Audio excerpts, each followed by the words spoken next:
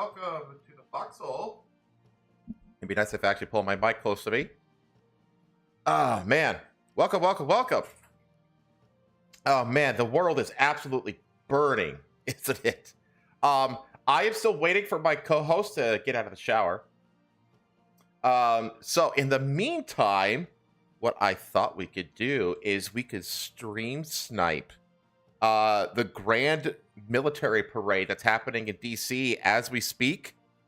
So let me get that set up. Let's see here. I'm gonna repurpose one of the riot cams. That's what I'm gonna do.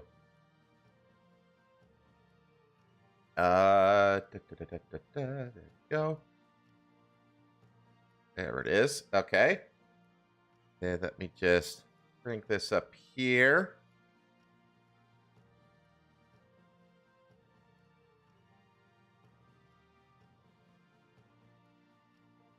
That and that. There we go. Then let me just turn the audio on.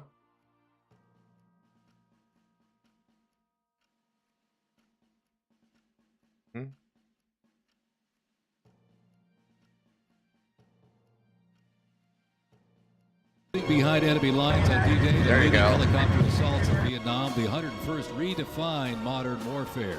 In the 50s, there we go. Eagles stood tall at home, protecting the Little Rock Nine during the fight for civil rights.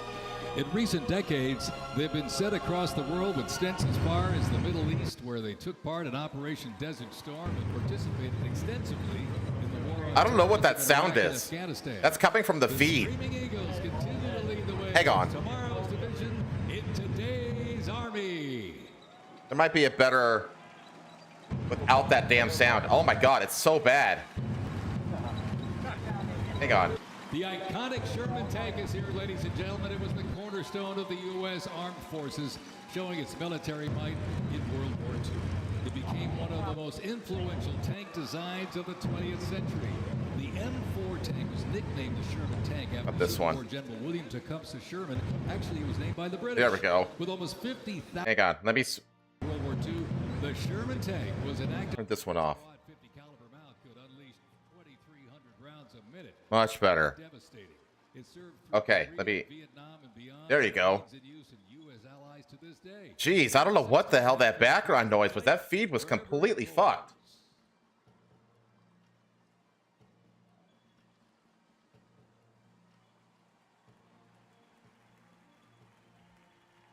There we go. There we go.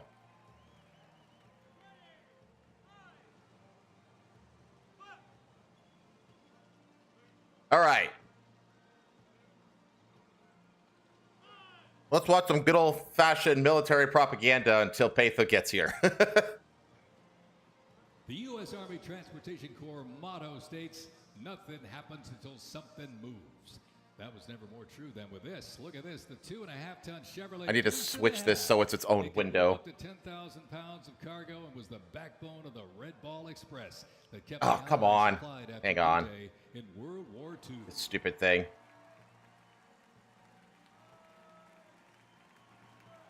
There. Golly. Okay, now it's all cutting it off again. Oh, that's good. That's good.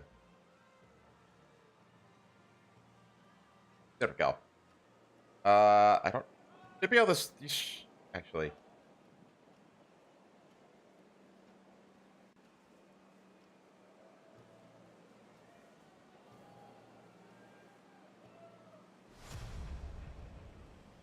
The Korean War, often referred to as the Forgotten War, began on June 25th, 1950, with the North Korean Army's invasion of South Korea. They're just doing like a whole history, I guess. Like here's this war, and here's the equipment we used. The coalition fought and defeated 2 Chinese offensives in the spring of 1951. Armistice negotiations began shortly after that defeat in July of 1951 until the armistice was signed 2 years later in 1953. Combat consisted of small attacks, raids, and patrolling. During this war, the United States deployed approximately 6.8 has arrived, chat. Military forces to the I need a ninja link.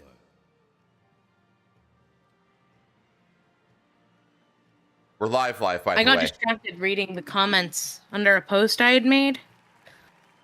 Oh. Because I had posted I was in the shower reading. Because I posted my most recent grooms.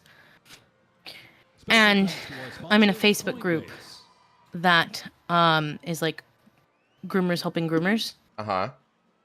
And they'll essentially be like, oh my gosh, you know, you could have done this better, or you could have done this better. So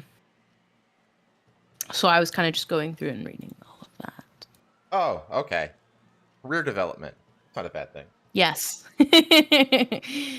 Yes. I've been putting up the live feed of the 250th anniversary of the military parade that's going on in DC right now. Yeah. Like an old school, like full on, like show of might military parade. Like we haven't done this in the United States since like before World War I. Yeah.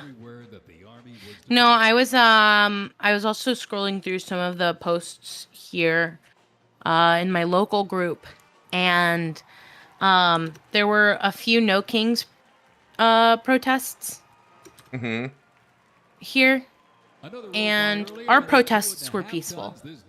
I don't know about anywhere else, but ours were. And I was just seeing a lot of people in the comments because none of the protesters were in the roads at all. My ninja should be activated. You should just be able to view it in OBS now. Boop, there it is. I always have my ninja open. Oh, let me my riot cams are like way high on the priority list. Hang on. This needs to come down. Delivering troops, firepower, there. Supplies, there we go. Some of the most unforgiving terrain on Earth. This is the U.S. Army in Vietnam. Oh, by the way, this is what I'm watching. Fierce firefights and unwavering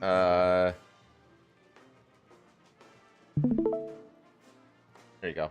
That's what I'm watching right now. Over the music marching through, the roar of these legendary Army helicopters takes to the air. Yeah, we're gonna talk about No Kings. Okay. Yeah, a lot of people in the local groups were telling everyone to run them over, even though they were on the sidewalks. Mired in combat.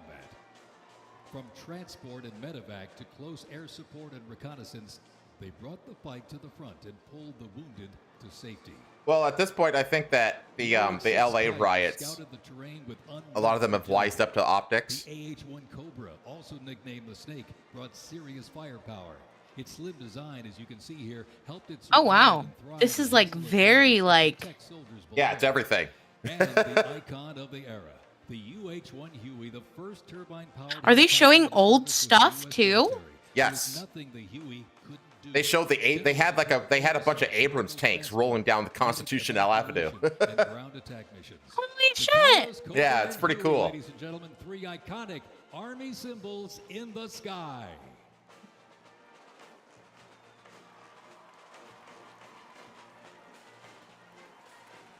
The 1st Cavalry Division Band, based out of Fort Cavazos, Texas, has played a vital role in U.S. military history. Since hey, Acuben. How are you? As the band of the 2nd Cavalry, it has supported operations. You disappeared. Desert Storm. Over time, it's evolved what? Into your avatar disappeared.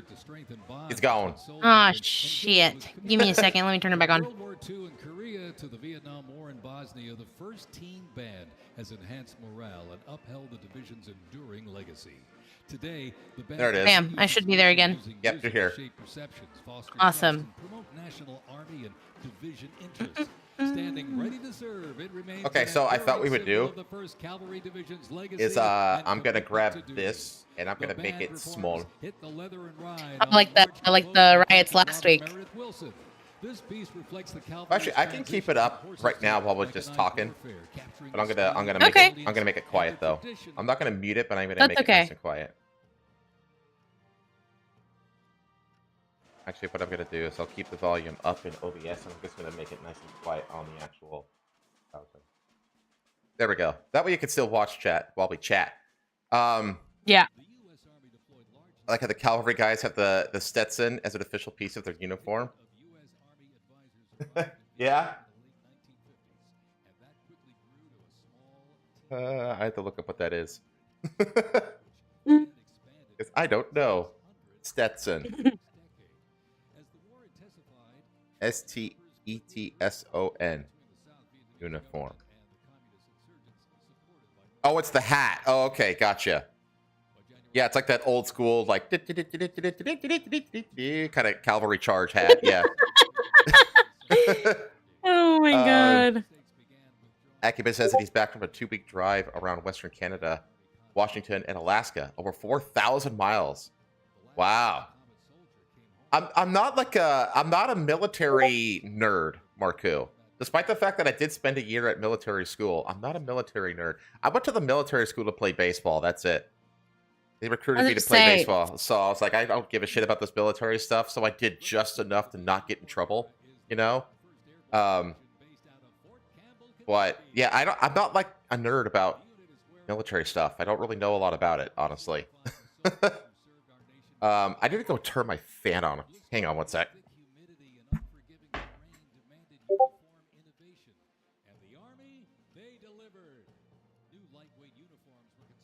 Okay, I'm back. But let me see here. Who's DMing me? Me. It's grooving pics? Yes. Nice. When my parents come, you'll have to stop by again, and we'll pay you to give a full service to their pupper. Oh God.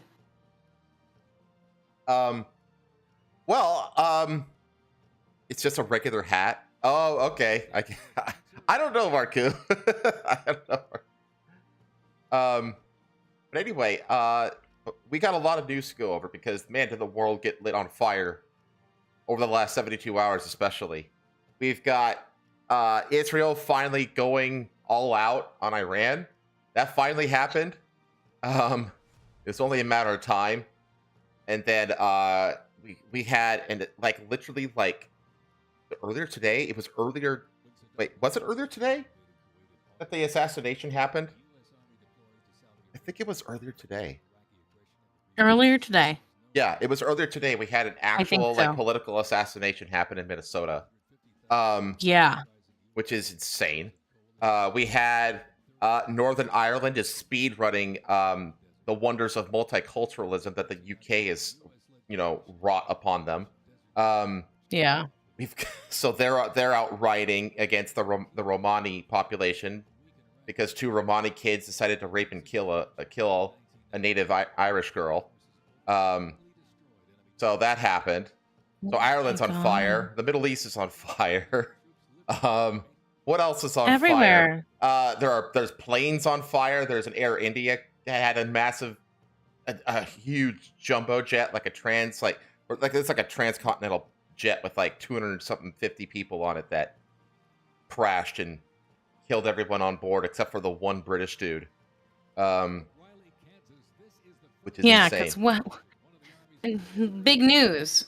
Airplane crash on Welcome to the Foxhole. I know, right? We always cover airplane crashes, and it's just like, oh man. So that happened, and then we've got comedians getting thrown in jail for like almost a decade because they had an edgy routine. We got a lot to do. I'll be honest. I got all of the stories today because I've been busy. I have worked every single day this week except for today. Yeah, I know. I have been busy. Yeah. So. Yeah. Woot woot for an off day. Well, all you have to do is just kind of hang out here and comment. This is easy. Oh yeah, this is easy. Yeah, this morning, I cleaned out the car and I trimmed back some trees that were growing onto our mailbox, and I had to stuff those in the garbage bag. It's hot though. It's hot outside. I did all of that before I'd eaten or drink anything. You ever have those days where you just like sometimes it's out of necessity, but sometimes you just like you do one little tiny thing and then you're like you end up doing another tiny thing and another little thing, and before you've known it, you've like cleaned like half the house, and like the whole day is gone. That ever happened to you before? Where you just like Yes. you just start the little tiny snowball pebble of a pebble rolling on the snow hill, and it just keeps going and going until it turns into this massive boulder at the end.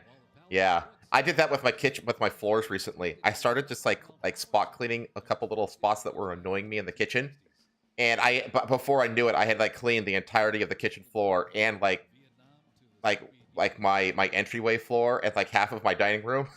It's like, what the fuck? Yeah. Did you ever find? That's a good question, Mark. Did you ever find the wedding ring that you like dropped?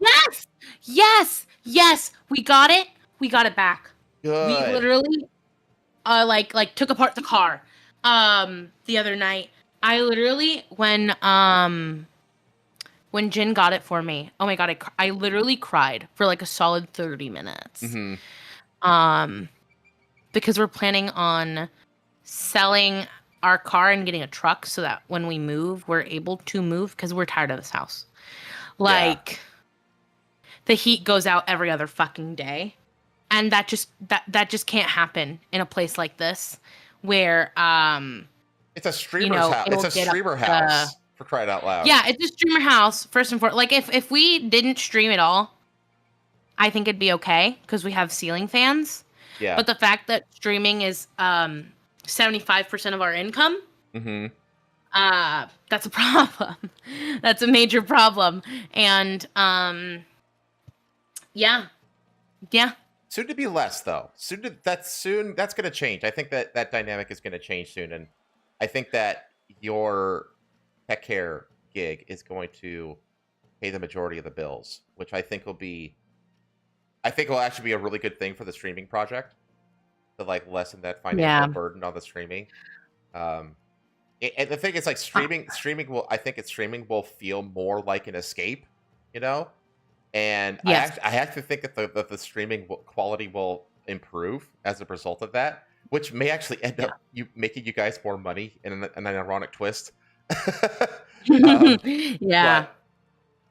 The goal, chat, is when you have like projects like streaming, pretty much anything creative, to be honest. Stephen King is famous for saying, this is before he went crazy, that if you're an up and coming author, then you consider yourself a success if you can pay for a single electrical bill. Of course, your career as a writer, from the writing that you produce, because it's so hard. It's so hard to break in and actually make money doing it.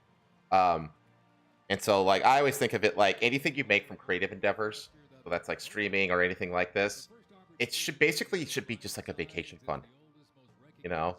Like, it's the fun for like the fun stuff, the vacations, the new game console, you know, things like that. That's what streaming pays for. But you don't want to rely on it for the essentials, you know? And I feel, my gosh. I feel like that's where you're getting. So what? Oh, what you mean? Oh my gosh. So while you were talking, I was gonna pull up some of the places that we were looking at to maybe move to, and I just found a 3-bed, 2-bath for $500 per month. Oh, that's low. What's wrong with that? And they are pet friendly. Well, that's a very good question. I see. I'm about to. Yeah, that's like too good to be true kind of scenario there. What's wrong with it? Yeah. So I'm looking at it. All of the pictures are really good. Talk to them and schedule a walkthrough. Yeah. Because that was always our biggest concern, right? Like the pet. Yeah. Whether pets or not. That's usually a big restriction. Yes. So. Yeah. Hopefully. Marku wants to know if you got the ratchet set like he suggested, and that I suggested. Yes, we did, but we're going to be returning that specific one. The one that I bought. because Jin didn't like the way they felt in his hands.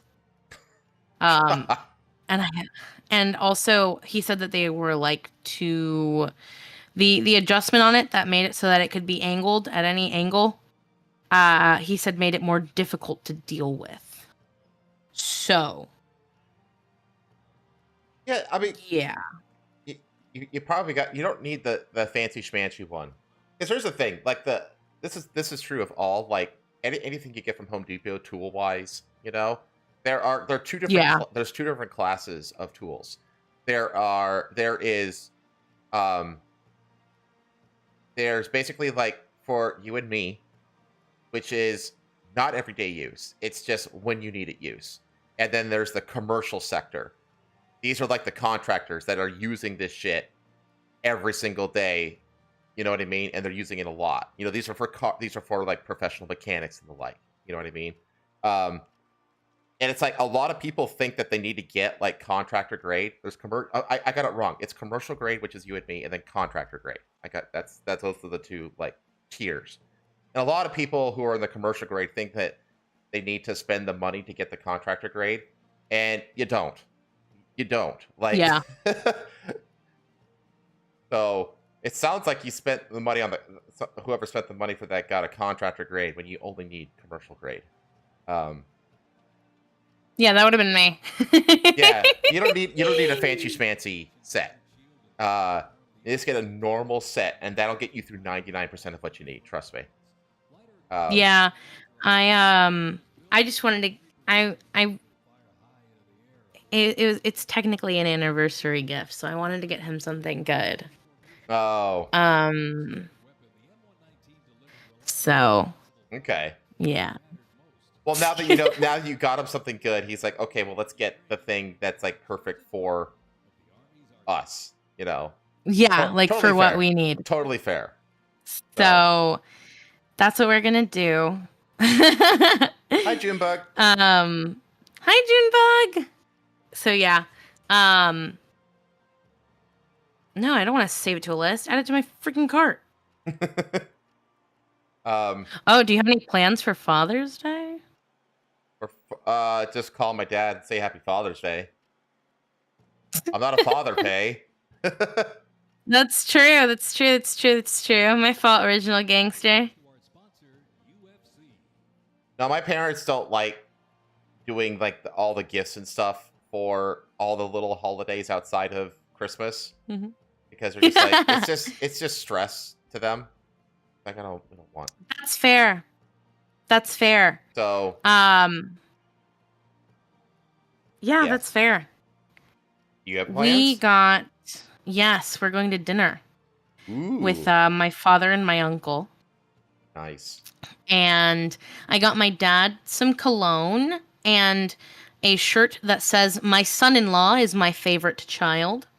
You were talking about that on some earlier this week. I can't remember if it was it during the couch co-op stream?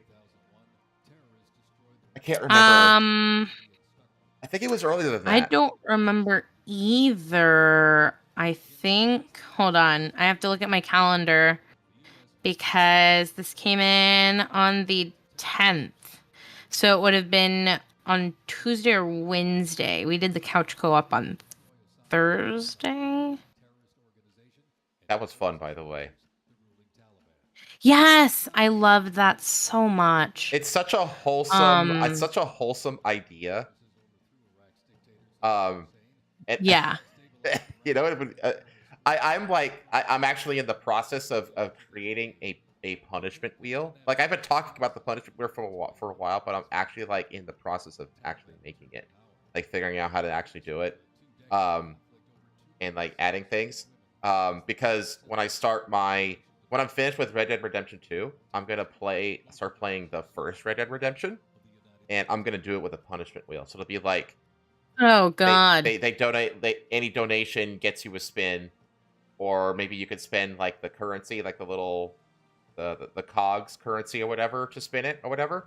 But either way, the chat will be able to spin it, and it'll be like bow and arrow and like Indian mode, you know, which is like bow and arrow, tomahawk, only for like the next like 2 missions or something like that. You know what I mean? It'll just be like little like gameplay modifiers that'll make it a lot more difficult for me, essentially. Or like no Deadeye for like the next hour or something like that. You know, things like that. And I'm gonna implement it, but it'd be cool if you actually physically built an actual punishment wheel and then had it in the room so that you could spin a physical wheel like the wheel of the worst from Red Letter Media. You know, like they actually have like this giant physical wheel.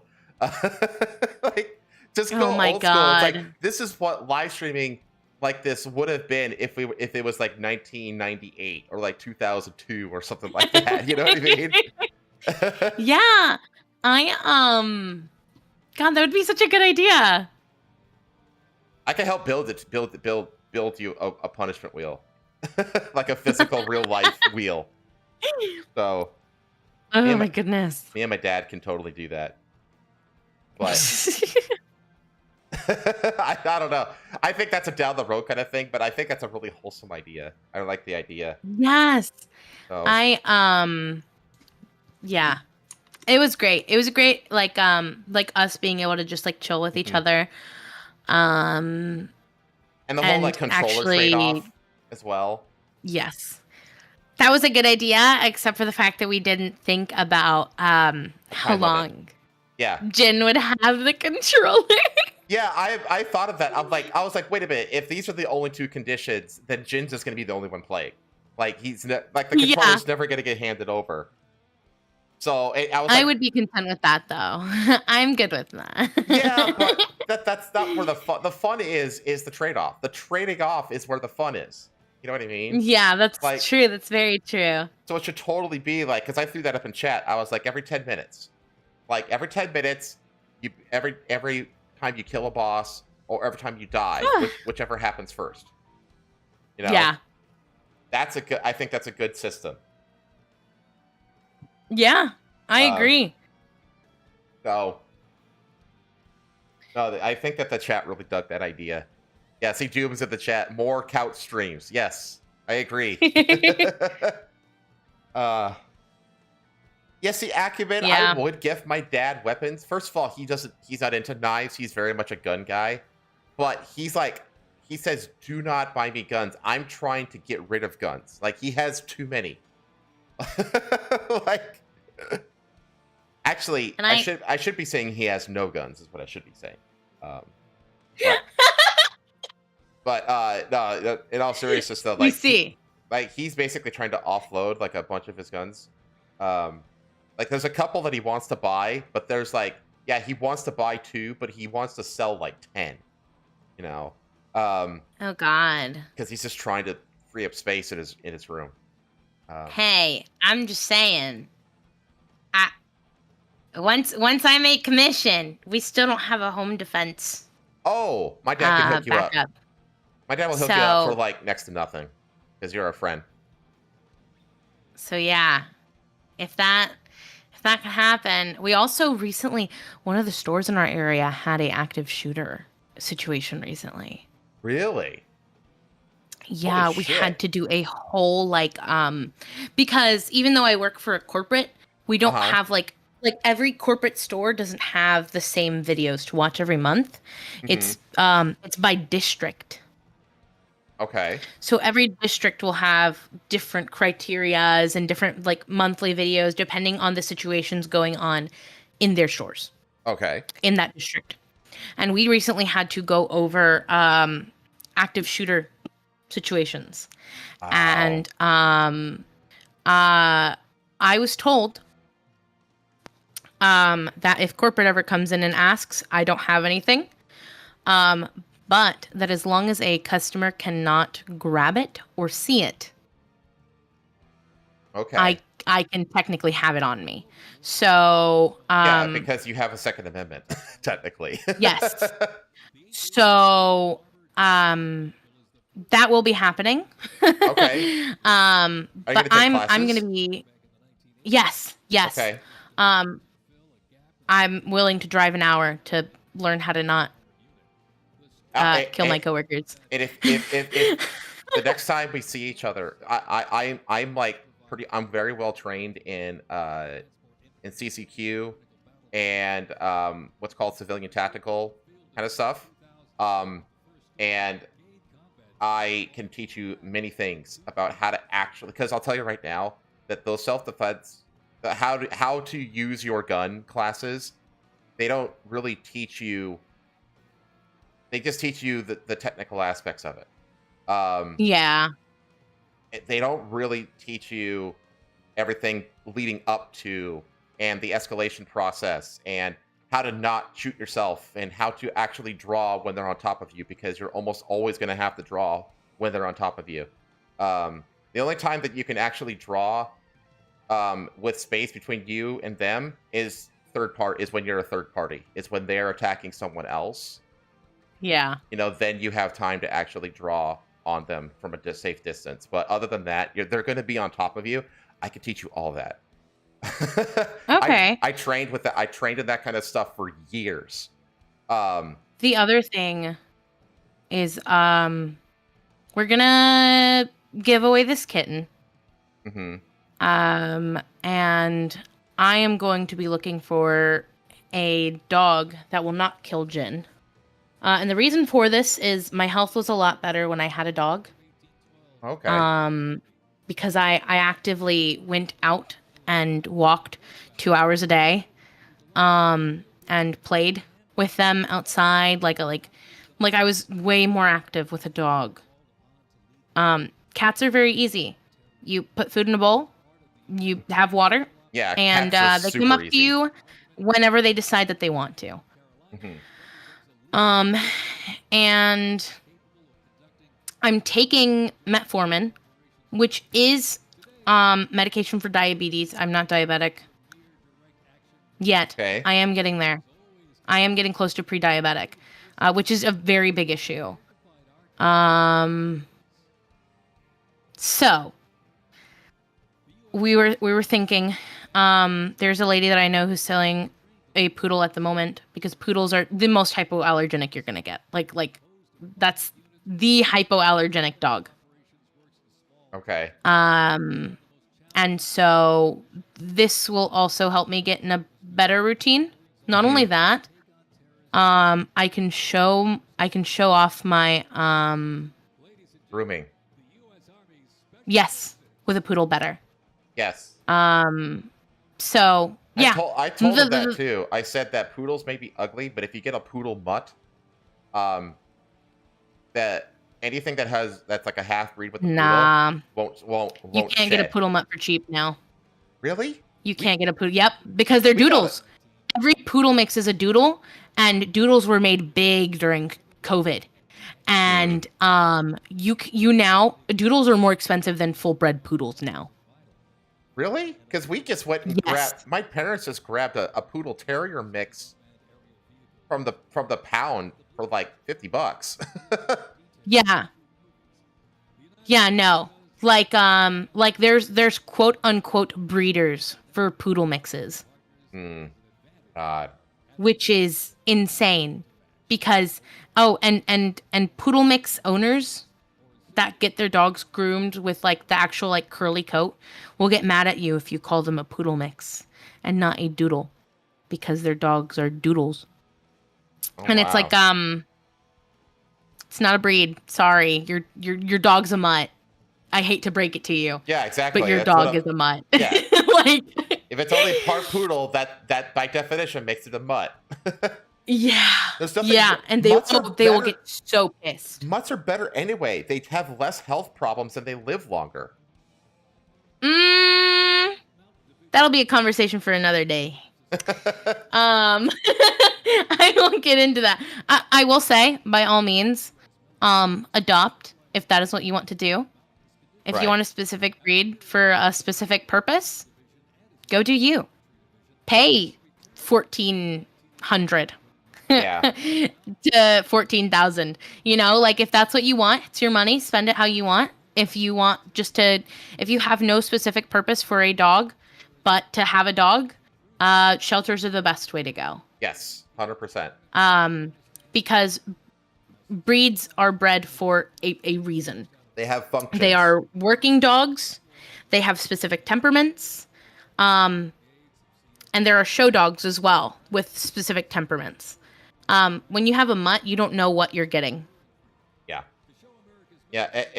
I've long said, I've heard this somewhere, and I think it's true, that the domesticated dog is like the greatest invention that mankind has ever created. Because like it's an invention that we've basically been genetically perfecting for thousands of years as a species. Yes. You know? Say that to the pug. The pug. Don't talk to me about the pug. Okay. Pug shouldn't exist. Don't talk to me. If you ever see anybody be like, I have a retro pug, shoot them. That pug still has the same issues, just very more like more specific breeding to look a certain way.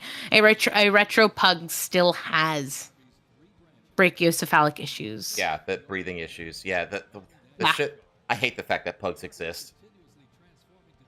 Yeah, I agree. I know a lot of people who own pugs though, and their pugs are very sweet, just horribly bred. A good pug. There are well-bred pugs, believe it or not. Oh my god. Mm-hmm. Yeah, there are. I have a friend who has a pug, no health issues, perfectly fine.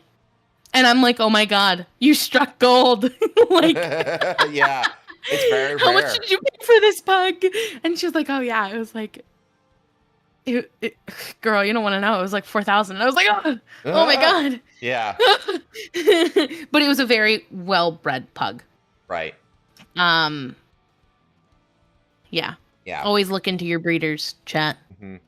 Yeah, I've always look into them and verify them. I thought of that NDA about getting a rabbit instead, or a couple of rabbits, because rabbits are very much like birds. You know, you want them to have other rabbits to have fun with and not be alone. You know. Yeah. I thought about that because I hear that a lot of people have good experiences. How long do rabbits even live for, though?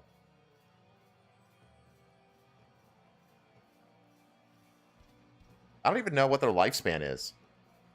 What? I just don't know.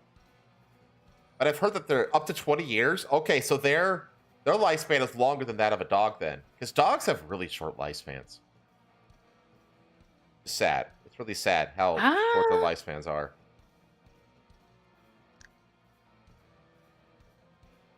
Yeah. Like a German Shepherd, it's like 10 years. You know? Like, that is not a long time for an animal that large, you know? You can, and I think that the general trend is that the smaller the dog, the longer they live. But that's obvious. That's a high level trend. But I don't know. And then birds are the same. I do not want a bird though. I think birds are freaking cool, but they are noisy and they are messy. And I don't want to fucking deal with that. And you can't really play with birds. I mean, you kind of can, but not really. Birds are just kind of there making noise and shitting. You know, that's kind of all they do. Yeah. But they do have like really long lifespans though. Like people are surprised when you hear that like a parrot can live up to like 40 years old. You know. Yeah. So. But I don't know. I've get one of those big like what do they call like the Fleming rabbits? They're like gigantic. You know, the size of they're like the size of a dog. They're rabbits that are like the size of a dog. You seen those? They're like the Fleming rabbits. I can't remember what, like Irish Fleming or something like that. But anyway, how about the rest of your week though? We need to get to fuck Palantir. I hate the fact that Palantir is becoming a thing. What is that? Palantir is basically it's an AI mass surveillance company. I despise the fact that Palantir has like wormed its way into like, and Trump's like for it, which I can't stand. It's like, God dang it, Trump. Why do you have to be like this? Like, oh man, I fucking despise Palantir. But anyway, Flemish Giants. Yeah, that's what it is, NDA. They can go early as 5 to 8. Yeah. Again, the bigger they are, the less long they last. But you had a really cool, cozy, wholesome, broken AC couch co-op stream. Yes. What else happened? I had my first dog trim this week. Cool. And that went pretty well. Good. I ended up doing a total of 4 dogs this week because nobody really books for trims. Everyone books for haircuts. So it's, Yeah. But that's why getting that training done for the full cut is like crucial, which is why like in about a month you'll be in a much better shape. Yeah. It depends on how long it takes me to do the program. I was able to get through this program fast because I've already done it before.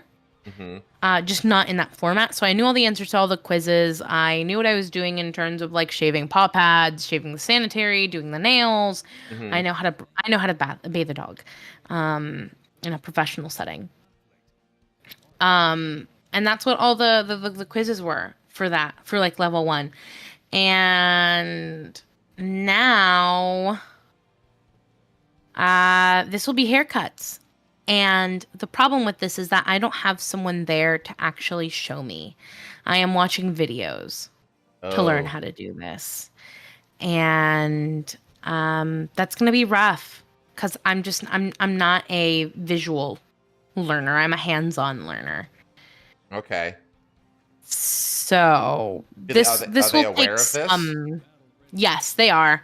Okay. So the groomers that work in the salon are going to do their best to let me shadow groom their dogs. Okay. With their guidance. Yeah. Yes. Yeah. So yeah. Okay. Well, I mean, I imagine it won't be too long. Yeah. Hopefully not. I figure it'll come pretty well to you. I feel like I don't imagine you having like serious troubles, you know? Yeah, everyone so far has been like, yeah, once we get you started on the program, we feel like you'll be done with it within a month. And it's like, scary. High expectations. All you got to do is just stop thinking about it and just step up and do it. That's all you have to do. That's what everyone's told me. And so now I'm waiting to have the money to buy my blades. Oh, to do the cuts? Yeah, because, hold on. Let me send you the screenshot of the total for everything that I need to start off with. What? Where is it? And you can acquire this during that month or so of training, right? I think they want me to acquire it before I start the training. Oh. Yeah. Oh, that's not too bad. I thought it was gonna be I thought it was gonna be way more than that. No. So you guys covered the cost with getting me the clippers. Honestly, that was like a saving grace. And you guys getting me some of the brushes and stuff like that. Because the reason why it's so expensive anyway, there are blades that are cheaper, but they are cheaper quality blades. Yeah, they're for commercial, not for contractor. It's the same concept. So they're like, if you groom your dog at home, those blades are great. Yeah, you're only grooming once one every dog. Month or so. Yeah, but I'm doing it daily. With multiple dogs, yeah. Yeah, with multiple dogs, with different coat types, with different care. Because some of those blades are going to have to go through like extreme matting. And matting will dull the fuck out of your blade. Does not matter how bad the matting is, it will dull your blade. So yeah. That's my week though. Okay. Nothing too crazy. I went to work. And I came home and I streamed. Yeah, because Jeannie has been trying like crazy to catch up with D&D. And oh, what is that filter? What filter? Huh? On the thingy, the parade. There was like a filter a little bit past. Like a little bit ago, there was a filter on the video. I don't know. But yeah, like that's why we got Peitho tonight, chat, is because Jin just really needs to catch up and get back to D&D because they haven't had D&D in over a month. It's been a long time because it's been 2 months. It's been 2 months since the main campaign. Yeah, and if that doesn't get started back up soon, then it's never going to get started back up again. Here's the other thing: D&D was our main breadwinner for the channel in terms of watch time. In terms of watch time, yeah. Well, also, it was just our most popular thing. So YouTube's been like, no D&D. This is very weird. Is this channel changing? Yeah. Yeah, you need to get back to it for sure. So I will definitely take you in their place until that can get caught up. That's totally fine. So yeah, I'm glad. It's totally fine. I hope I'm good company. yeah, exactly. I mean, the money I pay is going to the same household in the end, so. It is. Yeah. I pay my co-host, chat. I pay Rosa, I pay and any other guest who co-hosts. It's a paid gig. But anyway, it says Deku says that the army is trying to gaslight you by doing a filter suddenly. It was a rainbow filter. Oh no! Where did it come from? Did they flash the gay pride shit on the screen? Dude, I don't know what it was. It looked like it actually looked like the weird ass fucking like vision that's got like the green and the orange and the red. It looked like a heat thingy. The heat sensors stuff. Interesting. Maybe they were like demonstrating a piece of equipment or something like that. It's like, this is what it looks like when you're looking through this equipment scope. Maybe, but it tripped me out for a second. It was supposed to be thermovision. Yeah, that's what it sounds like. It sounds like thermovision, but like a shit version of it. I got flashed by the gays. I know. No. Like, It's giving me gay PTSD, PTS gay. Or PGSD, post gay traumatic syndrome. Oh God, man. I know too many lesbians with that. God. All right. Okay, but that was your week. Oh, you hit weekly. Yes. We hit weekly. Yeah. And Jin didn't like stream at all this week, and yet you still hit weekly, which is good. Yes. And I know that also that your weekly reward is changing tomorrow as well. Correct? Yes. Yes. So tune in tomorrow if you want to maybe have some input into like what the chat's reward is for the members only streams on Saturdays. Because I think the problem with Cards Against Humanity is that it's fun for a few rounds, and then it's like, okay, I want to do something else. It's not fun for like a long period of time. You know what I mean? Yeah. It's fun for like maybe 10 rounds, and then it's like, maybe like a half an hour's worth or something like that to an hour. It's fun when you're drinking. Maybe an hour. Yeah, you're drinking, you got a bunch of alcohol in your system, and you play it for an hour. You don't keep track of the score or anything like that, and then you move on. You know what I mean? The game doesn't really work for like a multi-hour stream, and I think that like things like King of the Castle, even if you're not like actively, like you still you like everybody who joins still has like a role to play, if that makes sense. Like you have like all these voting rights and stuff. I don't know, but y'all will talk about it tomorrow.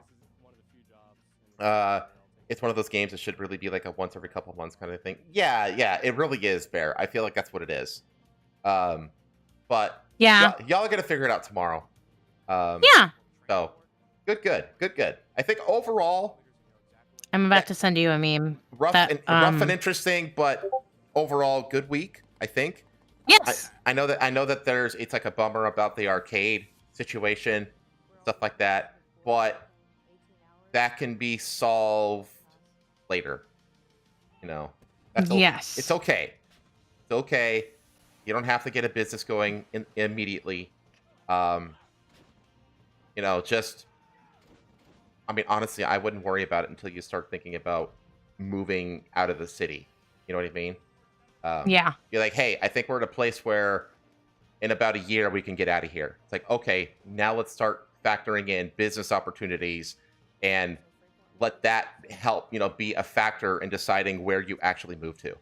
So that when you move there, you know that you're moving to a place where you can actually start a business and be successful at it. Unlike where you live now, which is a bunch of people who don't put their money where their mouth is and just get drunk every night instead. Yes. So, yeah. So, anyway, okay, I guess it's my turn. Yeah. I did nothing special, like always. I'm starting to feel bad about it, honestly, because my Japanese tutor asked me the same thing. She'll ask me like, shimashita or something, mashitaka or something like that. What did you do? And I'm just like, oh fuck, I don't know. I just usual, I guess. I didn't do anything special. I'm just like, fuck. I'm sick of answering that question the same awkward way every time. I need to start doing more things outside of work and streaming and stuff. But yeah, I don't really have anything special, I guess. I mean, yeah, I mean streaming wise, I got back into Subnautica, and yeah, so that's fun. Although the return to Subnautica stream, like nothing major actually happened. Like nothing like super significant happened on the stream, which is a bummer. Because one of the things that I've started noticing is that like I've been gaining over time like a streamer's resilience, or maybe a streamer endurance, maybe you can call it. Where like when I first started doing this, like getting over 2 hours was like a major accomplishment because I just didn't have the endurance for it. And I was like dead conversationally 2 hours in, but now I can go like 5 hours and still like have the energy to do jokes and do silly voice acting and actually generally make the stream fun. I can still do that like 5 hours in now because I've gained like this endurance, from doing it for so long. And because of that, my stream length is getting like, it crept up to like, it's almost always more than 3 hours now. And looking back, a lot of my recent streams are like 4 or 5 hours plus. I'm just like, it's too long. I have to like rein myself back in to like that 3 hour mark. So I'm going to be working on that. You're training you up. Well, the thing is that, I mean, yeah, it's good to have that endurance. Like that's going to come in handy for the charity stream we got coming up. You know what I mean? So wait, has anybody announced that on stream yet? What? The charity thing that we're doing?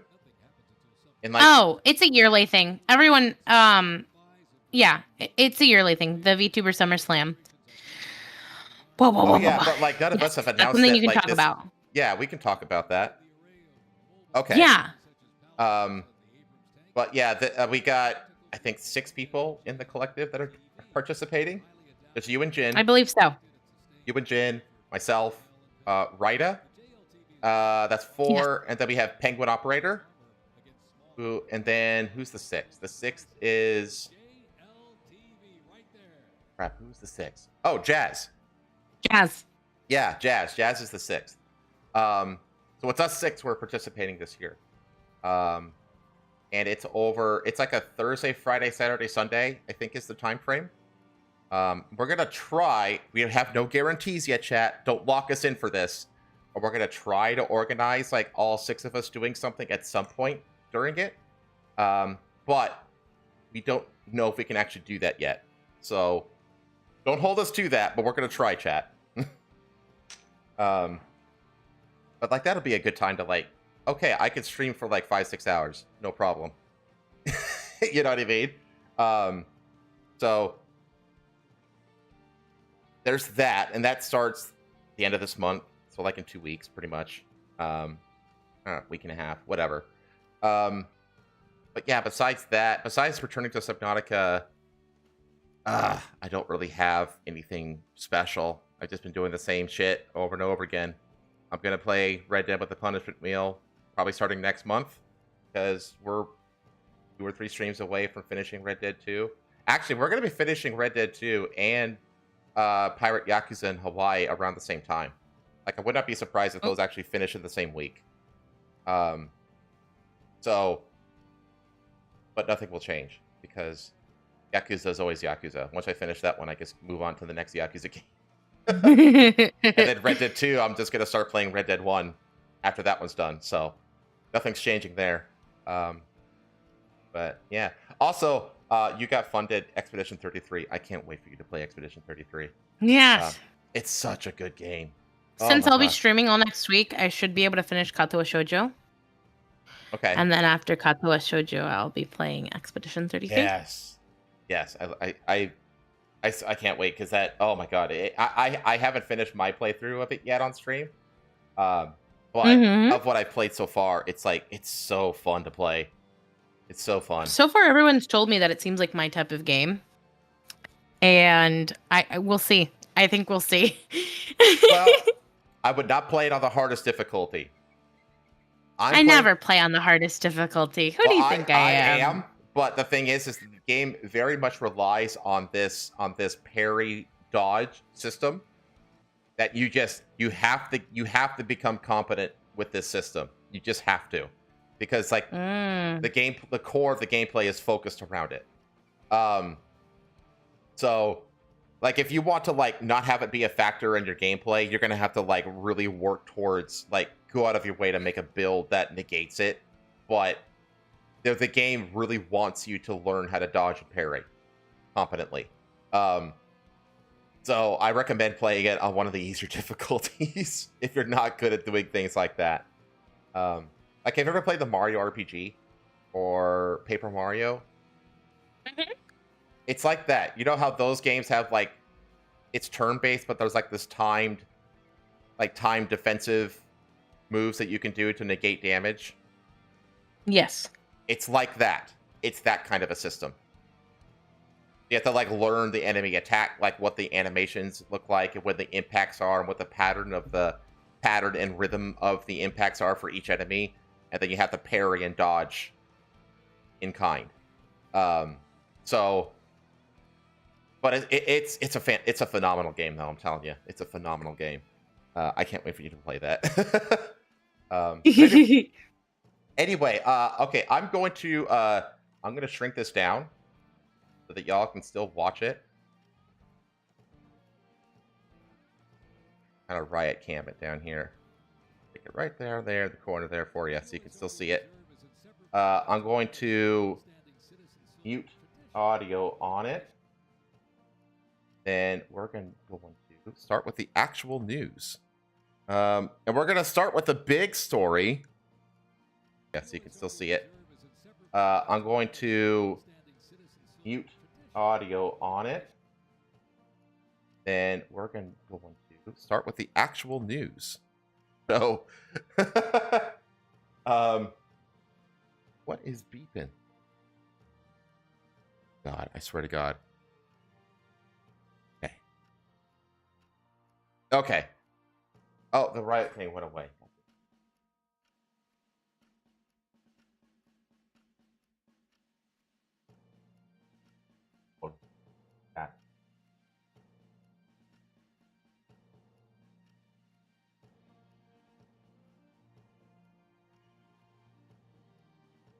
Swear to God, if this computer crashes, I'm gonna be pissed off.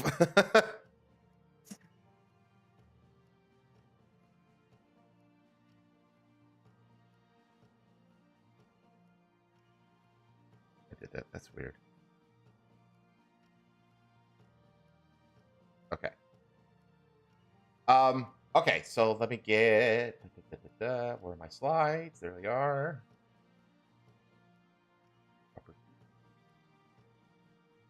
Just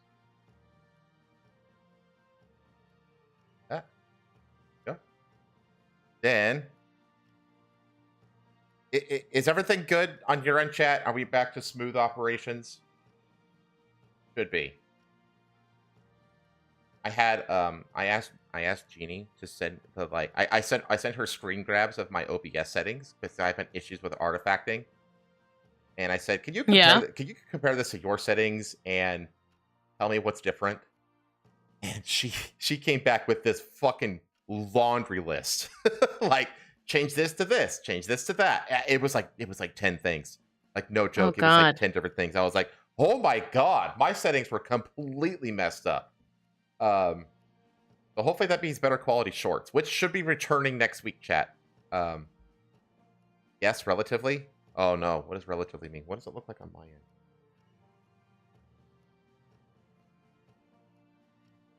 Okay. Looks okay on my end. Good. Good to know. Okay. We should be good. All right. Okay, yeah, so let me get all this excess space cut off there. Go. Going to share with you so you can see what the hell I'm seeing. Is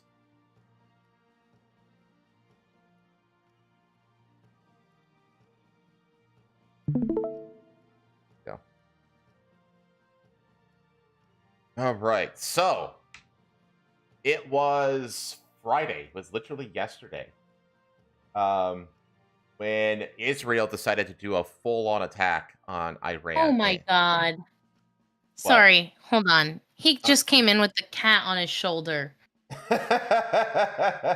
Curled up around his neck. Oh, he is trying to convince you to keep that cat. He's doing everything he can to convince you to keep that cat. You want to keep him. I'm literally typing up his rehoming post right now. I did. $30. That's what we spent on him. So he's so cute though. We either keep him or we get a dog. I mean, hell, I'll take him. You want him? I mean, he's so cute. He's very cute. We'll give you a litter box. I mean, I've been meaning to get a pet for a while now. Why not? Helmson said he's been meaning to get a pet. Hey, if you want him, we'd rather give him to someone we know. Okay. And he would come with his dewormer and with his collar and a litter box for when he's a little bit bigger. But I'll give you temporary small litter boxes. Tell me everything that he needs, and I'll make sure it gets done. Videos, but he's like falling asleep on like my shoulder and stuff. Yeah, he's very affectionate. And he's got no fleas. He was purring earlier. I already gave him his flea and tick treatment for the month. You know what? I'll take him. I'll take him. Yeah, Helmson said he'll take him. His name's Archibald, okay? That's what. That way you guys can visit him if you want. Oh. We'll have to plan. Since Jin has an attachment to this cat already. A little. I will grant visitation rights. Yeah.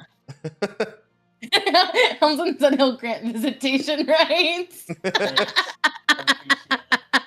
So do I delete this post? Well, yeah. Yeah. Okay. I'll take him. I will. It's a good post.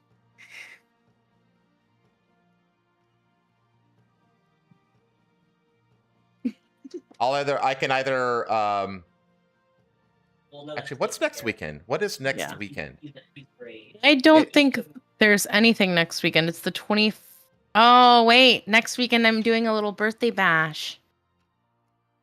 Doing a birthday bash? A very late birthday bash. I always do it. Every year I do a late birthday bash so that I can hang out with my friends. Do you have 4th of July plans?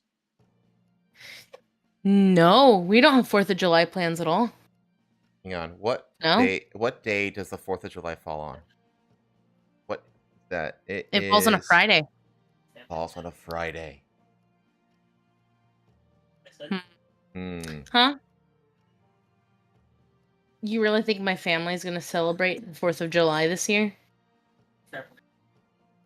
Why wouldn't they? Some fireworks and a beer. Just saying. That's true. Any excuse for some fireworks and a beer. We'll see. We'll have to see. I'm actually willing to skip next weekend birthday bash because we have a lot. We're gonna have the 25th through the 30th, right? Mm-hmm. Is the VTuber Slam, Right. the Summer Slam, and then the 24th is Jin and I's anniversary. Ooh. So Okay. we could actually. I have the 22nd off. That's I why have the I'm 22nd thinking- and the 23rd off. That's why I'm thinking to wait until 4th of July when all that's over. While I was working, bumped my shoulders for running my face. I could do the 6th and 7th of July. 6th and 7th. Yeah, because I work Fridays and Saturdays, but I have Oh. off completely on Sundays and Mondays. Okay. Well, I mean, I could bring my work laptop, and because I mean, hang on, let me look real quick. Sorry, chat. We're like doing like Yeah, behind the sorry, scenes. chat. This, we We're doing you know what? We behind- can do this. We can do this. You're live. Yeah, we're live. Yeah, we're live right now. We're discussing cat negotiations live. Right. Oh I yeah, bet- Archibald the steampunk cat. No, If I you bet want, yeah. once I totally. learn how to sew, I'll make him a little steampunk cat. Aw. Try to make him like a duplicate of my Fox Yours. Bottles pirate hat. I will pay you a premium to make that. I'll see. I have to learn how to do it first. It's 7.5. It's an 8-hour drive because I'll have to stop for gas probably once, maybe It twice. is. We do have a pull-out couch, so That's what I'm saying. 'Cause but that is a long drive. I could bring my my work laptop with me, and definitely plan to stay the night. we could do like an off collab for like That'd be fun. that weekend and like the beginning of the next week. oh, you can hear him. I just heard off collab. That's all I heard. Oh, here, hold on. I'll let you. Here, listen. Y'all are the negotiators. I'll let the negotiation happen between the men. What'd you say? No, I was thinking like if I'm gonna take this cat, I Yeah. could come to you to get him.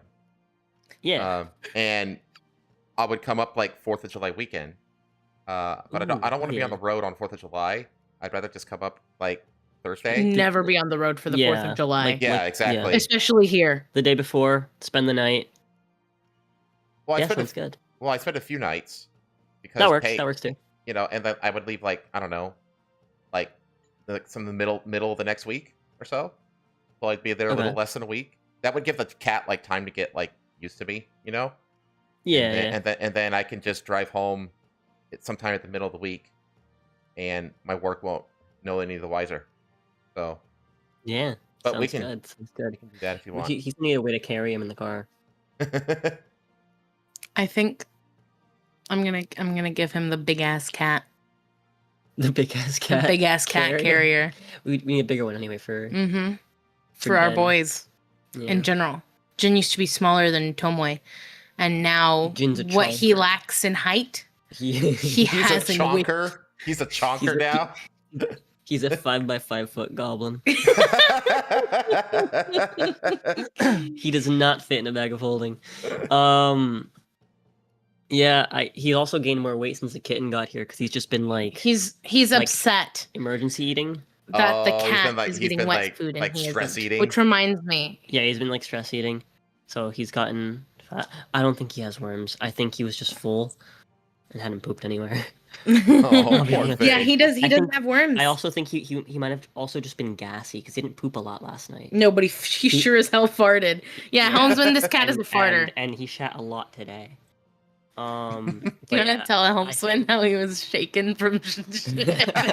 Dude, Oh, dude, that's a I- good shit. dude, so I put him in the cage for a little bit, and then he started like I saw him start to like scratch at the towel, and start to crouch, and I was like, "Nah, buddy." So I picked him up, and then because there was some litter that was on the towel. That's why. we're litter training him at the moment. Okay, gotcha. No, he's pretty much litter trained. It's just there was litter on the towel, so I think he was like, "This is fine." Yeah, right. Fair enough. Fair enough to And him. so Honestly. I picked him up, and then I put him in the litter box, and right away he turned around and he just like 1,000 yard stared at the wall while his legs started shaking. Okay, and I heard She recorded it. dude. I also wish I'd recorded it. I heard like a happen as like the first little bit of fucking poop came out, and like I saw it like plop underneath him. Like I saw it land, and like it made like an audible like a slapping sound as it came out of his butt. And then and I thought he was done. But then he sat there and he started shaking violently, and more started coming out. And he started moving his butt up and down while shaking his legs, and it just the amount of poop that came out of him was about like half his length. like that kind of up, shit that leaves you like that kind of shit that leaves you like shaking and lying down, gasping for air. That's the best. Yeah, it was good shit, dude. The best shits, man. Yeah, because he didn't shit a lot yesterday. I do think he was fat just because he was gassy, probably from running around a lot when he was being chased. Yeah, in a car. Yeah. Poor thing. Plus all the fear and stuff, Animals, like, they'll get bloated over things like that. Doesn't have to necessarily be worms. Yeah, I thought his belly was a belly of worms. It's not rotund anymore. No, it looks normal. It's a normal belly. That's good. There you go. Normal belly boy. You can have him back. This is Sultan's level distraction. Yeah. No, this is Jin level distraction. Are you kidding me? Yeah, it's just me. Yeah, this isn't Pei distraction. This is just me. Pei is normally very good about being on task. Well, I'm not super stressed out about it because we don't actually have a ton of stories to go over today. I really do love him. He's been chilling with me all day while I work on D&D. Yeah, they've literally the amount of videos. Send all of them. To Helmsman? To Helmsman. Okay, yeah. He's been like coming with me to like go do laundry. Mm-hmm. I set timers, and he'll like, I'm about to leave, and he's like, he stands up and looks at me. So I pick him up and I put him on my shoulder. Oh, also I've gotten him used to getting his nails trimmed, so he hopefully isn't like a shit for when that needs to be done. Yeah. Okay. Like Luna. Yes, like Luna. Oh God, Deku. He does have. He has like a little cut. Patch yourself up, man. On his lip. Ah, yeah. Be careful, Deku. He has little cuts on his lips. Oh my God, they have drone dogs. They have drone dog. No way. They have drone dogs carrying the army flag in the parade. No.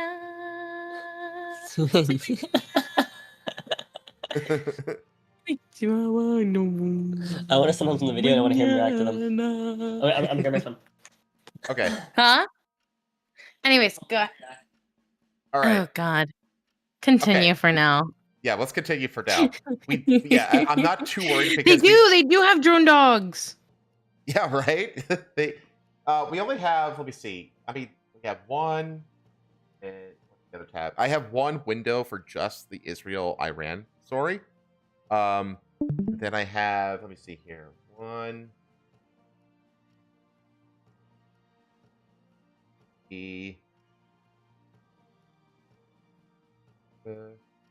Four. 5. 6. 7. I only have like 7 or 8 stories for you tonight, but not like a huge slate. Yeah, that's less than what we're accustomed to. I'm pretty sure. Well, I wanted to leave room. I wanted to leave room for distractions for one, and last time we've been going so long. Last time that we need to get the show back into like the under 4-hour mark. Yeah, and I knew that this Israel story was going to be big, so I wanted to make sure that we could fully cover it. Okay, so let's go ahead and do that. There's threads all over Twitter about this. You can find dozens and dozens and dozens of videos about this, about what's going on. So Friday evening, Tehran time, whatever the hell that is, Israel just did a full-on strike on Tehran, which oh is, my god. and they did a lot of damage. So this is like Oh the heart my of the god. city. Also, I think we'll need to move to the group chat because Jin said he's about to call. Oh, okay. We can do that real quick. Let's finish this video. So this is like just the Yes. smokestack from one of the missile strikes in Tehran. Oh my god, that's a lot. Yeah, it's kind of wild because it's like the like this has been talked about for years. Yeah. And it's like they finally did it, you know? Yeah. Hello. Hello. Hello, Ebrinian. I wanted How are you? To the many videos. Fine, thank you. We'll have to show all these videos Oh, or clips of the God. week. You can't show all of them because I have my face on them. Some of them. Oh, okay, never mind. But I did wait, send a great many videos. Did they not all send? I see I see 5 videos. Oh, the rest didn't send. I see 1 picture and 4 videos actually. Yeah. What I see. They are sending. Pat, you They're can so hear. cute. Oh, Jin's PNG is. Huh. What is it? Is it not me? No, you're good. I just gotta move it. Is it Jin? Yes. Epic. There you go. You're just kind of like squatting down on the side of the table there. Hello, chat. Sorry, go. I've Yeah, distracted. the whole Peitho household, or Jin Mercury household. The Mercury household is here. My gosh, he is so tiny. Yeah, he's extremely tiny. He'll grow There you though. go. More How old do you pictures and think he videos are is? dropping. A month and a half. Give or Okay. take. Videos are dropping of him. Yeah, I'm starting to see them all now. They're trickling in. Okay. Okay, let me get back to the Israel strike though. So yeah, there's this one. There's this. These are people just filming out of their apartment windows, basically. Oh, yeah, you need to share screen again. Oh, that's right, the call. Maybe. This one. There you go. I'm only here listening to kitten video. Oh my god. All right, go ahead. Oh, that one just ended. And then, you know, you could find... I mean, at this point, probably over 100 of these videos on Twitter. Yeah.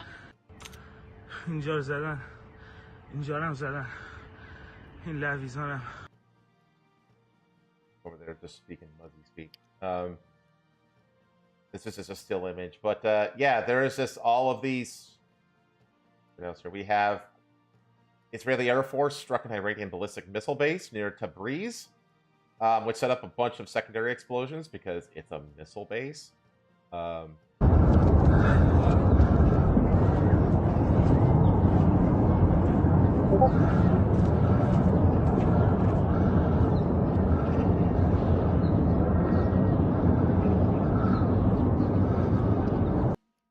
That, and then we have the Tabriz Airport in northwestern Iran getting completely destroyed.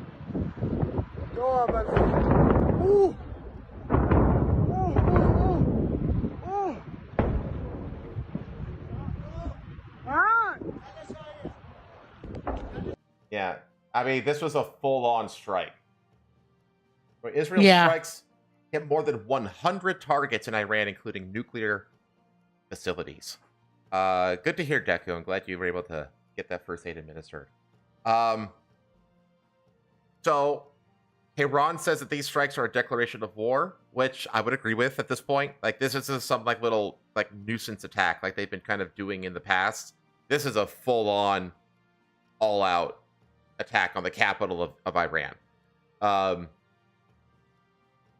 We have Israel strikes have hit more than 100 targets in Iran, including nuclear facilities and missile sites, and killed senior military commanders and scientists in what Tehran said was a declaration of war. As Israeli officials indicated, the strikes were the first phase of a larger operation. Donald Trump described the attack as excellent and warned that further strikes would be more brutal unless Tehran agreed to back down over its nuclear program, contradicting Washington's official stance that Israel action was unilateral. I have more on that later, actually. There's already been great death and destruction, but there is still time to make this slaughter, with the next already planned attacks being even more brutal, come to an end. Trump said in a social media post. The U.S. Secretary of State Marco Rubio said late on Thursday that the U.S. had not taken part in the Israeli attack, which he described as unilateral. But on Friday, Trump told the Wall Street Journal that the U.S. had been aware of the impending attack. In another social media post, Trump implied a far deeper level of knowledge of coordination between the U.S. and Israel than officials had thus far acknowledged, suggesting that Israel had attacked on a day after a 60-day deadline he had given Iran to secure a deal had run out. He indicated vaguely that Iran might have a second chance. With further blasts reported on Friday, fears that the Israeli attack could prompt a wider regional conflict and stoke tensions globally, Israel closed diplomatic missions and airlines diverted flights to the wider Middle East. You can see here. You can see that there's planes everywhere except between Israel and Iran. Yeah. Iran's Fars news agency reported that at least 78 people had been killed and 329 injured in the attack so far. Israel's attack drew widespread condemnation in the region, including from Saudi Arabia, and there were calls from Western governments, including the UK, for de-escalation.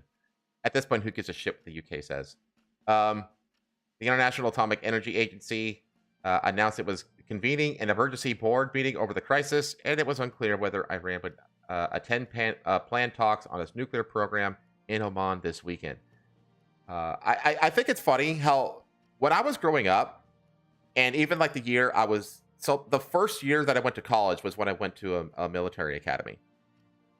I remember even up to that point, there was this whole thing about Iran developing nuclear weapons, and they always use the cover of we are developing it for nuclear power, like for power plants, which is like a different form of uranium. And that was always like the excuse. And like everybody in the West knew they were lying, and knew they were lying, and they knew that we knew that they were lying, but they lied anyway. And the West just always kind of had like this tacit kind of fake belief that they were telling the truth about that. And now it's just like out in the open. It's like, yeah, they've been pursuing actual nuclear weapons. And it's like, yeah, they've been doing this for decades. It's just that we pretend, we've just been pretending for like the last 20 or 30 years that they haven't. Yeah. So at least like we're finally like acknowledging that they're pursuing a nuclear program. Among the locations hit was the Natanz nuclear facility, one of Iran's key sites for uranium enrichment. The IAEA confirmed that the enrichment plant had been hit and added later that the Iranian authorities had not detected any increased radiation levels at the site. As Iran's supreme leader, Ali Khamenei, threatened severe punishment against Israel, the Israeli military said on Friday morning that Iran had launched 100 drones aimed at Israel and that its offenses were focused on intercepting them.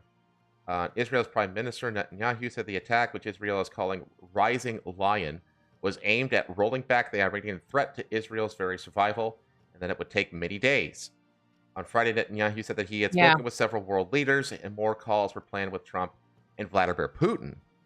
I know that I don't have a thing pulled up from this, but I know that Putin had a phone conversation with Trump shortly after this happened, and Putin basically said, "We don't want to get involved in any of this," which makes sense because they're neck deep in the Ukraine conflict.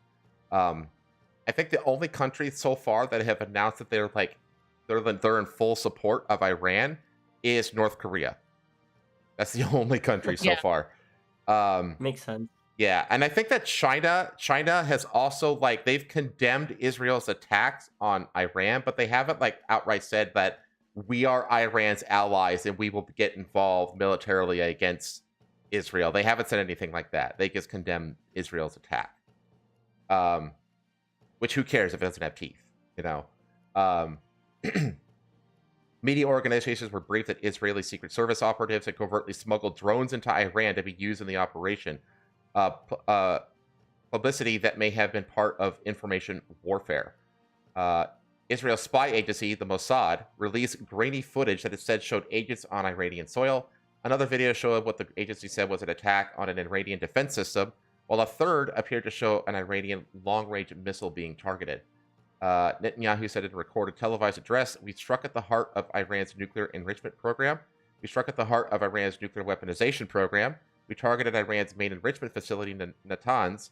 We targeted Iran's leading nuclear scientists working on the Iranian bomb.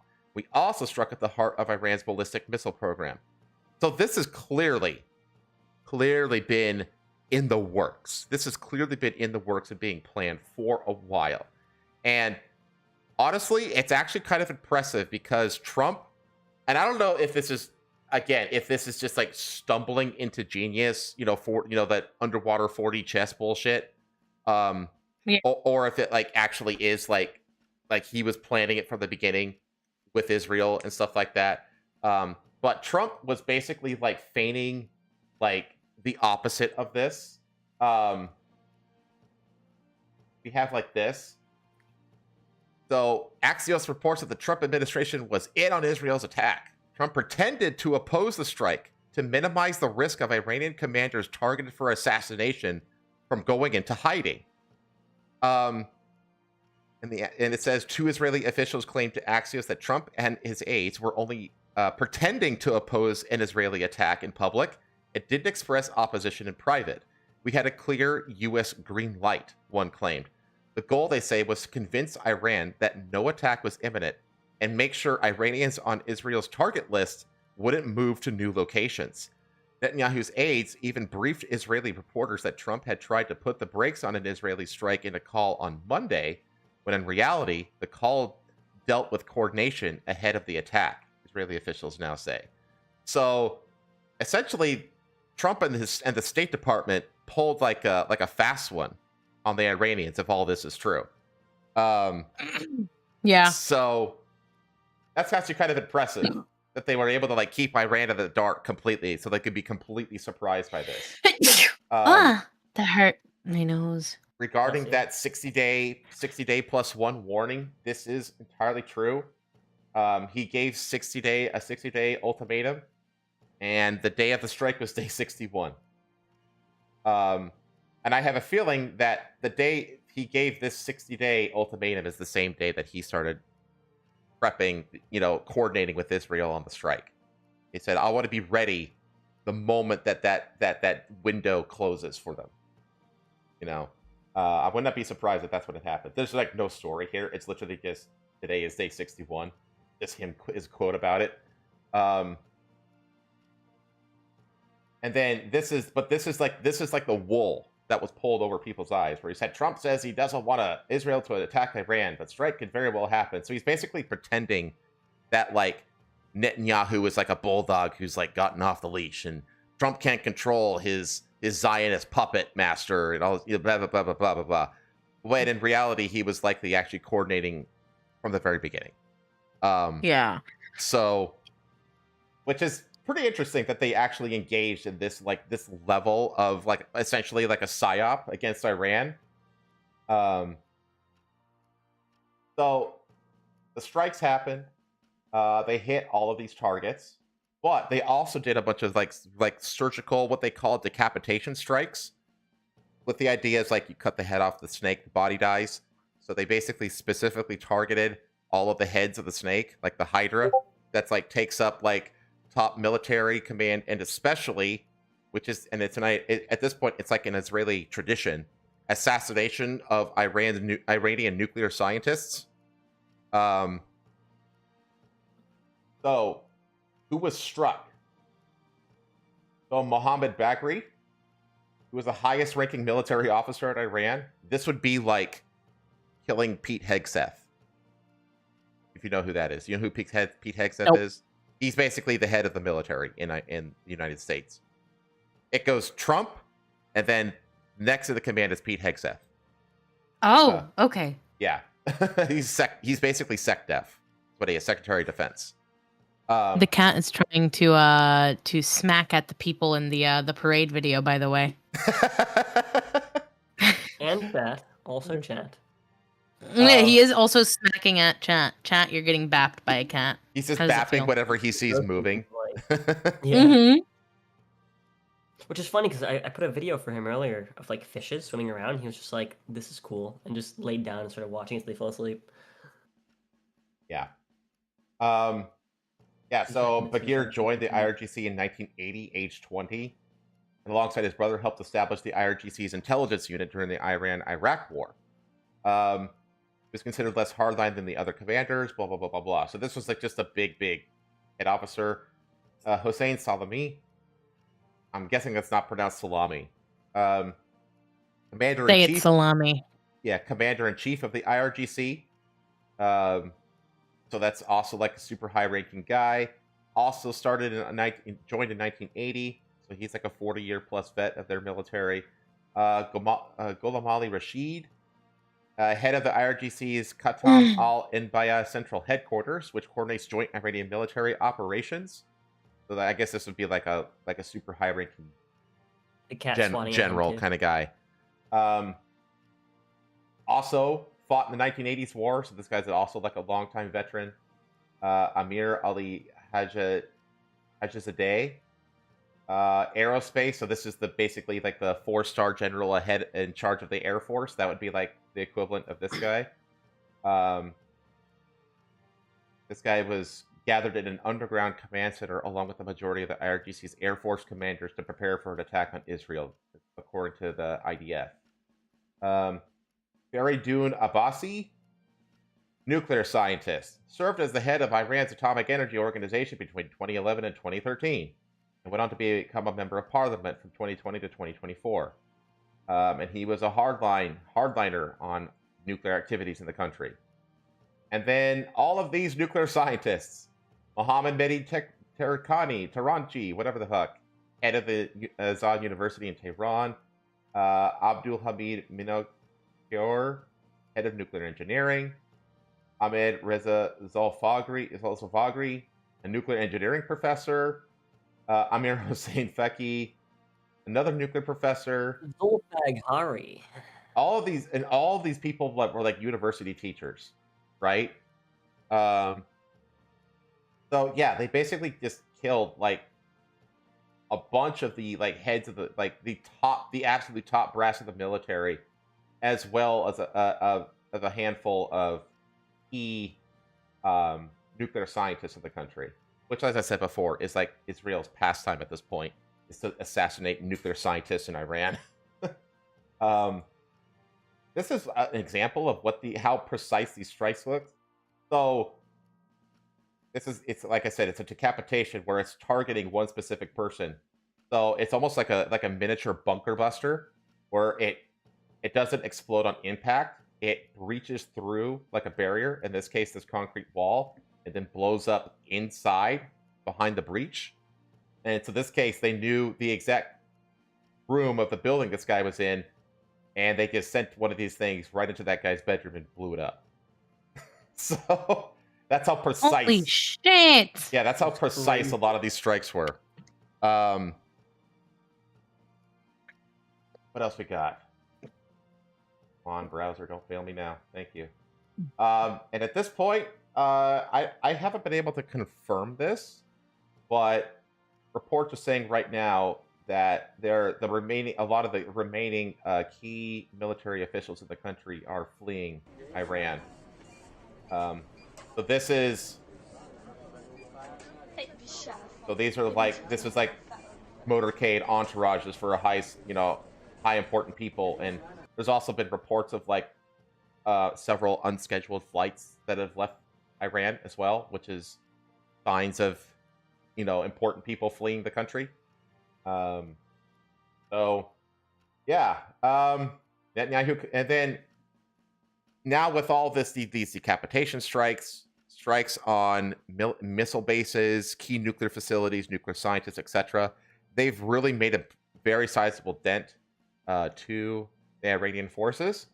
And what they're doing now is that they're basically telling the Iranian people that now is their chance to basically rebel and drive the government out.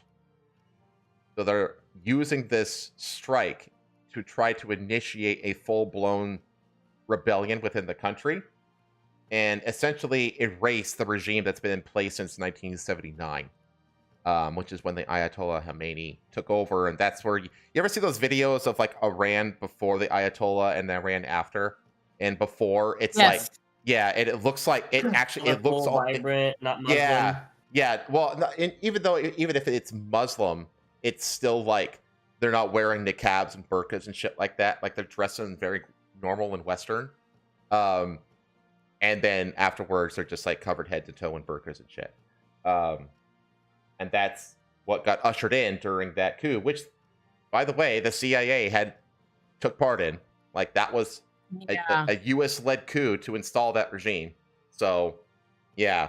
Hold on. I have to make sure this is what I'm thinking of. Okay.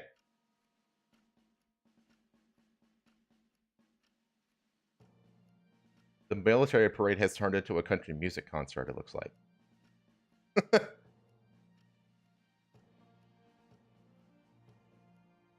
Which means I'm glad that I'm muting it because I don't want to get copyright struck. Yeah, I'm pretty sure I heard Salvation Army like quietly in the back of the parade audio earlier when you were playing it. And I was like, you know what? Parade. It's a parade. To be fair, it was the band playing it. And not like an actual like audio track, if that makes sense. Yeah, I don't know like if the copyright system would actually catch like a live streaming performance. You know what I mean? Like, I don't know. Well, apparently. I would think they do. According to Jin. Yeah, I figured they do. My Adele singing got copyrighted. That's a compliment, I think. So I think so too. That's a compliment. They straight up thought it was Adele. Yeah, exactly. That means that it was close enough to the actual song to get to confuse the algorithm. Fucking well done. That happened to Smooth. Do you remember Smooth McGroove? You know who Smooth McGroove is? I don't know who that is. Smooth McGroove is he's like a big YouTube. He does like cover songs and stuff like that, and he's been like struggling with copyright constantly because he sounds so much like the original songs. He's actually like known for getting copyright struck for like mimicry and stuff like that. So, the Shah that was overthrown by the Ayatollah was a U.S. CIA-backed regime. Correct. Just look into that. That's the thing. Sometimes I confuse my Middle Eastern countries. They're all... Yeah. Which one are you thinking of? The one that I told you about the other day, baby. I'm pretty sure that's the case, at least, Dylan. Maybe I'm wrong, but I'm pretty sure that was a U.S.-backed regime with my coworker?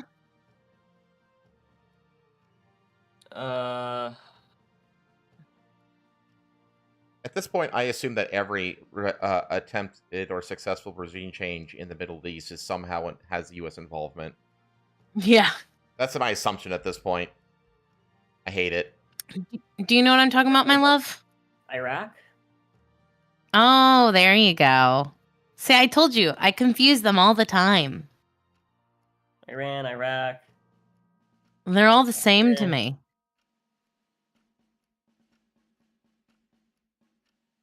Hang on. Is that racist? What? I never run, and I never rack. What the fuck? Hold on.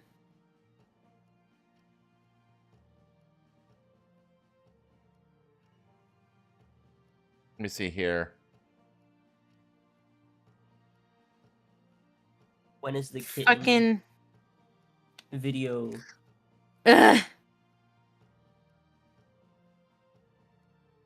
Reaction. I'm waiting.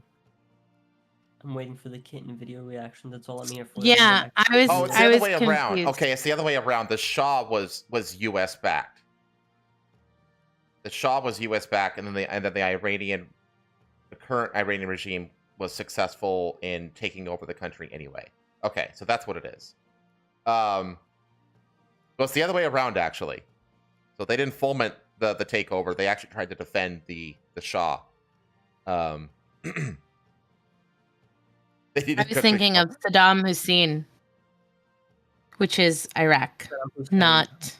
That's Iraq. Yeah, that's Iraq. Yeah, which is Iraq, not Iran. And the but more they are all the same to me. And the other more recent one is like the Syrian one, which is where there's this whole debate about whether the guy, although he was a brutal dictator in Syria, he also protected Christians in the country for the most part, and was like, better the enemy we know than the enemy we don't know kind of situation. And so, yeah, and for sure. And when he got killed or taken over and had I think he fled the country actually, just like a few years ago. The people who took over immediately started like killing Christians and stuff like that. So they're like, "Yep, see, like we kept calling him this awful dude, but the guy that just took over is even worse." It's that kind of scenario over in Syria. It's the whole region is just a massive shit show. Also, I'm gonna get a snack, but go ahead and continue reading. Yeah, he fled to Russia. No. Yeah, I knew that he fled. Videos of the kin, so I can go back to D&D. That's all I'm here for. I'm not on this show. I'm not a host here. Hey, don't talk like that. Ginny is. Rosa is. Oh, yeah, that technically, yes, that's true. It's technically true. Dude. Yeah, he's chilling. He's being chilling. He has, in fact, been chilling with me all day. Most of the regimes in that part of the world are former American proxies in the Cold War gone rogue.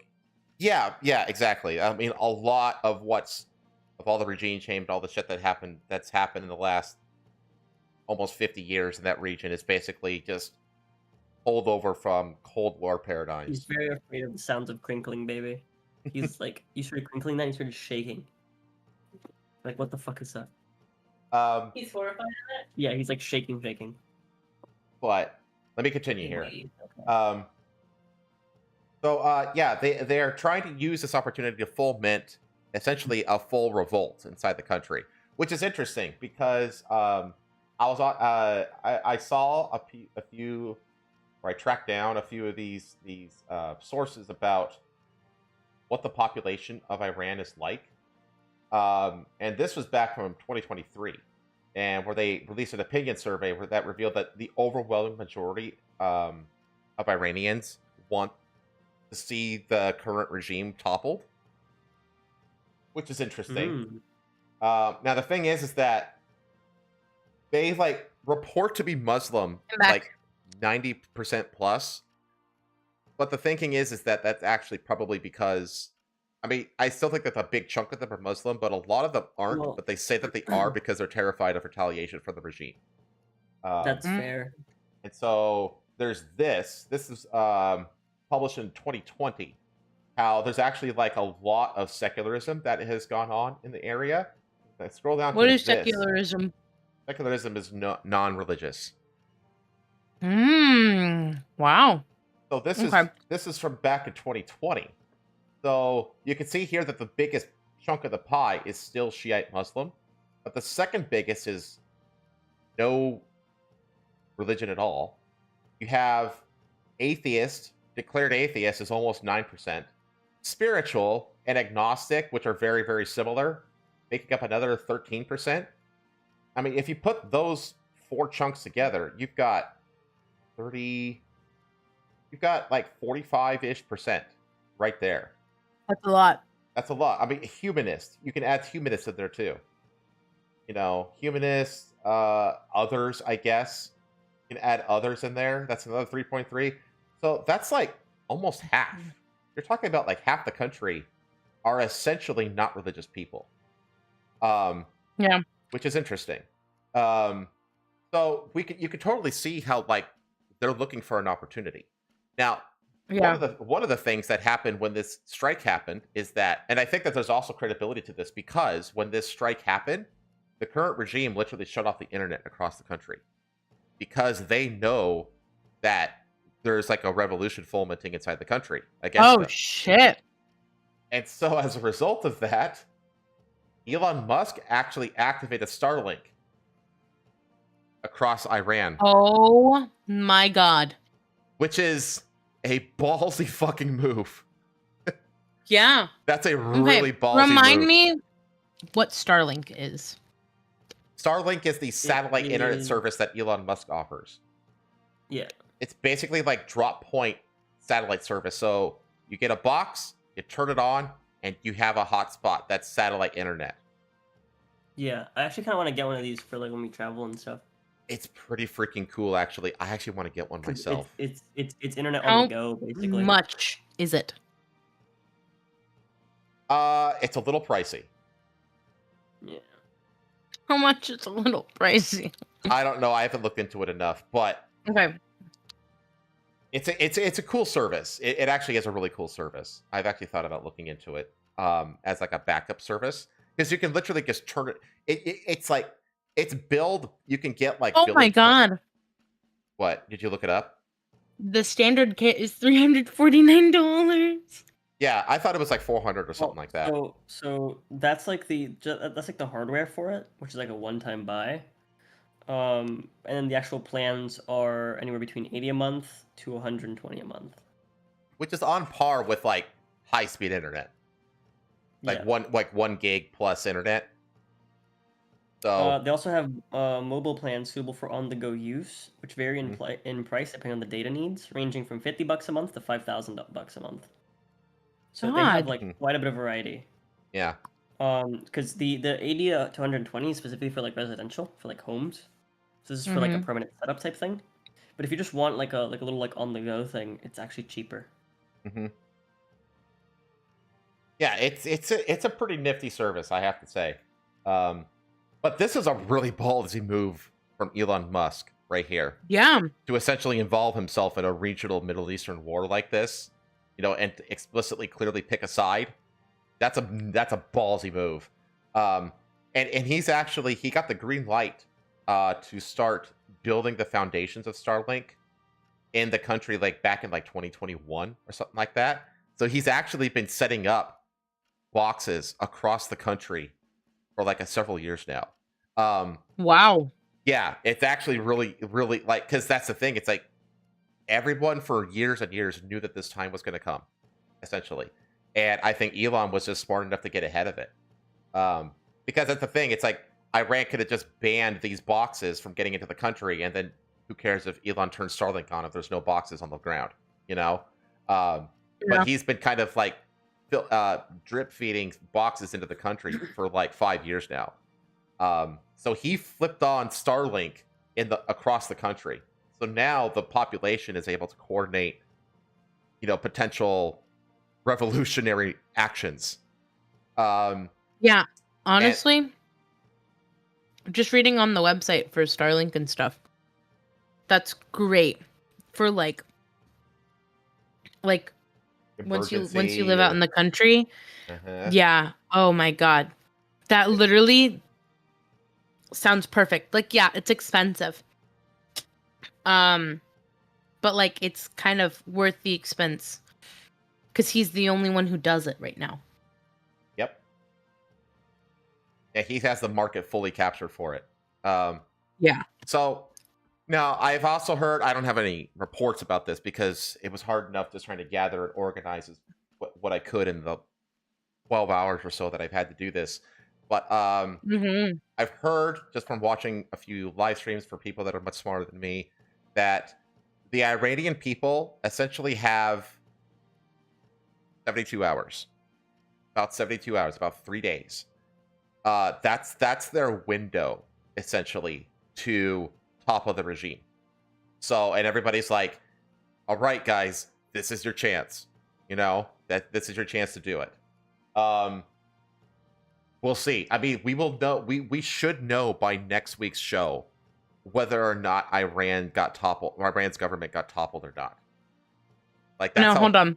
That's how fast this is happening. Hold on. Okay, I'm holding on. I think. Oh, I'm finding her videos. Of? Not posts. What? Of what you just said, the warning. Yeah, that's what I was saying too. There are no articles. Exactly. That's why I don't know whether to take this seriously or not. Oh, you mean like the window for revolution? Yes. Yeah, that's what I saw too. That's why I'm just saying it. I don't have anything to show you about it because I've just heard commentators say that they have a small window now, and if there's ever a chance to overthrow the Ayatollah, this is it essentially. Mm-hmm. So we should know by next week's show what happened. What happened? That's how fast this is happening. And baby, by the way, you can leave the call. We'll just watch the videos at the end of the. Show. Yeah, Go do your D&D. You got it through D&D. Okay. All right, we got this. It'll be fine. I'm gonna send something real quick though. Wait, what? I'm gonna send an article you guys might want to look at. Which I think is pretty cool. I get lots of science shit on my Google. Okay. Now that I've deleted Twitter, it's my only source of news. Well, you still have an account. You just got rid of the app.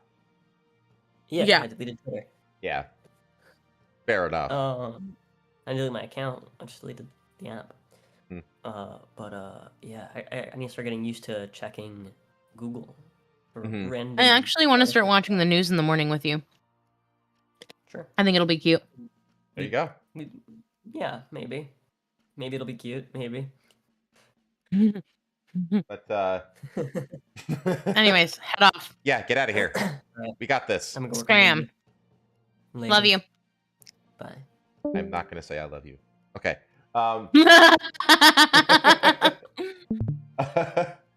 Okay. Now, FM. What is FM? Even know what that is.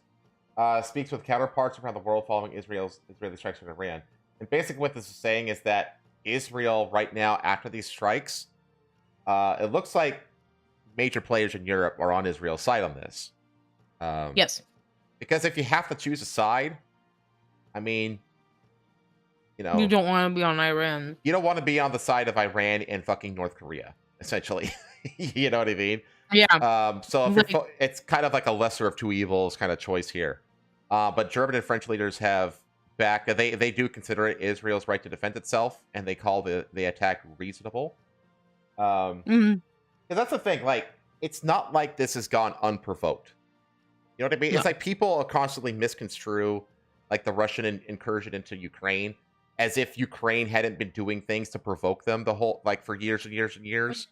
You know, it's like, of course there's instigation going on here from the other side. Like, people don't just invade for no fucking reason. Yeah. You know? And here's the other thing, like, this is stuff that's been going on for a very long time. Oh, yeah.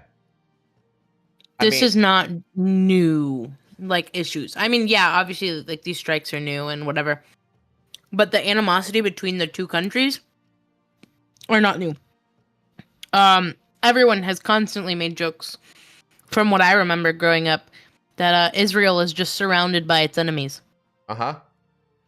That is literally the constant jokes that I've heard since I was, like, itty-bitty.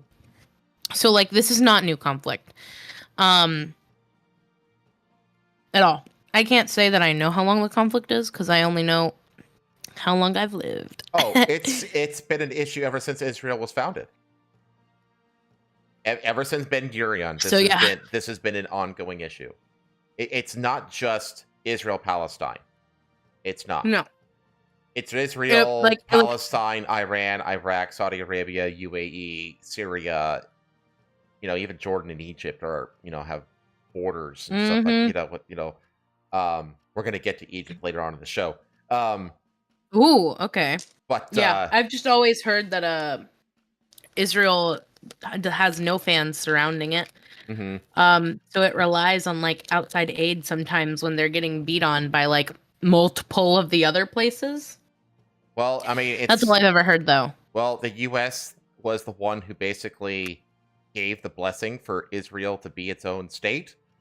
And so Israel has kind of been tied, kind of been connected to the hip to Israel, for better or worse, ever since then. You know, for almost a century now. And it sucks because I do agree with you, Tailfin.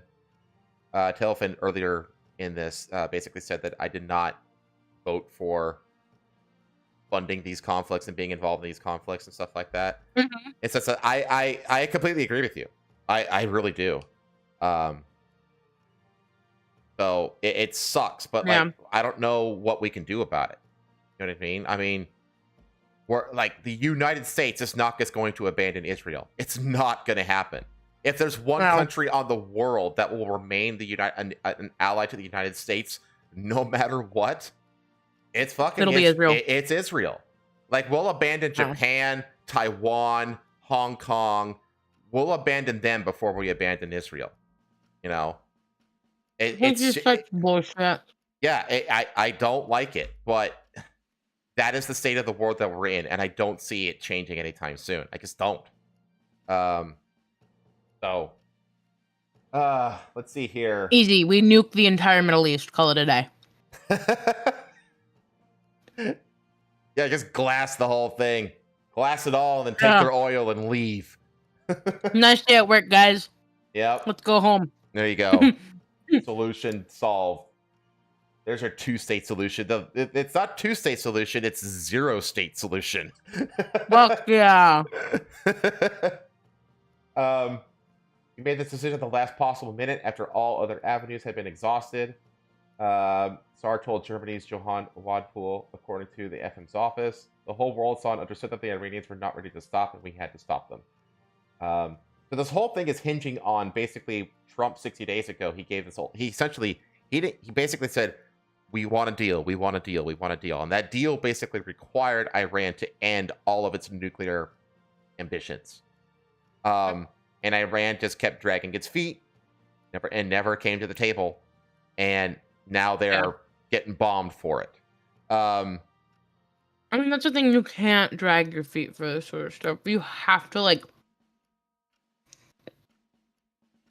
be ready, be open to conversation, especially like I know a lot of these people don't care, but for like the citizens of your country, you know.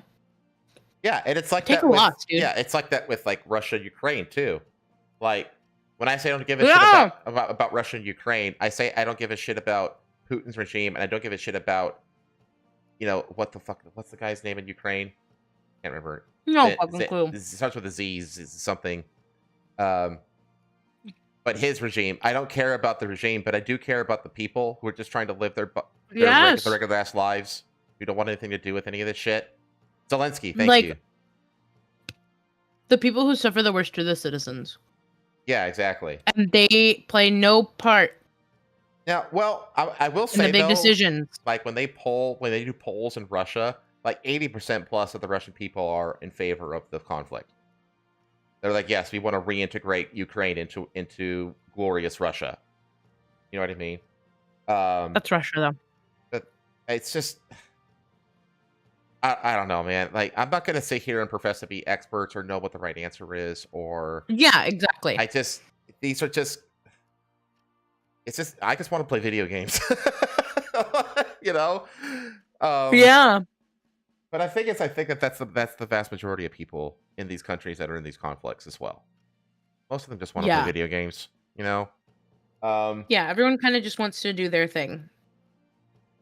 I mean, yeah, they'll talk like, yeah, we want to see the destruction of Iran, or we want to see the destruction of Israel, or vice versa, or like, yeah, we want to reintegrate Ukraine, rah, rah, rah.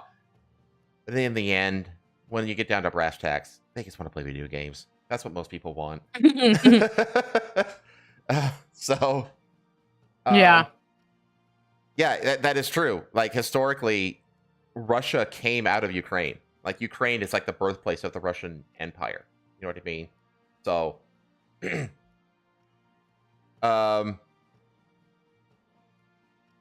yeah, so basically Israel has the backing of the European countries that matter, as well as the United States. So they have the backing of the West, is what's happening here. And it's Gamergate with nukes is crazy. God, yeah, and now Tehran has actually mounted a counteroffensive. They shot some missiles into Israel, and they did get through the Iron Dome, and they did manage to injure several people. They destroyed a few buildings, a few houses. I think the kill count. I was watching a live stream that was covering everything live from a big channel earlier today, and he said that as of that time, the death toll in Israel was like 4 people, I think. 4 people and like 80 to 100 people injured. So minimal damage from the retaliatory strikes. They intercepted missiles, and like now it's a really common thing to see suicide drones as a part of warfare. So they intercepted those as well. The drones that blow themselves up? Well, suicide drones, yeah, they're just bombs attached to the drone, and then the drone just flies into That's a thing. what It's a kamikaze drone. Ukraine has been doing to Russian soldiers, right? Yeah, yeah, we see those really fucking. I've seen those videos, and they hurt my heart. It doesn't make Ukraine look good at all. No, it makes them look like absolute like. Most of those men are like sitting down, like just like ready. They see a drone come up and they like they confirm what's going to happen, and it like hurts my heart. I've seen a video. Well, what they're doing is they got this drone and they're trying to get the soldier to run away because they're treating it like a game, and the soldier just like, fuck you, I'm not playing your game, just kill me and get it over with. You know, and it's just like, no matter what side of the conflict you're on, that is fucking evil. That is outright cruel, and it's very easily falls into like war crime kind of territory, I think. Yep. A lot of the time they're unarmed. Oh yeah, because they're prisoners. They're prisoners, and then they put them into this essentially an arena that has like busted up cars and buildings and shit, and then they just have somebody controlling a drone with a bomb on it, and then they just say, "Okay, run around, try to get away, ha ha ha. Okay, time to die."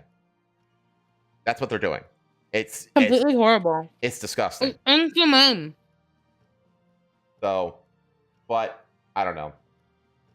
Yeah, I find it hard to believe that you say you're suffering and you want the help of the people around you, and then you turn around and do something so vile. Yeah, exactly. It doesn't openly. Yeah, exactly. And well, they think that they have the moral. Well, they have been given the green light by the West that they have the moral high ground. Yeah. Which basically is a very, very dangerous thing to have. Or is it Palestine? What? I said watermelons for Ukraine. Or is that Palestine? I think it's Palestine. I think the watermelons are Palestine. Probably. Anyways. Regardless. Yeah. Not great look for them. Oh, the watermelon flag. Yeah. It's the red, green, and black flag. That's the Palestine flag. Oh, that's why it's watermelon. Yeah. Okay. I never knew why it was a watermelon. I was like, damn, okay. Yeah. Subtle emojis. I don't know what we're being subtle for, but get it. I guess. Okay, so this is what the rain of fire upon the Iron Dome looked like in Israel.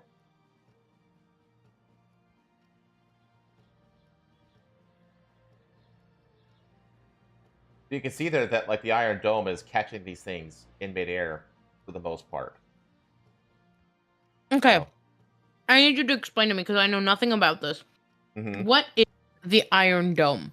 So the Iron Dome is a super highly advanced aerial missile defense system.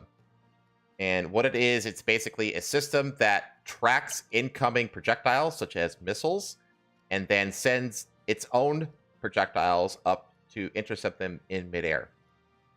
Wow. So think about basically shooting a bullet with a bullet. It's a really... Yeah, that sounds pretty fucking cool. Yeah, it's a super high... It's the most advanced surface-to-air missile system ever created. Sounds like some sci-fi shit. Yeah, it's super effective too. They have gotten through it. We've covered it on the show where it was a few months ago when Iran sent a missile barrage into Israel, and they actually got through the Iron Dome with a few of them.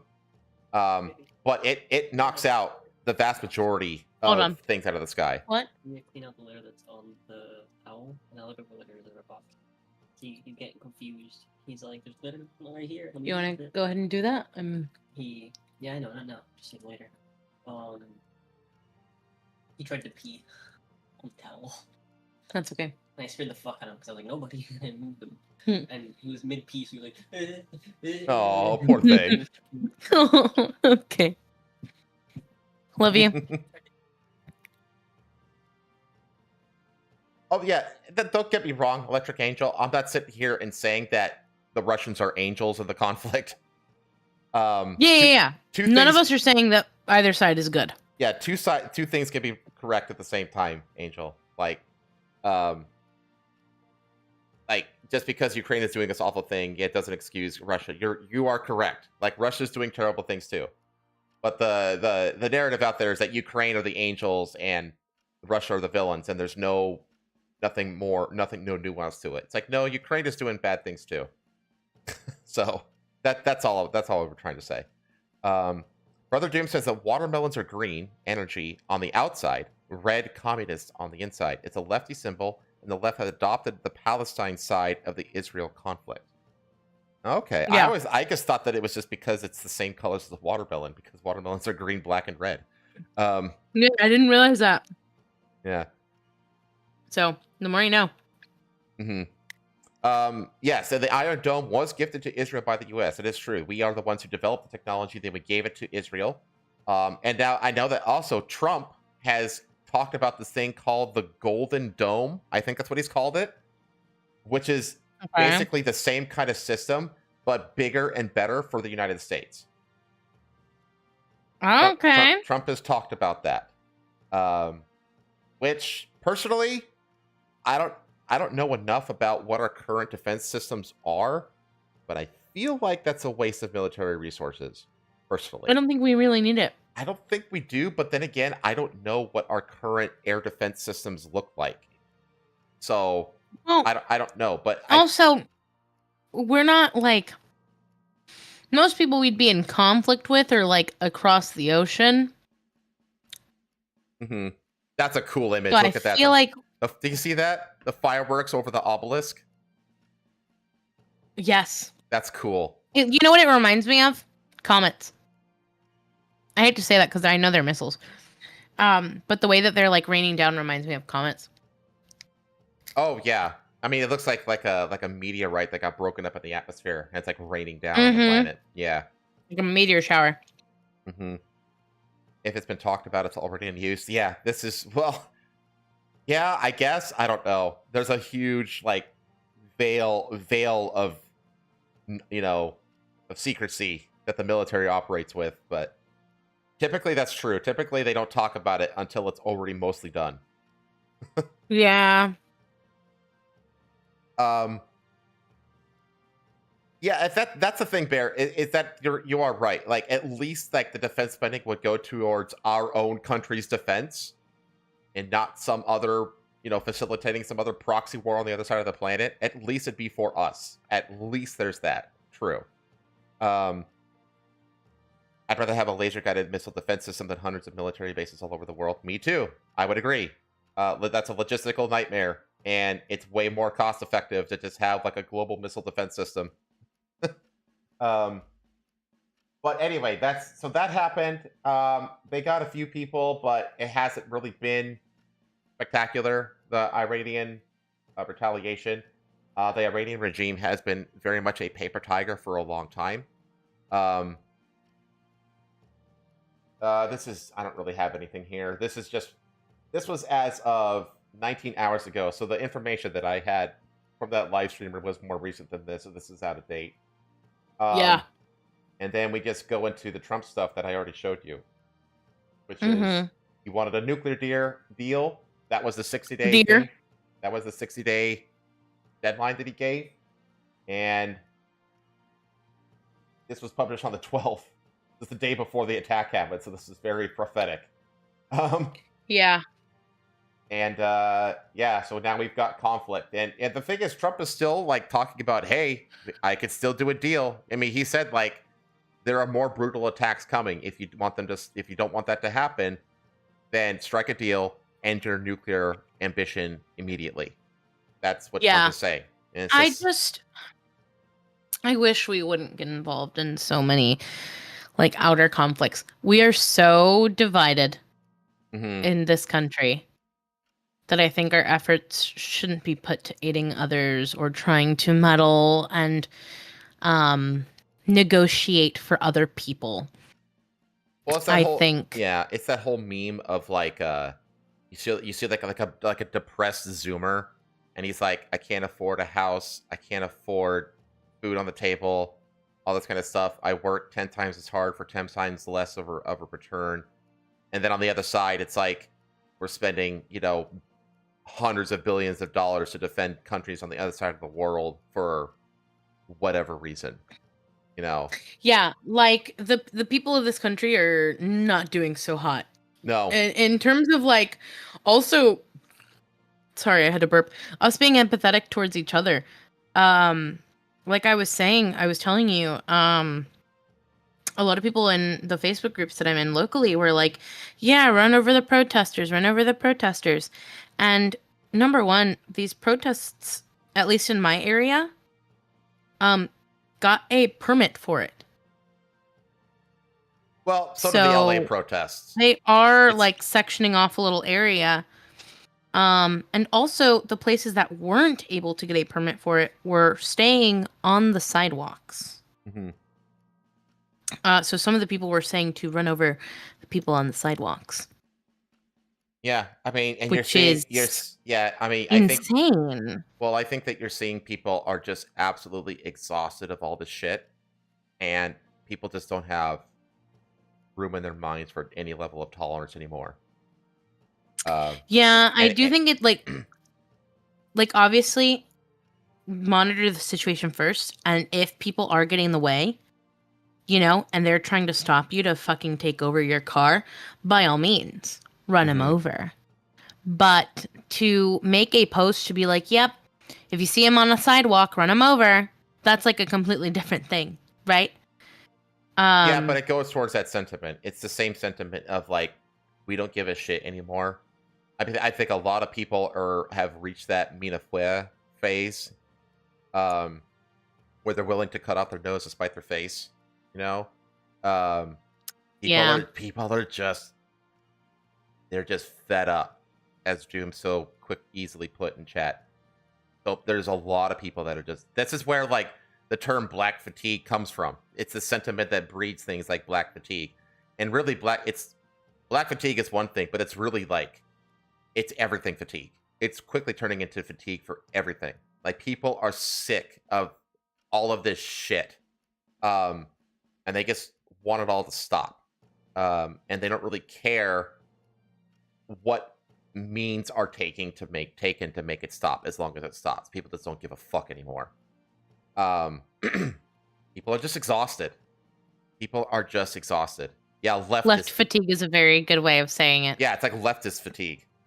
Because that covers everything. Political fatigue, yeah. Political fatigue is also another great one. Because I have also seen quite a few people on the left over these past few years just not care for people on the right. And it so much so, let me rephrase, not just people on the right, but specifically white or white passing individuals. So there's just been like this animosity building for so long. Oh yeah, I mean, because to be fair, initially there was a reason to be upset. There kind of isn't now. Like, Well, and that's always been a problem with the left. Because one of the problems that the left has is that there's no like limiting principle to the ideology that they ascribe to.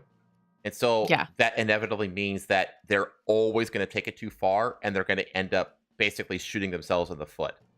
Which is why, like, for the first time in decades, you're seeing the newest generation disagree with LGBTQ movements.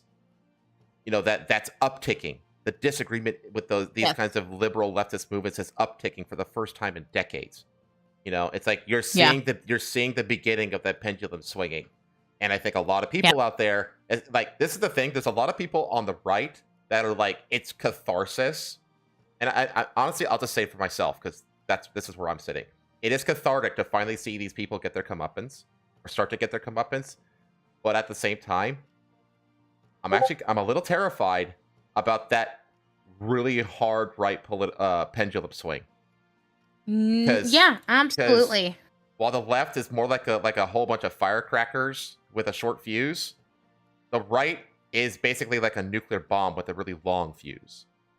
You know what I mean? And it's like, if that pendulum swings far enough, like, you want to see like real Syrians like stacking bodies in streets and shit like that.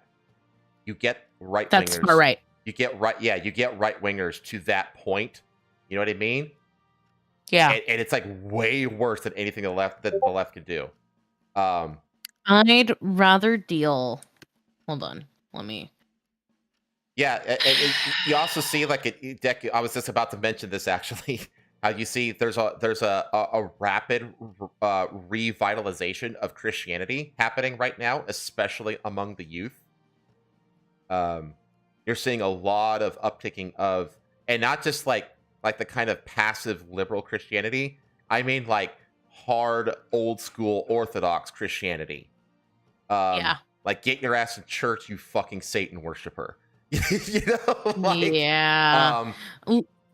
you're seeing a lot of that because a lot of the youth is looking around them and they're basically, you know, they're saying like, wow, like, secularism is not adequate to handle the problems.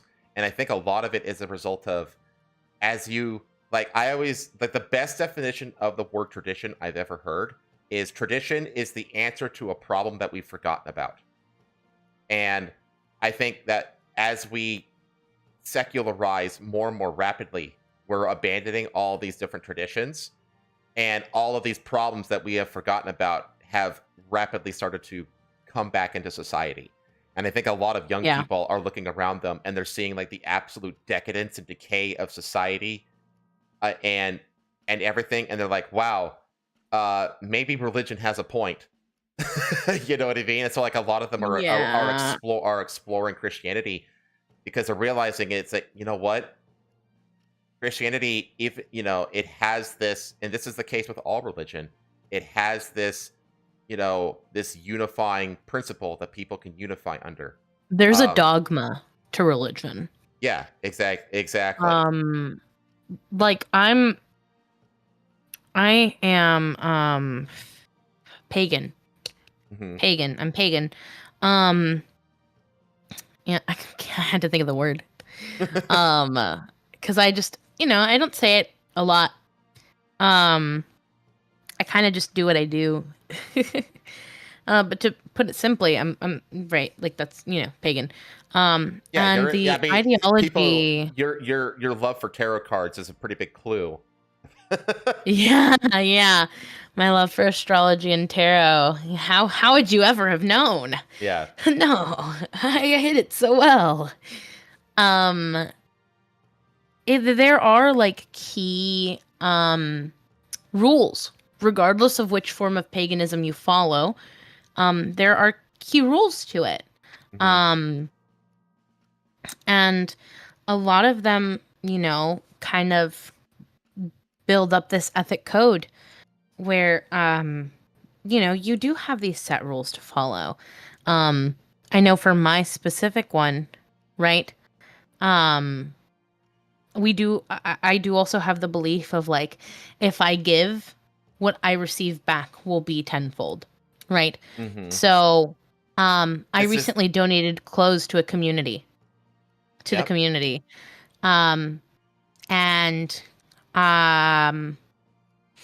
You know, I think in that donation, which I did do it out of the kindness of my heart, I'm not doing it because I'm like, oh yeah, I'm going to get a bunch of money back. Like, that's not how that works. So because I did this good deed, it will pay back in time. It's not going to be like next week I'm randomly going to win the lottery for $1 million. But maybe 3 years down the line, I'm struggling and I get this really good opportunity. And bam, something that never should have happened. None of the cards were in place for it, but it still happened. The Hindus would call it building good karma. Yeah, essentially. And this is the underlying principle of Christian tithing. No, it's the same idea. And it's the same with like treating people nicely, and just general respect for the environment around you. Because one of the things in my belief is that you get treated the same way you treat the earth. So if you are littering and taking advantage of the things around you, then you'll have it coming for you. If you're exploiting. Maybe not immediately, but yeah, exploiting. That's the word. In Genesis, it says, that what God commands to be a good steward of the planet. No. Yes. And stewardship means responsible resource usage, and that kind of thing. Balancing your, what you're doing, and not exploiting the resources given to you. Yeah, because there are some of the things that chat has sent to us that's food that I feel bad. We just don't eat it. Because I'd rather like cook my rice than microwave my rice. You have a rice cooker? No. Oh my god. No, I do not. Thrown it. But yeah, and I've kind of gathered up what we don't use, and I'll be taking it to the food pantry soon because it's just gonna sit there. Yeah. And I'd rather it not. Because that just feels like I'm taking advantage of Yeah, and I get you. You get advantage of chat. Yeah. Yeah. And I think that what the underlying thing that all this is speaking to, I know that we're kind of off topic here, but that's okay, is that like what Gen Z is I don't know if they can necessarily put it into words succinctly, but what they're experiencing is a boundaryless society, essentially. What they're experiencing is a truly liberal society that has no barriers or boundaries. And they're realizing that society cannot function in that environment. There has to be guardrails. There has to be a structure to follow. You can't just free for all. Like, this is the thing, like, for the longest time, like the leftist like mantra was like live and let live. This was like one of the whole things that got like the gay rights thing going, was like, what they do in their bedroom doesn't affect you Christians, so stop trying to moralize to us, etc., etc. Yeah. It says live and let live, but it's like, and I think that a lot of Gen Z is looking around them being like, that's the attitude that left us into this decaying wasteland, this decadent wasteland that we're living in right now. Maybe we actually do need a more, a moral code that has a higher standard to it, that a religion provides, that leftism and liberalism just cannot provide. Because one of the whole problems with liberalism is that it basically retroactively rationalizes its morality. And it's like, without realizing that at the very core, there isn't really, you can't rationalize morality. It's not like, they always think it's like, there are like universal moralities, and it's just like, talk to the Spartans about that.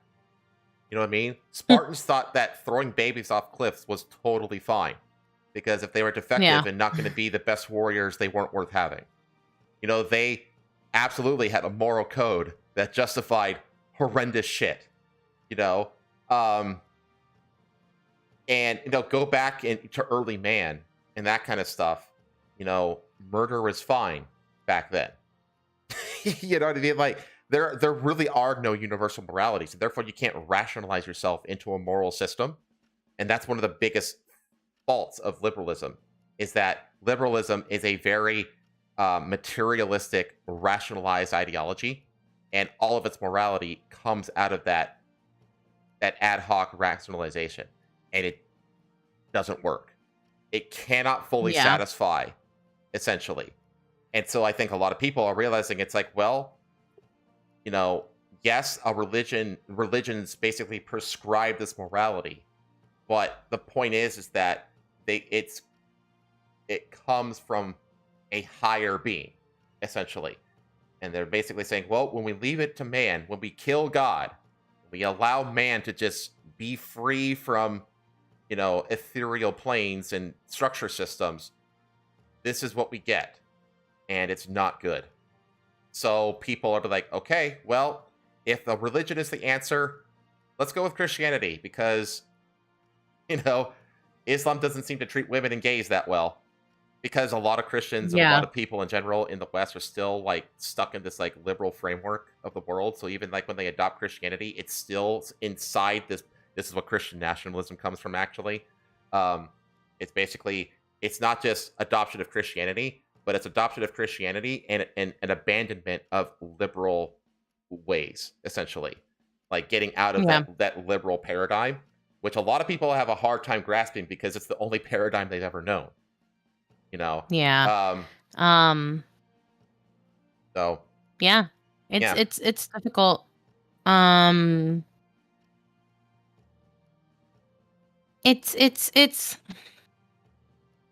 It's about time for there to be a shift, because for a while it did hold true. Like what they were asking for initially wasn't insane, right? It was just hey, I want to live my life in a way that is relatively normal. The only difference is that I like the same gender, and other than that, I also have a job. I also shit and piss, and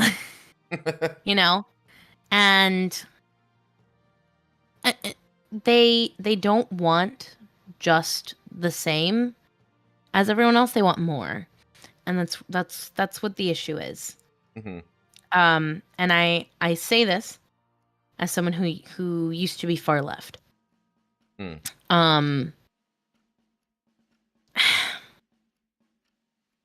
There has to be a line, right?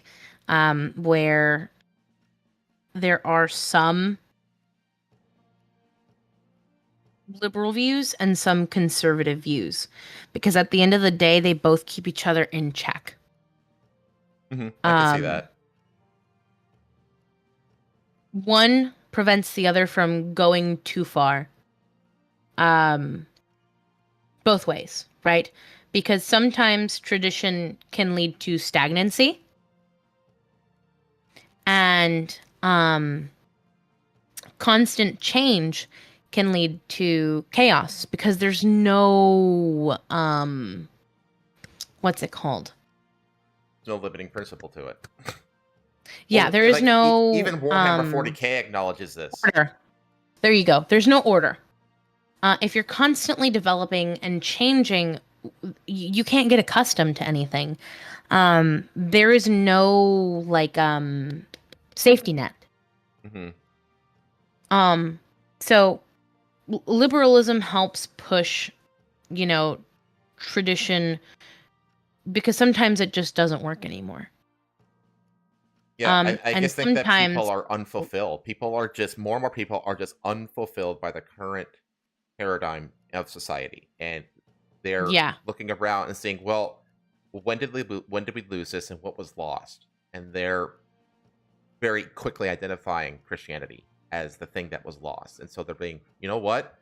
Things seem to be better back when this nation was a more Christian nation. Maybe we should return to that. And I think that's what's happening.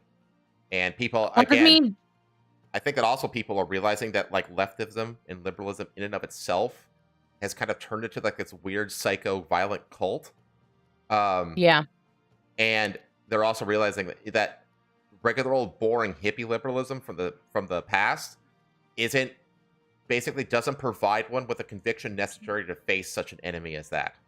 Because right now, the modern left is zealotous in the following of this I guess you can call a secular religion. Pretty much the only thing it's missing is an actual god, but the ideology itself is a god.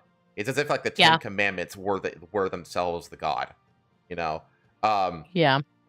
And so people are realizing it's like, I think we need to fight fire with fire. Let's become hardcore Christians so that we can fight this, this evil back. Because it's like you need a religion to beat another religion, And I feel like that might be another part of it too.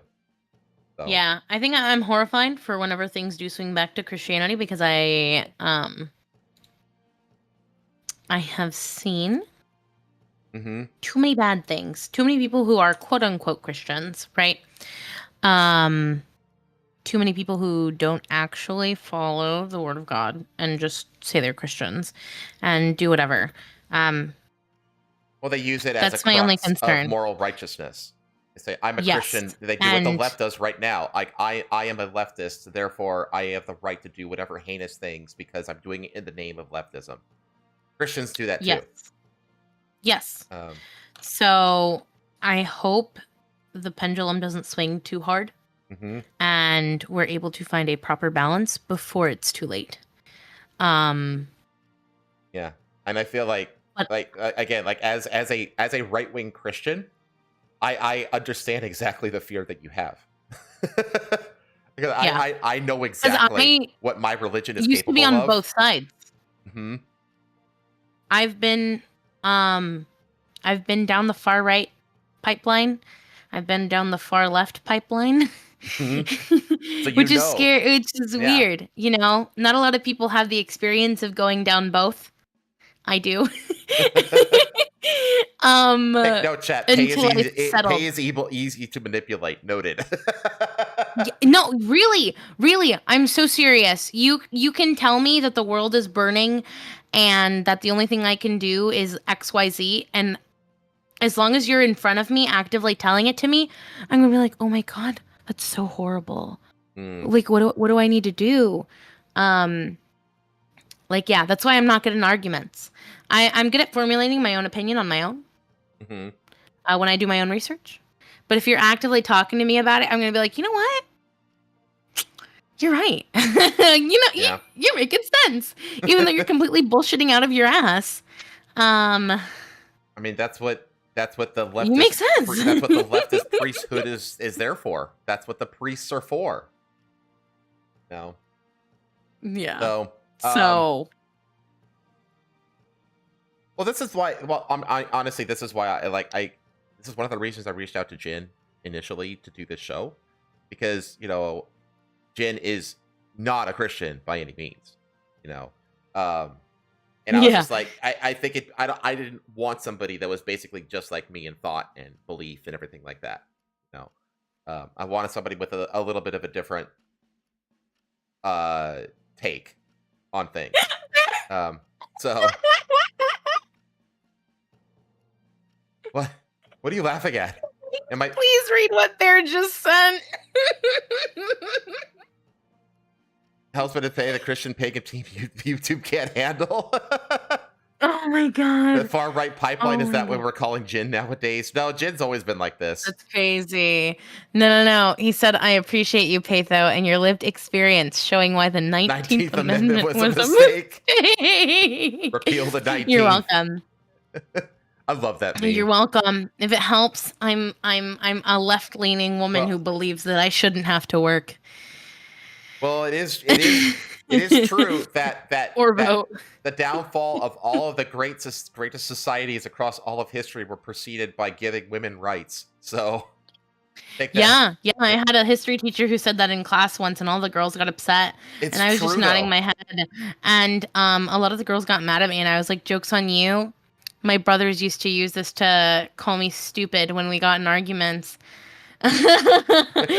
Like, they really would. They'd be like, man, hate the 19th Amendment because I know that when you grow up, you're going to be able to vote. And I'm like, what the fuck? It's like knowing that you can cancel out, that you will cancel out my vote. Is like, that's what's radicalizing me. Yes. Who I can't remember who said it, but like I think it might have been Reagan who said that like the greatest argument against democracy is a 5-minute conversation with the average voter. Yes. Yeah. I No, get it. what's funny is now that I am more right leaning than my brothers are now. Which is funny because I'm left leaning. So to be fair, that changed this year. So Okay. yeah. Anyways, that was so very off topic. No, you're fine. You're fine. We're still good on time. We're still fine. That's like the first half of the show, though. Was that story? So, because that's a big one. Yes. Brother Doom says democracy sucks. That reminds me of another quote where democracy is the worst form of government ever, except for all the other ones. I've heard that. I've heard that one too. Okay, well, let's get to the second half of the show, shall we? So yes. Close that. Let me open the other wall of tabs that I've got. Oh, the parade ended, by the way. That's over. So, what's that? Yeah, I saw the fireworks and stuff. Okay, I really want to talk about this. This is like a great example of kind of what we've been talking about, actually. Let me switch the browser audio.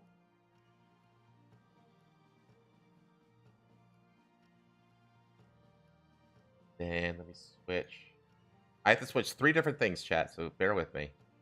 There you go. And then let me share this with you on the call, which is the third thing I have to do. This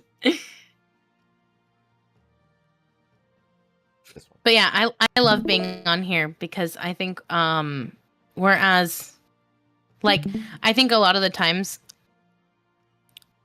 we do see eye to eye, but when we don't see eye to eye, I feel like you and I are on like very different sides. And we get to have a good conversation. It's not like, you know, like shouting back and forth at each other, calling each other stupid. It's like dude, I'm too old for that shit, for that high school shit. Yeah. Like it's just like, oh, okay, yeah, I can see where you're coming from. And yeah, that's it. We call it a day. We're like, yeah, you know. Like it's the thing. It's like I'm fine with disagreeing as long as we can kind of understand where each other are where we're coming from. Like yes, as long as I can understand, then that's fine. Because I feel like sometimes a lot of people don't have a defense for why they believe what they do, right? Or if they do believe a certain thing, they're unable to say that it's personal. They have to tell you that it's like a moral issue, which it can be for you personally. Right. You know, like I'm able to sit back and be like, I'm wrong. No, you're stupid. You're honestly wrong. Hey, dogs don't have to be smart. They just have to be cute. That's right. That's all she's here for, chat. If all she did was just bark this whole time, it'd be no different. I'd go boom, boom, boom. Oh my god. That's all I'm here for, the booms. Yeah. Oh man. Okay, so I want to talk about something that's just funny, which is the global march to Gaza. Have you heard of this at all? No. Okay, so remember the Greta Thunberg thing about her little stunt about taking a yacht club tour to Gaza, and then she got intercepted by the IDF, and then they just put her on a plane back home. You know? Yeah, which is so insane. Why the fuck would you want to go into an active war zone? Well, you have to ask these idiots too. So this is like very much of the same vein, but it's a lot larger in scale. Okay, so there's this thing called the Global March to Gaza, which is basically like a bunch of activists from various groups from like a bunch of countries. I'm talking like more than 50 countries. Okay, they decided that they were going to enter Gaza through the border with Egypt and provide humanitarian aid to all the Gazans who are suffering and starving, etc., etc. And the Egyptian authorities detained them all, took their passports, and then put them all on planes and boats and whatever back to their home countries. And took their passports. Yeah. So, this is the first video that I saw of one of these march. And here's the thing: the march to Gaza is very, very much a misnomer in both words. It wasn't a march. There was a group that started in Tunisia. Do you know where Tunisia is? Fuck no. Tunisia is like North Central Africa. Okay. Okay. It started in Tunisia, and it walked like on this route that follows the coast over to Egypt, essentially. So it's like an actual march, right? Now, the whole 50 countries thing, all these activists from all these different countries, they didn't march. They flew to Cairo. Okay? Oh my god. They didn't march to Gaza. They flew to Cairo. They are, because they're a bunch of pampered, bougie leftists. Yeah. That's what they are. If you got beat by Egyptians and Egyptian authorities, yes, I'll get to it, villain. So this was the first video that I saw of the Egyptians BTFO'ing these bougie activists who think that their Western morality just goes unchecked in the rest of the world like it does in their home country, which it's brutal reality, it doesn't.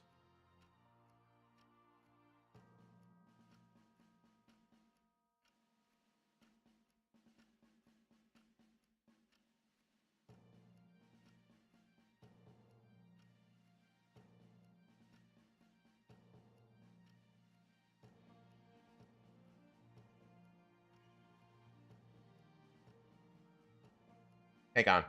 When she says we didn't break any law, one of the big things of contention is that they basically engaged in visa fraud. Because a lot of the reasons that the ways that they got into the country is they claim to be there on a tourist visa, which is clearly not the case. Wow.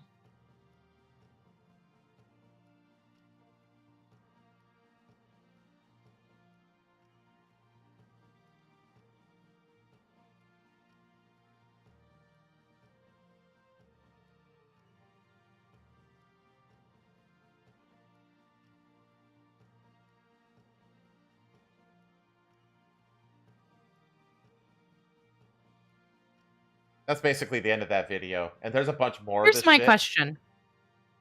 Why would you... Okay, if you are going to do a movement, first and foremost, this is one thing that has always bothered me. If you're going to go do something, do it without publicizing it. Because you are just going to get yourself caught. Publicizing and talking about how you're going to go do this, that, and the third is what gets you beat up and put on a bus. I think these people should be allowed to go do whatever the fuck they're going to do so that they can see what they're trying to support and help. And I think people should face consequences for their actions. You know, if you want to play a stupid game, you know, you get a stupid fucking prize. Well, these people think that that because they've taken what they've considered the morally righteous side. I'm going to play this again, by the way, because the chat couldn't hear it, so I'm going to play it again. Is that they think that because they have this feeling of self-righteousness that they can just go anywhere and march into active war zones. You know, it's like, no, it doesn't. The world doesn't work like that. But anyway, let me play this again. Chat, you should be able to hear this. This is an emergency. We have just been violently dragged. Can you hear that, chat? Let me confirm to me that you can hear this. That you heard that.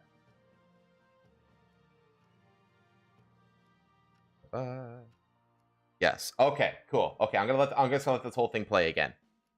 This is an emergency. We have just been violently dragged into the buses here at the first checkpoint on the way to Ismailia.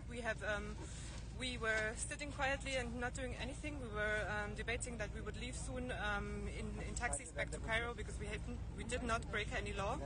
When they say sitting quietly doing nothing, that's they always have this bullshit language they use to make it sound like they've done nothing wrong. They stage a sit-in, which we'll see in the next video. They staged a sit-in protest, so they were absolutely disrupting things. And all of a sudden, several people stormed in, and they started to push people and drag them violently outside. They have beaten people. I have seen one woman that was beaten in her face in front of me. They didn't leave time to grab the luggage or anything. Now we're beaten, and this is the bus is now full of people. I hope no one is seriously. Just a bunch of white people from various countries. Seriously injured. This is a very shocking incident. Stop. Well, this is also another instance of like a white savior complex. Oh God, because that does exist. Oh yeah, it's a problem. Like, have you seen the graphs of like in-group versus out-group preference? And like every group has an in-group preference except left-wing white people. Mm-hmm. It's like, it's so annoying. And here's the thing: the white savior issue isn't what the left thinks it is.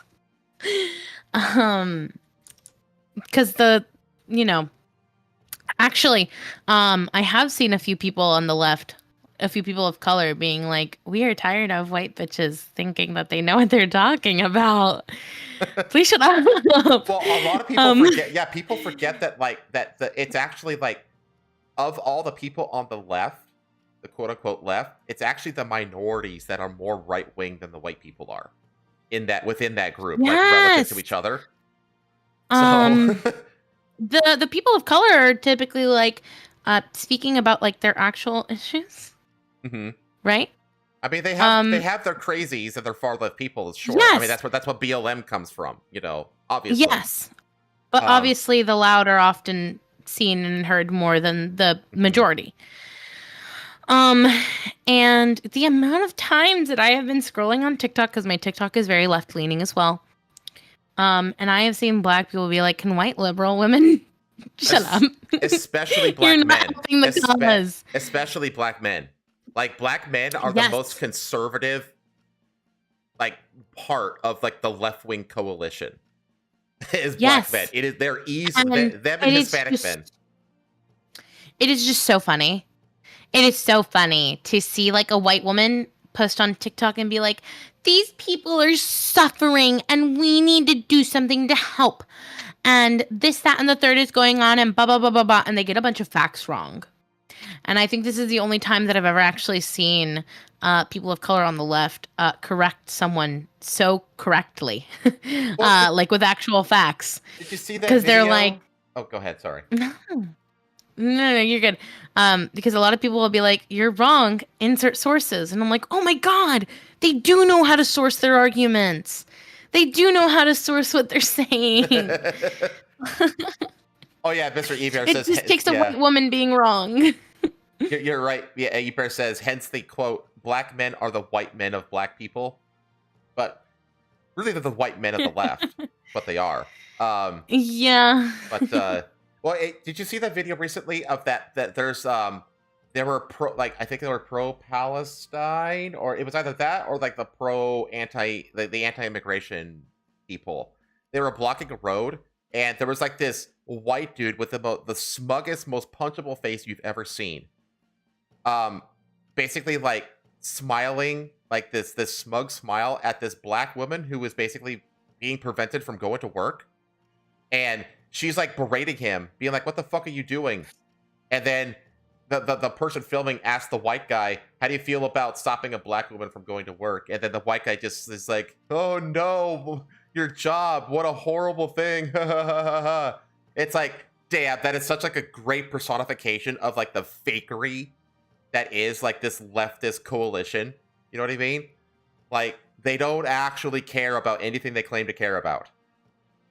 Yeah. It was a great video. I don't have it handy. Maybe Jack can link it to me or something. But yeah, so this happened, and then like when she says like we were just sitting around doing nothing, being quiet, we weren't breaking any laws. This is what they were doing. They were staging a sit-in protest. And so you cry. We will never let you die. God, I hate these leftist cult chants. I can't stand it. Oh my god, wait, please start it over. I need to try to understand what the fuck they're saying. Oh, okay. You cry. We will never let you die.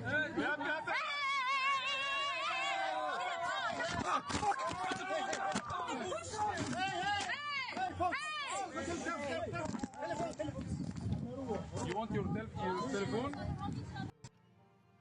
So he had his phone and passport taken from him.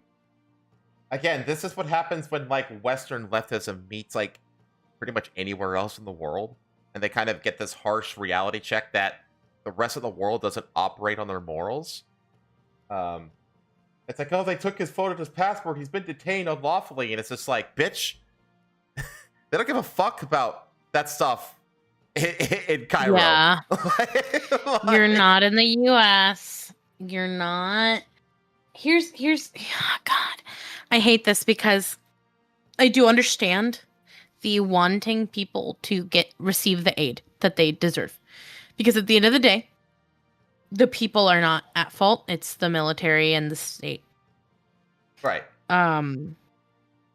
So blocking off aid is inhumane. But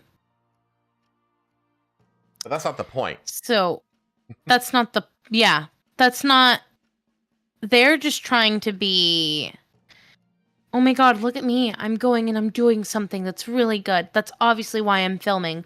That's obviously why I'm posting this and this, that, and the third. And look at this. Look at what's going on. We're being treated so horribly. We're trying to be the morally correct people. Look at this. Look at this. Look at how horrible it is. And it's like, you're not helping. They operate at all. They operate in a moral paradigm that makes them think that the rest of the world also exists in that same moral paradigm. And it's like, it doesn't. In fact, you're an anomaly. No. The rest of the world is more like what's happening here in Cairo than it is in your typical leftist shithole city in the West. You know? Yeah. Like, this is how the rest of the world is. You know? And it's like, you can't just go gallivanting around with your Western principles thinking that you can get away with shit like this. It just doesn't work. So here we see the same kind of sit-in kind of thing going on, and this isn't even military. This is just Cairo citizens being fed up with them.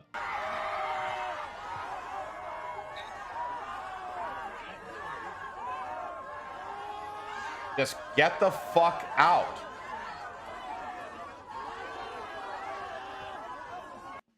So then we have, just regular citizens just beating and attacking the pro-Palestine activists, And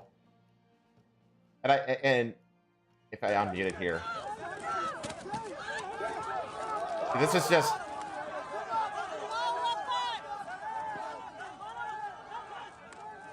It's just regular Cairo civilians just getting fed up with these people.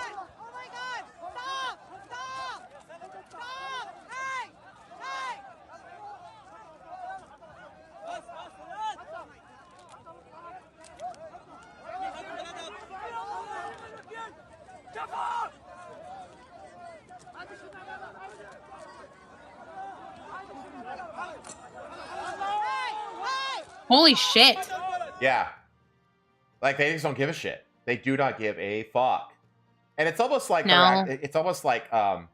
Egyptian knows something about Palestine that these activists just don't. Because you ever notice how, like, none of the surrounding countries want to take, they all refuse to take a single Palestinian refugee? And if you look at the borders between Egypt and Palestine, or any other countries that have borders with these people, they're all like, they look like prison walls. They're like multiple walls. They're covered in barbed wire and razor wire and shit like that. Like, it's almost like the surrounding countries know something that Western activists just refuse to acknowledge. Interesting that. Yeah. Yeah. It's pretty bad. And I think it's so funny that they want to go to other countries and protest. And I'm not saying that I support it being done here in the States. I just want to draw the parallel because I don't agree with what was being done. but students getting their visas revoked for speaking out against the wars. Oh, yeah, yeah. Right? I don't agree with that sentiment at all. But I think it's funny that they were mad about that, and then they go and they do this in other countries, and then get shocked when they get the same treatment, because we're not the only country that does that. We're not the only country that doesn't tolerate people from other countries pushing their beliefs. Well, not just that, I but pushing just beliefs wanted that to are draw that directly- parallel. that are directly antithetical to the host country, you know? Correct. So I just wanted to point that out. I just thought that would be like a really Because like that- you know, Yeah. hypocrisy. Yeah, like that I mean, you're talking about this guy, Mahmoud Khalil. This guy who's been here, he got here in 2022, he married a local and has been here on a visa ever since. So technically he's a legal citizen, but like he's been detained because he's causing all kinds of trouble on college campuses, being a pro-Palestine, activist and stuff like that. You think his issue is different because he's a permanent resident? Well, I think yeah, his issue is a bit different, but here's the thing that I mean, in general, like a lot of people that come from other countries who are only here on a student visa get their visas revoked for participating in the protests, which I don't agree with, because if they're under the jurisdiction of this country and are having to, like have a job to help with their college and stuff, they should have a right to speak up about it, just like any other taxpayer does. I do think if they're causing issues, like actual issues, then yes, that's a problem. Well, that's what this guy was doing, though. Because a lot of the times, from what I looked into back when I was actively keeping up with the protests, there were a lot of designated protesting areas. There's designated protest areas in a lot of campuses. And these people would use those designated protest areas. I think one of the examples was this college in New York, that the last time a mass had used that protest area was back when our troops were first being sent to Iraq, ? And they were protesting that. And the same thing happened back then, where a lot of them got detained and they were kicked out of their courses. But some of the students who participated in those protests, which was literally, it was simply just sleeping in this designated protest area and allowing some of the Muslim students to pray. There was a whole video, I remember, of a lot of students blocking police from disrupting Muslims praying. Because from what I had seen, they had literally been taking care of the area. Like, the people that were living in those designated protest areas were maintaining it. They, obviously when you have tents and stuff out there. Walled off little tent city. Yeah. So I do know a few of the students did continue to go to classes, but they were, at the end of the day, kicked out of college. And I knew of a few stories where some students who were U.S. citizens weren't even able to go back to the dorms to get their stuff. They were just proper kicked. Yeah, well, and it goes back to that sentiment of just like, at a point, you basically you and this is like, I think it's bad strategy from the protesters, honestly. Yeah, because what they're doing is they're basically agitating. Like, I know that their goal is to agitate. That's the whole point. But the thing is that you agitate too much, you end up like shooting yourself, essentially. Because what you'll do is you don't want to agitate your opposition into a scenario where they're totally fine just like abandoning principles and just ending. You know, like if you over agitate, it'll basically, it's like a rubber band that snaps. Protesting is a fine line. Yeah, you have like, and the thing is, like, the left has gotten really bad at the optics. Because I remember, like, do you remember the Women's March during Trump's first term? Yes. The Women's March was massive, absolutely massive. Like hundreds of thousands of people in several cities. You know, I don't remember any reports of violence at any of those protests. None. Nope. Now there was like people shouting at each other, but there was no arrests, there was no violence, nothing. You know, but now we get shit like the riots in LA. Now we get shit like a congressman not identifying himself as such, basically trying to like break into like a press conference from a high-ranking federal official. You know, we have congressmen getting arrested because they're physically brawling with, you know, law enforcement officers. We have, you know, like this dude here, this Khalil guy, you know, like, this is the guy who organized like taking over like the campus library and shit like that. Like clearly against what he's supposed to be doing. And the thing is that there is a precedent, especially in college campuses, of visas getting revoked and deportations happening because of Chinese communist spies. Like, you'd be surprised how often Chinese communist spies gets identified in the U.S. university system, and then their visas get revoked and they get deported. Like, I think we've covered that happening multiple times on this show, of like student visas, but then they're like, we did it last show actually with the fungus smuggling. Yeah.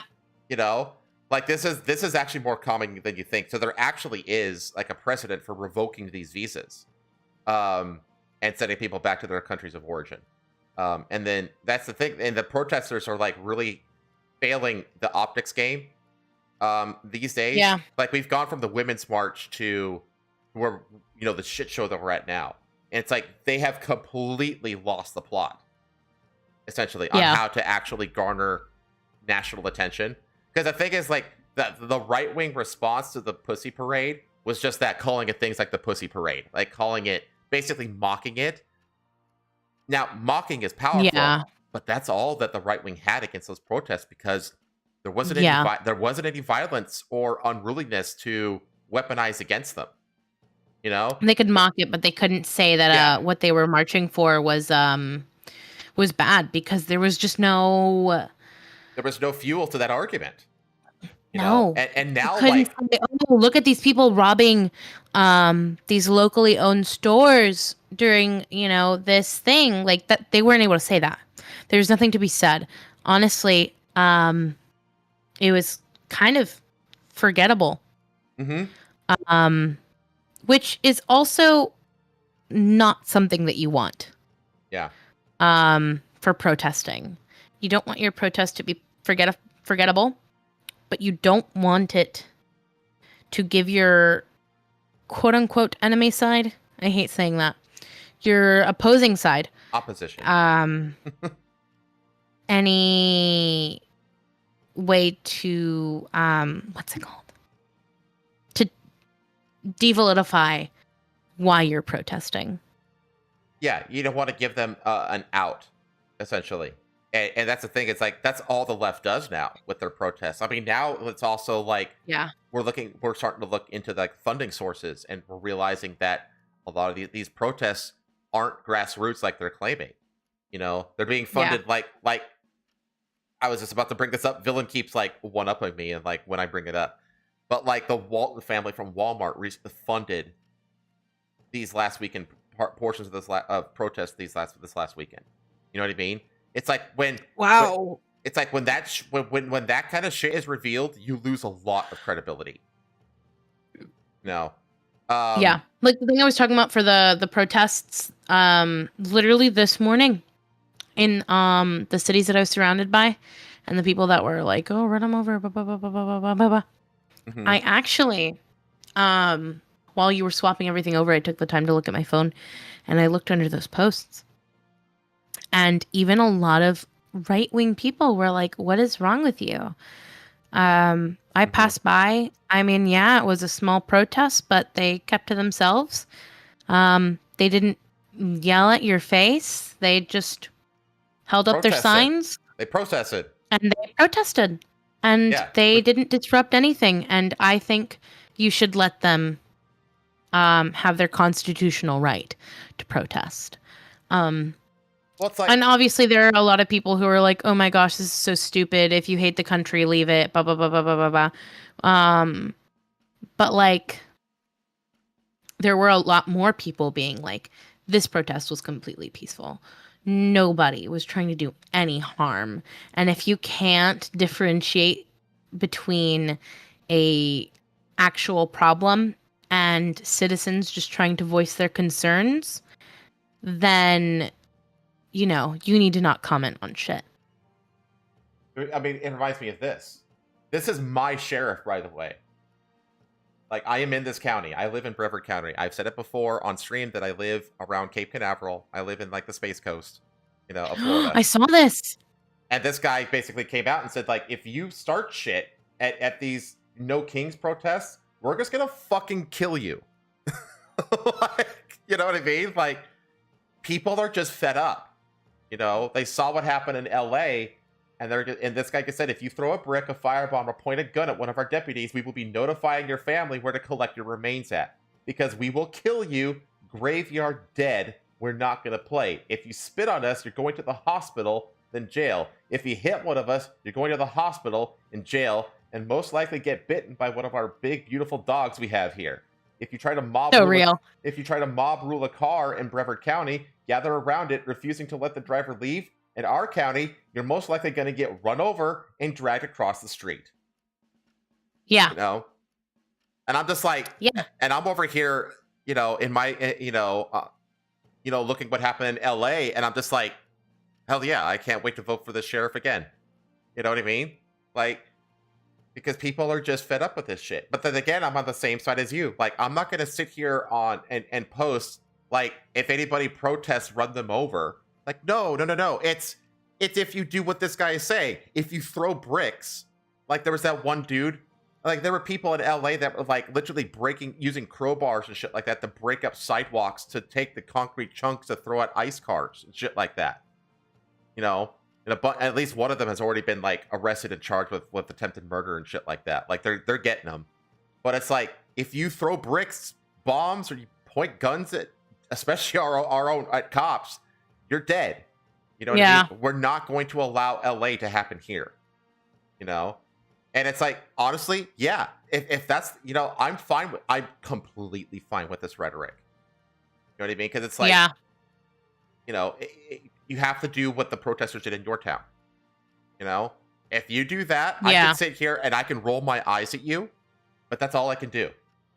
You know? Yep. All I can do is roll my eyes at you. And that should be the way it is. So yeah.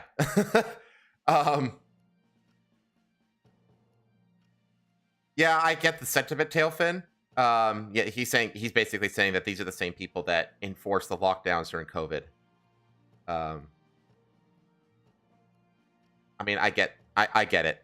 I do. I get it. I understand. There's a lot of people out there, and I go back and forth myself on this, honestly. Like I think about like what happened during COVID, and it's really easy for me to enter that mina fuera kind of mindset, where it's just like, I don't give a fuck at all anymore about principles or rules or laws. I just want to see these fuckers buried. You know what I mean? And like, I also can understand where you're coming from, because my dad was a business owner. We owned a restaurant. Oh God. So I can 100% let you know that I get it. Mm-hmm. Because we had it bad. My family didn't receive any stimuluses for the children. My family didn't get anything. Yeah. And I wouldn't blame him for 1 second for having that attitude. Even though me and my 2 siblings should have gotten one. Because we're U.S. At the time, I was a minor. So we still should have gotten one for us, for the U.S. citizens, right? But we didn't. We didn't get a single one. So we struggled bad through COVID. It was not a great time. And despite that, I personally am glad that my family took the precautions that they did, because my father has had pneumonia multiple times. And he can't even get the flu without it coming back up. So I just wish it was optional. Right? Like, I wish it could have been just our family. Like, I would have still wanted to go to work. My brothers were necessity workers. So they still had to go to work. But my dad, my mom, the kids, they could have stayed at home. Because it was a risk for my dad. But, you know, like, it shouldn't have been enforced on everyone. And I don't really know. Like, obviously, I know, like, the basics of how COVID affected the rest of the world, but I'll be honest, I was too focused on myself and my own. Yeah. To really care about I'll tell you everyone right else. now. I will tell you right now, though, that that a very, very strong sense of resentment has set in around a very, very large chunk of the population, and I include myself in that. Honestly. And I will say right now that I wouldn't do it. I'm not going to be the one to do this myself, but if I saw, like, some people whose lives were destroyed by COVID lockdowns, like, pull out, like, the official that enacted the order and fucking hung him from the nearest lamppost, tarred and feathered him, set him on fire, and left him to the crows, I wouldn't stop. I don't think I'd stop him. Yeah, I'm at the point now where I would just kind of watch it and just, like, I don't know how to describe it, like a pleasant disgust. No? Yeah. Like, I'm gonna be real. I'm gonna be real with you. Like, I'm not gonna sit here and, like, try to take some kind of bullshit moral high ground, because it's like, these people ruined so many people's lives that I fucking, you know, I'm totally ready. I'm totally okay with people acting as God's secretary and just arranging appointments left and right. You know what I mean? Yeah. I'm kind of there. Our issue with COVID was, well, the reason why I wasn't, believe it or not, younger me was very good with finances. I've had a job since I was fucking 9. Worked at the register at our family restaurant. I started waitressing when I turned 12, and I started getting tips. And I saved. And sure, I paid the occasional bill every now and then. Well, not completely. I helped pitch in. And I would pay our family's phone plan because that was the cheapest of the bills. But when COVID came around, my savings went to shit. Because I'm not going to sit there and guard my money while I have 2 younger siblings that honestly I feel like are my babies. They're my babies. You know, I wasn't going to sit there, and I was going to do my best to make that lockdown as great as I could for a kid who couldn't go outside in our own yard, our own front yard to play anymore. We had to, like, strictly stick to our backyard, our fenced-in backyard. And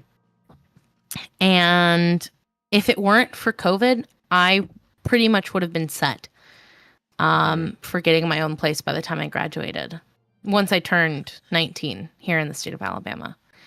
But COVID fucked a lot of shit over. Yeah, I mean, there was cops like going out into empty beaches arresting surfers. You know what I mean? It's just like, this is just fucking psychotic evil. That's what this is. Yeah, it was insane. And it's like, and it's like, I think the kind of person I'm describing, like, I think Tailfin is like the one in chat who's embodying it the most. Like, I totally get where Telfin is at. I totally get it. I think I kind of just described it with the tarring and feathering kind of thing. I'm just like, you know what? I don't know if I have it in me to do it myself, but I'm pretty damn sure that I wouldn't stop it from happening at this point. You know? Yeah. Like, it created so much resentment and hate and division in this country, and it didn't have to happen. You know? But Yeah. Anyway. I don't know. I don't know who enacted anything for COVID. Yeah. Final thought. I don't know anybody who like I don't know who is at fault for all of that. But I think if I had the chance, I'd give him a good beating. Mm-hmm. Especially because of the situation my family's in, and the fact that we didn't get any stimuluses, and it was my mom, my dad, me, my little brother, my little sister, and my 2 older brothers living in the same house. And we had dogs, and our livelihood was the first to go. Yep. We had a restaurant. I mean, to me, it's like, it is a travesty. It is a miscarriage of justice that Fauci still to this day hasn't spent a day in jail. No. So, Fauci, who basically funded the creation of the virus that got released in the Wuhan lab, and then completely engaged in the lockdown shit that he set the country up with. the fact that he hasn't had the worst shit happen to him yet is just a travesty, Yeah. So I think the only reason why I'm still left leaning is because of the fact that we didn't receive any stimuluses. I think that's the only reason why I'm still left leaning. Because if my family had been given that saving grace of just those few, that small amount of money, yeah, I think we would have been good. Because instead, we were living off of 2 incomes for 3 years, 7 people for 3 years. Yeah, it's just devastating. So, yeah. All right. Well, we need to let's finish this topic and then move on. Yes, moving on. So, what this basically is what I pretty much said it all there is. This is just saying that the activists come from France, Spain, Canada, Turkey, and the United Kingdom. All of all the most leftist cesspools on the planet, basically, is where these people came from. And yeah. They say it's a grassroots initiative. It's not grassroots. This is a well-coordinated, organized, and funded thing. These things just don't pop out of grassroots. That's bullshit. But this is what I was talking about earlier, how the initial about 1,000 people actually did start in Tunisia and work their way along the coast through all the way to Cairo. And then, but the vast majority, all the other people from all these countries, they just flew to Cairo. They didn't march. But yeah, they got detained, deported, didn't even get to see the border. They're all bitching and moaning. They got blocked in Libya, is up here, when they went through Tripoli. Because all these countries are like, no, what are you doing? I mean, honestly, it's for the best, because if these people get into Gaza, they're just going to be dead. They're just going to end up dead. They're never going to believe it, but it's for their own good that this happened to them. So yeah, but them not being allowed in is going to give them nowhere cares about Gaza, so we have to be the ones to care about Gaza. Mm-hmm. I think they should have been taught their lesson, and if that cost them their lives, then that's what it cost. It is what it is. Yeah, exactly. And this was just the last. I feel thing. bad for saying that. And then this guy has the best summary I found. Says, I generally can't even comprehend the hubris it would take a white Westerner to fly to Egypt, cause a scene, and then go live expressing outrage that a foreign police force isn't adhering to American civil liberty norms. It's the perfect summation of what's happening here. I'm not going to show you this video because it's the same.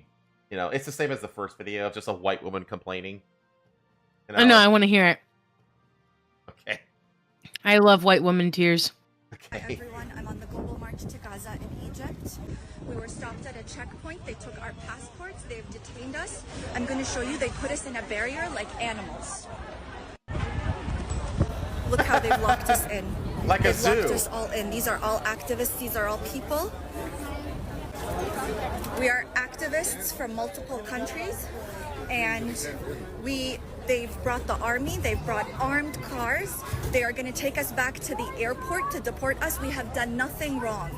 It doesn't matter if you've done anything wrong or not. That's not how they operate in the rest of the world, white woman. I just think it's so funny. I think it's so funny.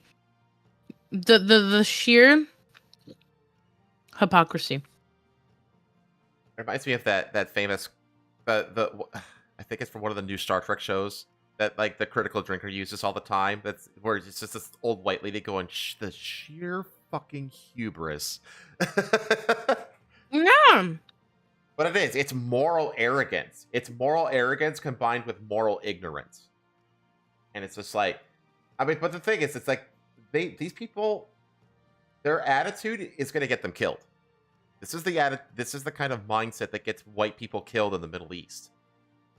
Remember, remember years ago when like it seemed like every month there was like some random like white woman or like a couple of white people who decided to go hiking in like Afghanistan because they were like, they're people of the world just like us. They're no different. Well, you'll see. Yeah, and then they got raped and killed. They get raped and decapitated and thrown in the nearest river and never to be seen again. Yeah. That's the mindset that these people have. It's like it's such it's a suicidal empathy mindset. I think liberal white people are subhuman. Far liberal. Base. Far left. Because there are some who, keep their head on their shoulders and know what they're talking about. But people who are not willing to recognize that there are some people who are just out to get you and will harm you, and it is a national thing. It's not a, individual thing. I'm sorry. You're doing it to yourself. Yeah, it certainly is lacking in basic like human survival instinct. Yeah, I mean, it is very like self-destructive behavior, if anything. Yeah, but because Jin's gonna get a kick out of this if he listens back to this morning. I was angry, and I was trimming the trees because I was mad and I just needed something to do. And I was like, "Can you just leave me alone? Like, I wanna come down. I wanna, whatever." And he was like, "No, you think I'm gonna leave my wife outside by yourself in the neighborhood that we live beside? Because we're like literally like a block away from the ghetto." And so he was like, "Really? No, I'm gonna stand here." And I was like, "Fine, then you can help me." Because I told him I didn't want him to help me. I wanted him to go away. And he just stood there. It made me so mad in the moment. I do have to apologize to him. But like, that was not very smart of me. Uh-oh, I hear him. Did you give him beer?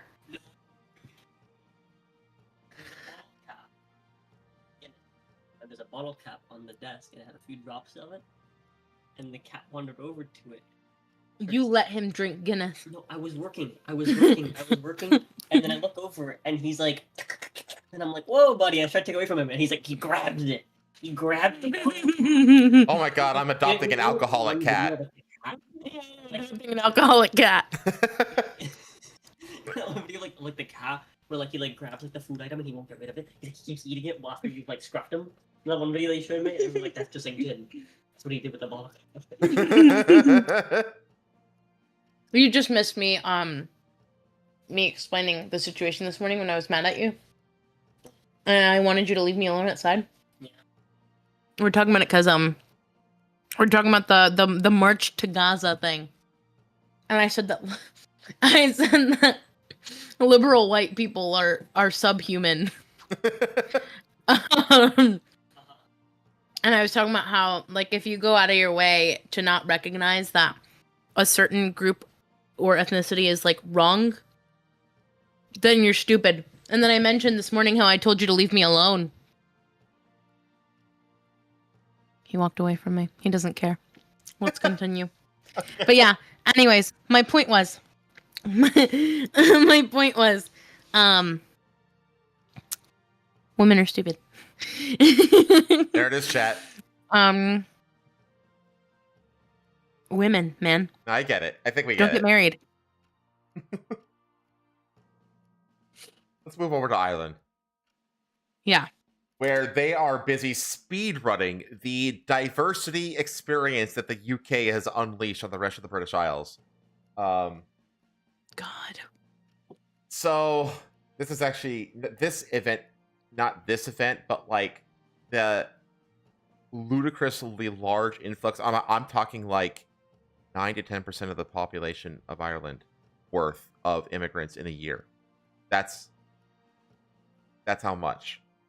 So they are like speed running the whole like diversity experiment essentially, and two 14-year-old boys decided to from the local Romani enclave decided to sexually assault a local Irish girl. Hold on, baby. Yeah. And what the fuck? All hell has broken loose as a result of this. What the fuck? Okay, hold on. I'm gonna mute real quick, but I am listening. Continue. Okay.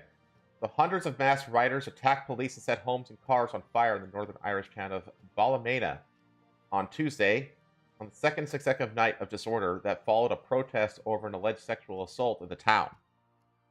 Two 14-year-old boys appeared in court that day, accused of sexually assaulting a teenage girl. The charges were read to the teenagers via a Romanian interpreter. They don't even speak the language. Why? Just, again, they don't integrate. They form colonies. It's like literal colonization.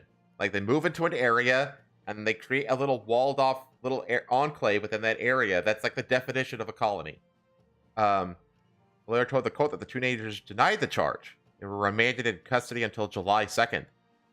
Police are investigating attacks on properties Monday that saw 4 houses damaged by fire as racially motivated hate crimes. And once again, the authorities are siding with the migrants and not the natives, which is only going to make this shit worse. One Romanian resident told the Irish Times on Tuesday that she was putting a British flag on her front window in a bid to prevent being targeted.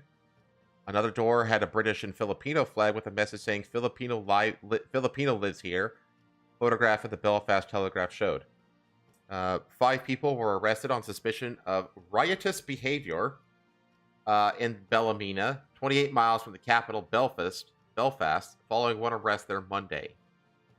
Police in Northern Ireland sporadically came under attack whenever tensions rise in parts of the British region, 27 years after a peace deal ended 3 decades of sectarian bloodshed there. I think, is it talking about the IRA stuff here? I don't know the history of Ireland that well, to be honest. Officers in riot gear and driving armored vans responded on Tuesday with water cannon and non-lethal rounds known as attenuated energy projectiles. I think these basically mean like rubber bullets. After being attacked by petrol bombs, scaffolding, and rocks that rioters gathered by knocking down nearby walls, a Reuters witness said. Hey, that's exactly what the LA rioters did. They just did the sidewalks instead of the walls. One house was burned out, and a police officer vomited after leaving another in a different part of the town that rioters had attempted to set alight. A number of cars were set on fire, and one lay upside down in flames as police sirens blared throughout the town past midnight. Separate protests Tuesday blocked off some roads in Belfast, another Reuters witness said. Bins were set alight and bottles of masonry thrown at police following protests at the towns of Newtownabbe and Carrickfergus, police said. Police also reported some incidents in North Belfast. The British government and local politicians condemned the violence. The terrible scene of civil disorder we have witnessed in Ballymena again this evening have no place in Northern Ireland. God, these people are such pussies. But I think there's video at the top of this. Yeah, this is the video of it. So this is the change the window here. You guys can actually see the whole thing here. Okay. Oh shit, you're gonna play the video? Oh my god. Night 2, and it was just as ugly. An angry mob on a rampage as violence spread in this corner of Northern Ireland. Riot police fought back as the ambush escalated. This has been rumbling on all week after a vigil for a girl who was the victim of an alleged sex attack was, according to police, hijacked by masked racist anti-immigration thugs. At least See, that kind of rhetoric is only going to make it worse. Like, it seems like basically everywhere in the West outside of America, the authorities always take the side of the immigrants. Always, without question. They always side against the natives, and that's only going to continue to fuel more and more of this sectarianism and shit. Here's the fucking issue. I don't give a fuck who rips away someone who's trying to sexually assault a child.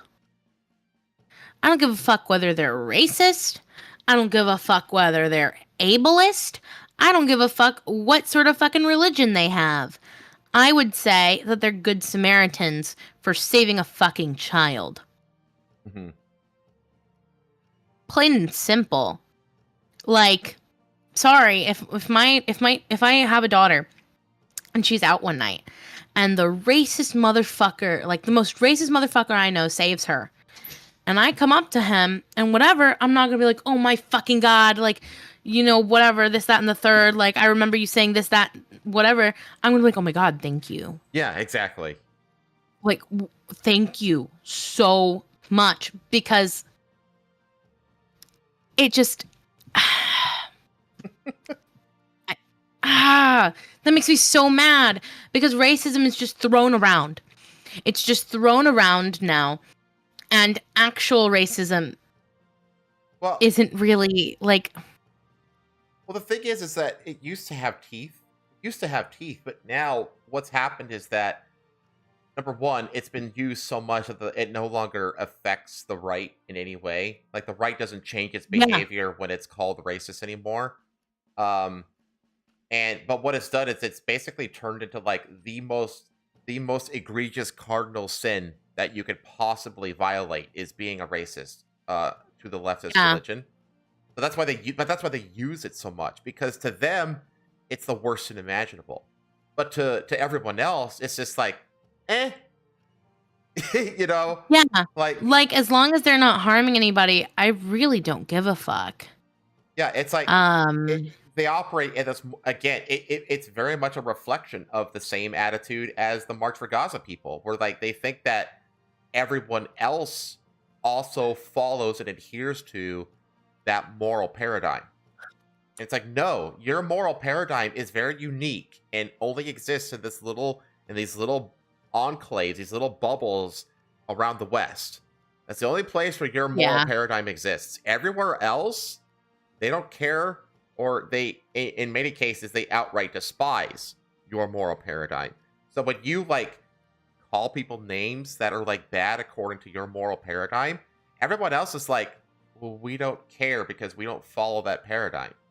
So it doesn't mean anything to us, you know? And they just can't understand this because they're ironically extremely self-centered and narcissistic.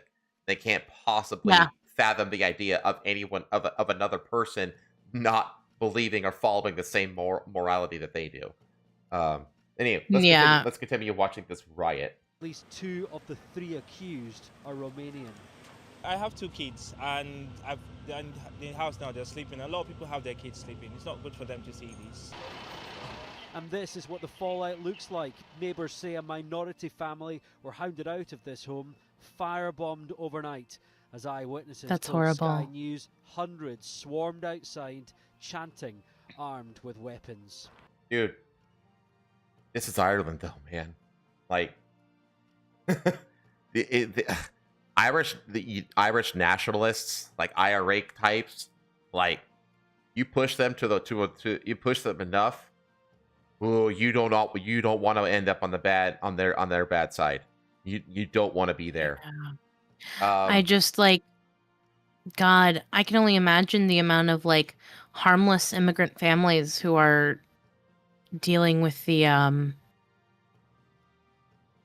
backlash. That's the only thing that hurts my heart, because immigration is a very touchy issue for me. Yeah. And I said that last time. But I mean, I'm not going to fault people for having a bad image of certain immigrant groups, because I'd be lying to sit here and say that some of them aren't, that they're all good. Well, I'd be lying to say that the bad imagery isn't in this case, it was the Romani, which are basically gypsies in this scenario, which are like already disliked across Europe, essentially. So yeah, I learned that Yeah. So, like, ever heard the term like, man, I got gypped on that deal? You ever heard that term? No. I actually haven't heard in a while, but like people used to say it whenever they got screwed over in like a deal, they would say, "Man, I got gypped." That's short for gypsy, because that's the stereotype of gypsies, is that they're a bunch of financial swindlers and cheats and thieves and stuff. And the thing is that, like, that's a stereotype for a reason, because that's literally a part of their culture. Yeah. So, I mean, all I know about gypsies is that I used to watch My Fat Gypsy Wedding. And I used to watch 14-year-olds freak out about how beautiful and wonderful their wedding should be. Getting married to like 16, 18, 20, 24-year-olds. Yeah. So, yeah, I mean, and that's the thing. It's like, this is a powder keg that isn't going to quell anytime soon. Because, again, like, this is like the rate of immigration into Ireland makes Britain look like they're like the most anti-immigrant country on the planet. Like, how much are coming into Ireland has been paying people to move there. So yeah, that's true. It's like, do you not vet who comes into your country? Well, it's not just like, do you not? It's not only that, but like they also just do not have a system or a culture of integration. No. They just don't, which is why they form all of these segregated enclaves. They don't learn the language. They don't engage in the customs and cultures of the hosts. And you end up with this civil strife. Yeah. That's just what happens. It's like, I mean, at this point, if you don't think that multiculturalism is just a failed idea, then there's something wrong with you. Because, like, clearly multiculturalism is a lie. It's a bunch of monocultures living right next to each other. And all you do is produce conflict when you do that. That's all you do. I think multiculturalism is good when it's done naturally. But it's like America is like the one case where multiculturalism kind of sort of works, because there's like this there's this overarching culture of like engage in our customs and practices and our language and stuff like that. But even then, it's not like 100%. Even then, you still have plenty of communities, like, especially like Hispanic communities out there, where like the whole neighborhood doesn't speak a lick of English. Yeah. It's like, that's an issue. Yeah, 100%. I think it's not an issue if you first enter the country and you're having difficulty, because learning a new language is very hard. Mm-hmm. But if you've been living here for like 5+ years and you don't have a grasp of the language, it's like, okay, how have you gotten this far? Yeah. How have you, you know, like my parents have been in this country for over 20 years. Mm-hmm. My dad still has an accent. So does my mom. But they get by. Especially learning English is hard. Learning English is very hard. Mm-hmm. English is a really pain in the ass language to learn. Because it's not like Latin based or, you know, whatever else. Like it's a bastard language. It's an amalgamation of a bunch of different Germanic and Romantic languages just mashed into one. That doesn't follow its own rules half the time. It's a massive pain in the ass to learn English. It sucks. I before E except after C is a lie. It is a lie. It breaks all of its own rules all the time. It's like probably one of the worst languages to try to learn as a second language. It sucks. So if you struggle when you first get here, I'm not gonna be like, what the fuck are you doing? But if you don't understand the language, like even just enough to get by like a year or two in, considering you're surrounded by the language now, I'm gonna raise an eyebrow at you. Yeah. And I'm gonna wonder why you're here. Yeah. I hate to say that, but I'm gonna wonder why you're here. And I say that as someone coming from an immigrant family. Yeah. You can celebrate your own customs. You can do your own thing, but you also have to partake in the community as well, or else you're just going to be ostracized. Yep. And that's why my dad opened up a restaurant. He got to be a part of the community. He helped fund like a lot of our school project, like our school fundraisers. He'd help fund things for the marching band, any local events like Halloween, 4th of July. You know, when you're an immigrant, you have to work a little harder to gain the people's trust. But once you have it, you're solid. Yeah, exactly. And you should understand, and I would expect every immigrant from any country to any other country to have that attitude. Like, I understand that I am an outsider and I'm going to have to work to gain the trust of these people. Yeah, and that's how it should be. That's exactly how it should be. So yeah, people who don't understand that, I feel, should. Sorry, I think you need to stay in your home country. You have to assimilate. You can't complain. You can't complain about, oh, I don't even get to have my own culture, whatever. Like, shut up. You came here. Yeah, be grateful. If you only want your culture, then just stay in your home country. Like, stay wherever you are. So yeah. But yeah, so Ireland is going through it right now. I'll keep track of it, keep you updated. If there's anything worth going over, I will update you here. But in the meantime, let's talk about an assassination that literally happened today. Yeah. This is wild. So, Minnesota Representative Melissa Hortman assassinated. Manhunt for suspect posing as a cop. The former Minnesota House Speaker Melissa Hortman, a Democrat, and her husband Mark were shot and killed early Saturday in what appears to be a politically motivated assassination. Literally terrorism. Our state lost a great leader, and I lost the dearest of friends. Walz, former Democratic candidate for vice president, said during a news conference. In Minnesota, get your act together on who you're electing. Minnesota Democratic State Senator John Hoffman and his wife, Yvette, were also each shot multiple times, Walz said. They remained alive as of Saturday morning. We are cautiously optimistic they will survive this assassination attempt. The lawmakers' homes are about 8 miles apart in the northern suburbs of Minneapolis. A manhunt was underway Saturday for a suspect who was impersonating a police officer at the victim's homes, authorities said. Man, he literally pulled like a Joe Pesci in the beginning of Home Alone on him. Holy shit.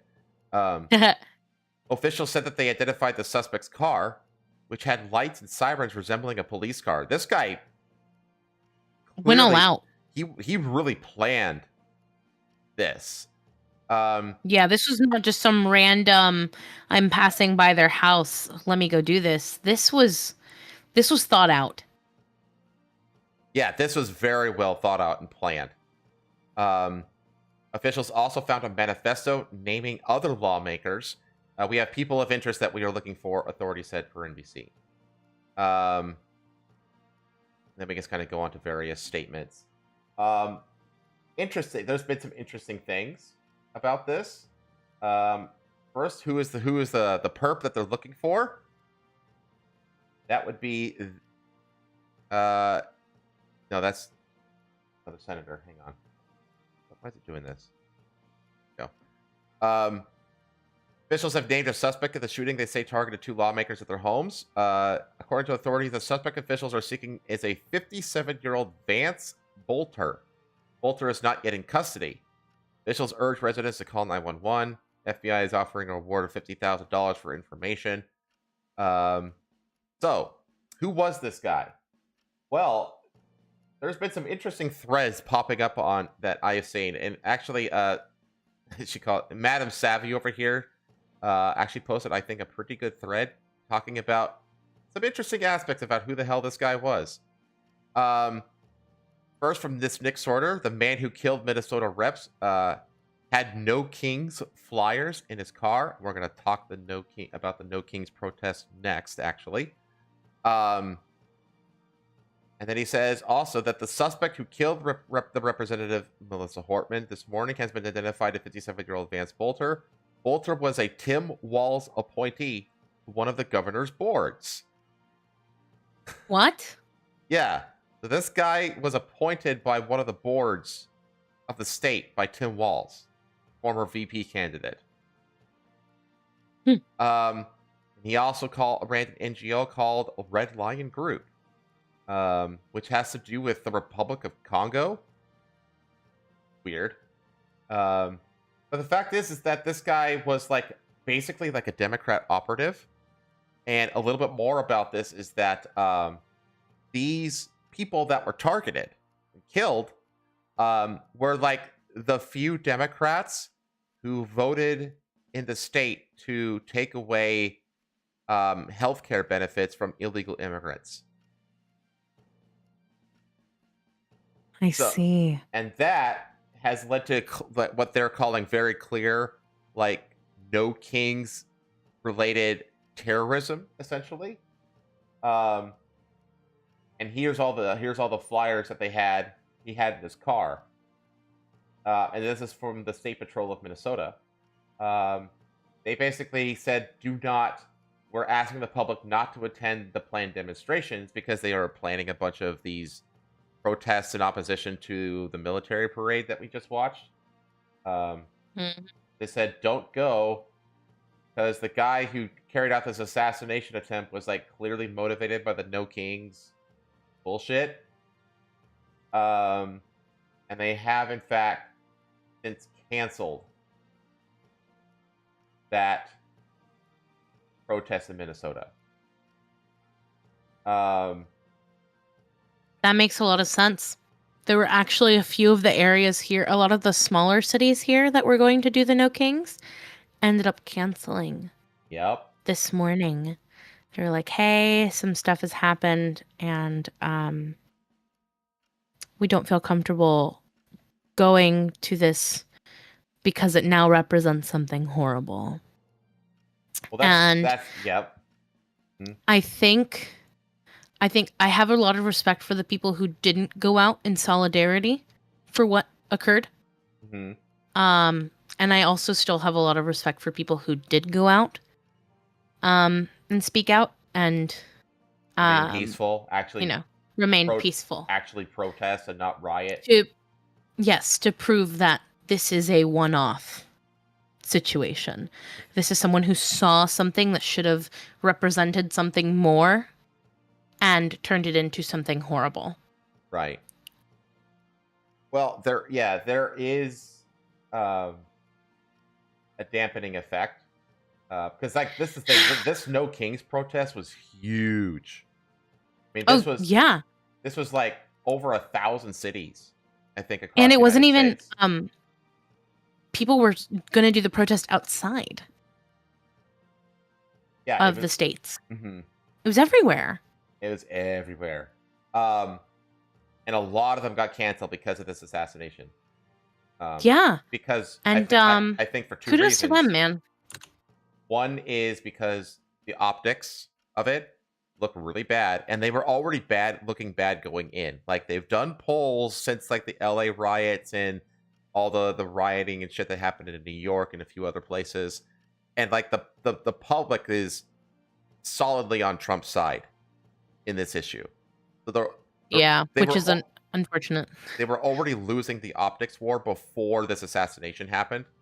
So I think a lot of them are just like, I think we screwed the pooch on this one, essentially. We overplayed our hand, which they tend to do all the time. And I think it's best at this point if we just stop.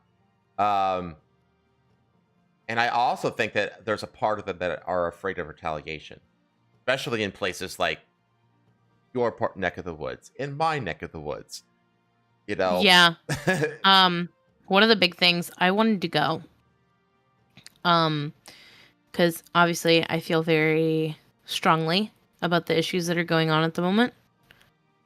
But I have a fear of speaking out about these issues and going to these protests because I have a family to care about. What happens to them. And I've cried about this because I cannot assert my right to talk about these things and to protest them in fear for my family. So I think anybody who does go to these protests and remain peaceful have my utmost respect. But if you go out there just to make a fool of yourself, I think you need to be shot dead.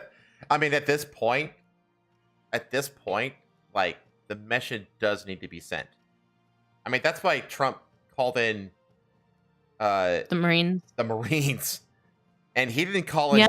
He didn't call in just the Marines either. He called in the most hardcore BTFO'd unit in the entirety of the Marines. I think it's called like the 27 or something like that.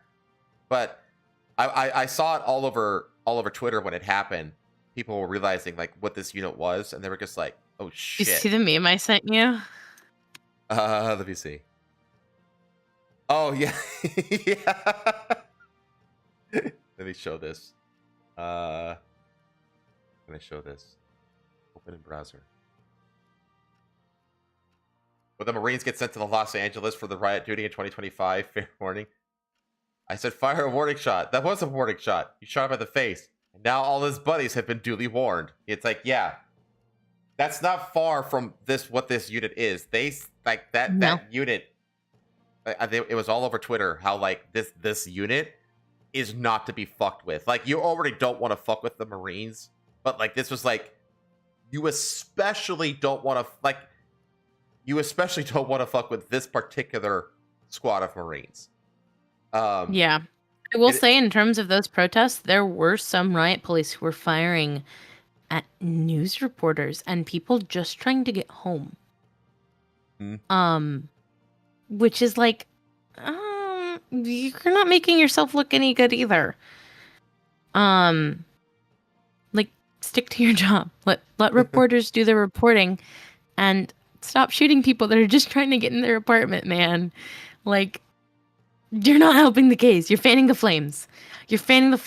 And it's not good because your job is to control the fucking situation. Right. But yeah, I actually had a far right friend on Facebook post that, and I was like, God, I love them. Because sometimes they post some really fucking shit. Oh my God. This group. They sent the 2-7, not Pendleton or Miramar, the Marines from the Stumps, who are known for being the angriest, most disgruntled, badass motherfuckers in the entire Corps. So we had to drop them in the middle of nowhere. They're the ones in LA right now. Like, these are like the most hardcore of Marines. They're the ones who got sent to eat the most crayons. Yeah, exactly. Their diet is crayons only. Yeah. So. God. Yeah. They are the angry boys, exactly, as Deku says. They are the very angry boys. So that's what's going on with this thing. So they still haven't caught the guy. Okay. That's cute. Getting cat updates. Yeah. But that's what's going on with this assassination, is that it happened. It's clearly politically motivated. It basically wet blanketed the whole no kings thing. Yeah, and I hate that. I really do. That's the thing, like, because the no kings looked like it was going to be on the level of the Pussy Parade or the Women's March. It looked to be like that big, but it wasn't, because this assassination attempt killed the whole momentum. Yeah. And it's these people, it's these mentally ill whores that are ruining it for people who genuinely just want to say their piece. Yeah. And go home. Yep. Right. Because as you said, like a lot of younger people are like realizing they don't want to be as extreme as the left is currently. And a lot of these younger people are also, while there are a lot diverging to the right, the ones that are staying in the left want to go back to how things were. They don't agree with how the left is currently and want things to be tamer again. These are the politically homeless that you're talking about. These are the ones that are on the left and stayed on the left, but they've been abandoned by the extreme left that has taken over the party. Yes. And so they're just sitting there. They're just and like, that would be me as well. they're the ones who are like friends. All their friends are all right wingers now, because the right wingers disagree with them, but that they can. You can have a civil conversation. And not just that, but like right wingers they see them as more than just that. Being a leftist, like that's not all they are. People aren't just their political beliefs, and so the right wingers would be like, I think your beliefs are stupid, but you want to go watch a movie? You know what I mean? Yeah. And so all their friends end up being right wingers, because all the hardline leftists have basically called them Hitler. I have more right wing friends than left wing friends, and the reason is because I started getting called a Trump supporter, and now, I don't like Trump at all. I don't support Trump in anything that he's doing. I hate that motherfucker. I know you do. But I can have a civil conversation with people on the right and be like, yeah, I don't agree with what he's doing. It doesn't necessarily align with my beliefs. And yeah, it is a little personal. But I do think, like I'm able to sit here and be like, I can understand why you believe immigration is an issue. I can understand why this, that, and the third. God forbid I tell someone in my old friend group that, Trump isn't out to kill trans children. Oh God, that was the beginning of that really was the beginning of the spiral. Was the adherence to trans ideology, to gender ideology? Yeah. I think one time I was arguing with them. This was back when I was still friends with them. I was like, yeah, I don't think kids should transition. And one of them responded with, I bet you do.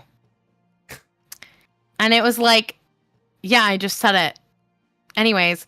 And then they were talking to me about how Trump wants trans children dead and how he hates the gays. And I was like, he held a wedding at one of his estates for a gay couple.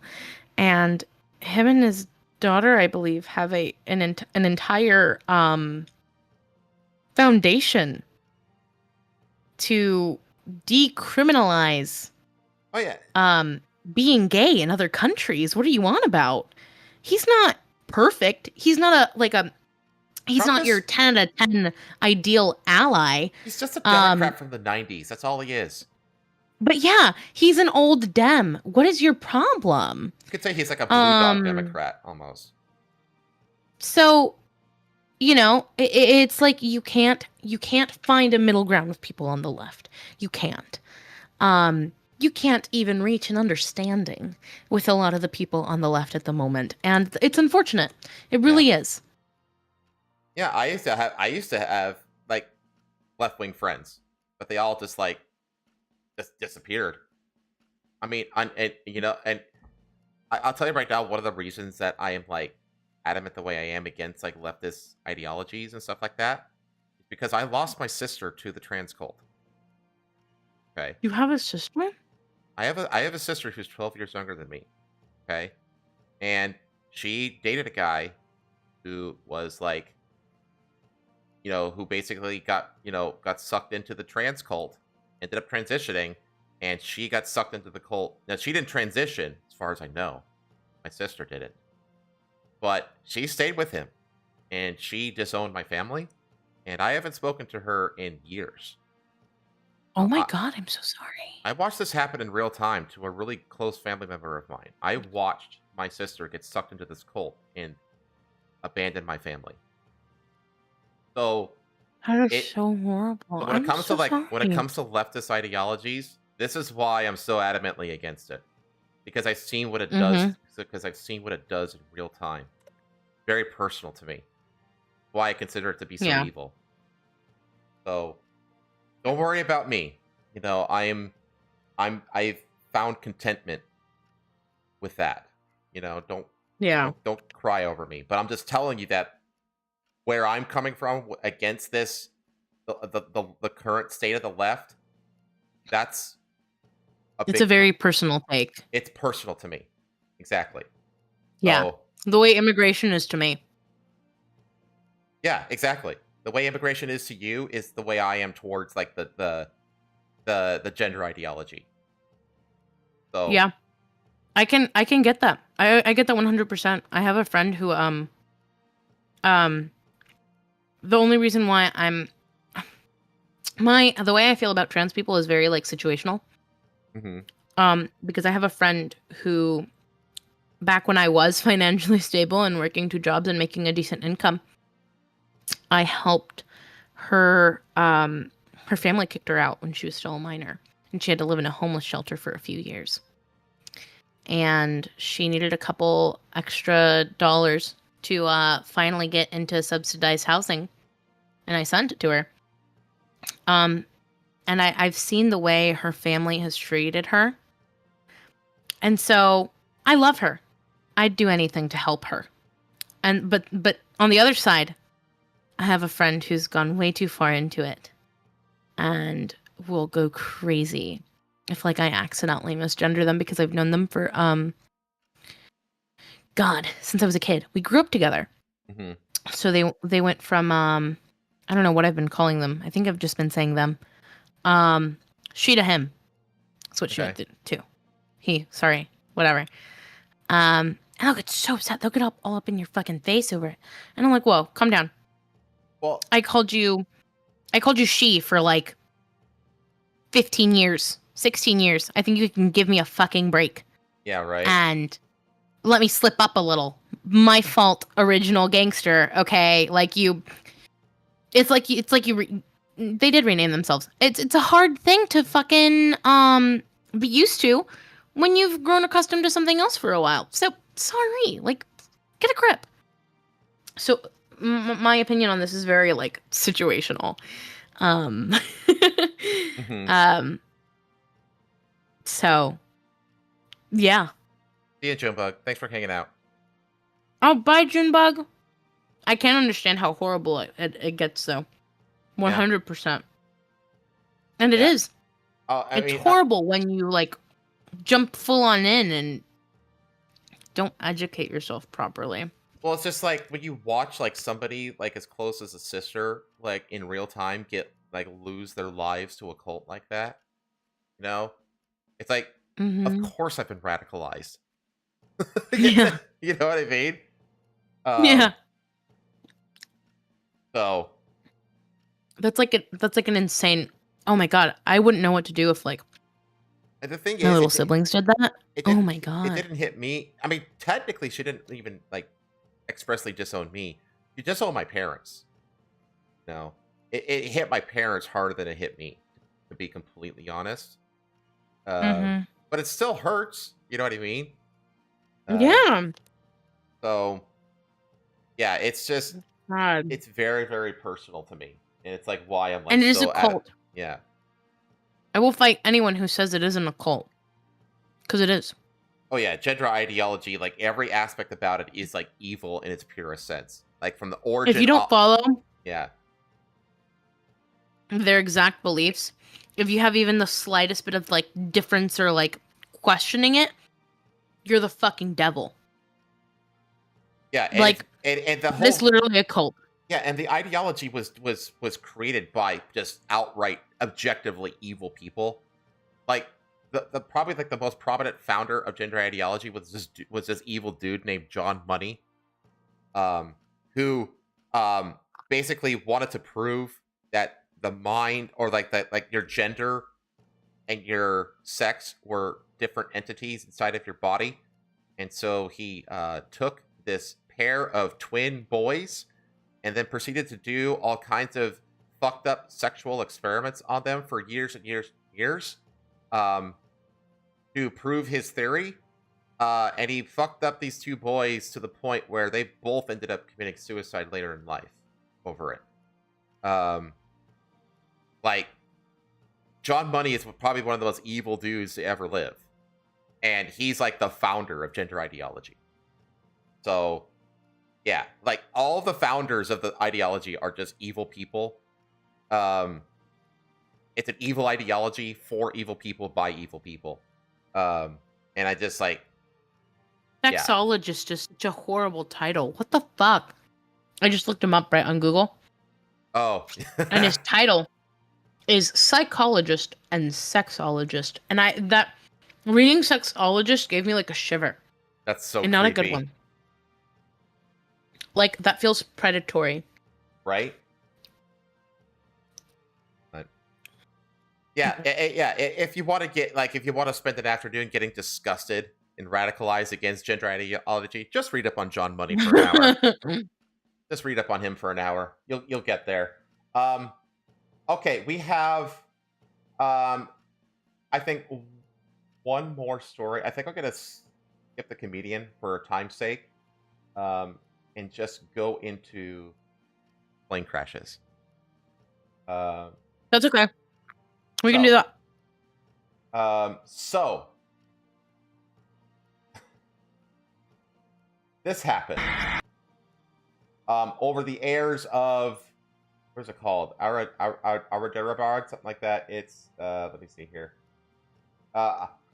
Ahmedabad, India. So a plane took off, and it crashed right after it took off.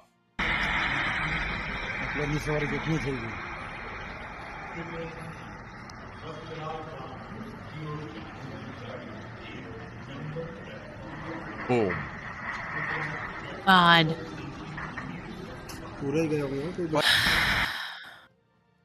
Yeah, so and it actually makes sense that this thing exploded the way it did because a plane is at its heaviest at takeoff because that's when it has a full tank of fuel. Oh God, yeah, you're right. This is a Boeing 787, by the way. And I'm gonna tell you right now, before you jump on Boeing's back again, I don't think that this was Boeing's fault. I think this was pilot error. And I will explain why in a bit. So this is the article I found about it. This plane was huge. This is like the tail of it sticking out of a building because it crashed into a neighborhood. God. So 241 people. This is a transcontinental plane. This is one of the biggest planes there is that crashed. 241 people aboard, one survivor, and it was the one black British dude on the plane. Everyone else was Indian. It's fucking crazy. Yeah. I know the 787 had like a perfect crash record up until now. But again, I'm pretty sure that this was not mechanical error or the fault of Boeing. I'm pretty confident that this was a pilot error. This is the the most latest video that came out, and this is from a security camera. That shows the whole thing. I mean, there's no sound on this, by the way. So you can see it. It takes off. Okay. And I'm gonna rewind this video a bit to show you why I think this was pilot error. You can see the nose start to dip. It kind of flattens out a bit, and it just kind of falls out of the sky slowly. Yeah. Nose dips, and now it's like basically level, and then boom. Boom. So, I'm going to rewind this. I'm going to show you. So, right about here is when the landing gear is supposed to crack. Because here's the thing. When it's at its heaviest, when you had this is basically like probably one of the most heaviest planes in the world right here. It's one of the largest passenger jets. And it's on takeoff, so it has a full tank of fuel.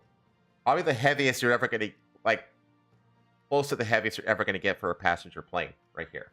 And when you have a really heavy load, you need a lot of lift. And one of the things that prevents lift is drag. You don't want drag. You want to know what produces a ton of drag on a plane? The landing gear. And you'll also notice that the wings of the plane are pretty flat. I mean, like from front to back. And the reason for that is because the flaps have retracted, it seems. The flaps are like the wings will extend out to basically create a larger pressure differential from the. Do you know how lift works in physics? Yes.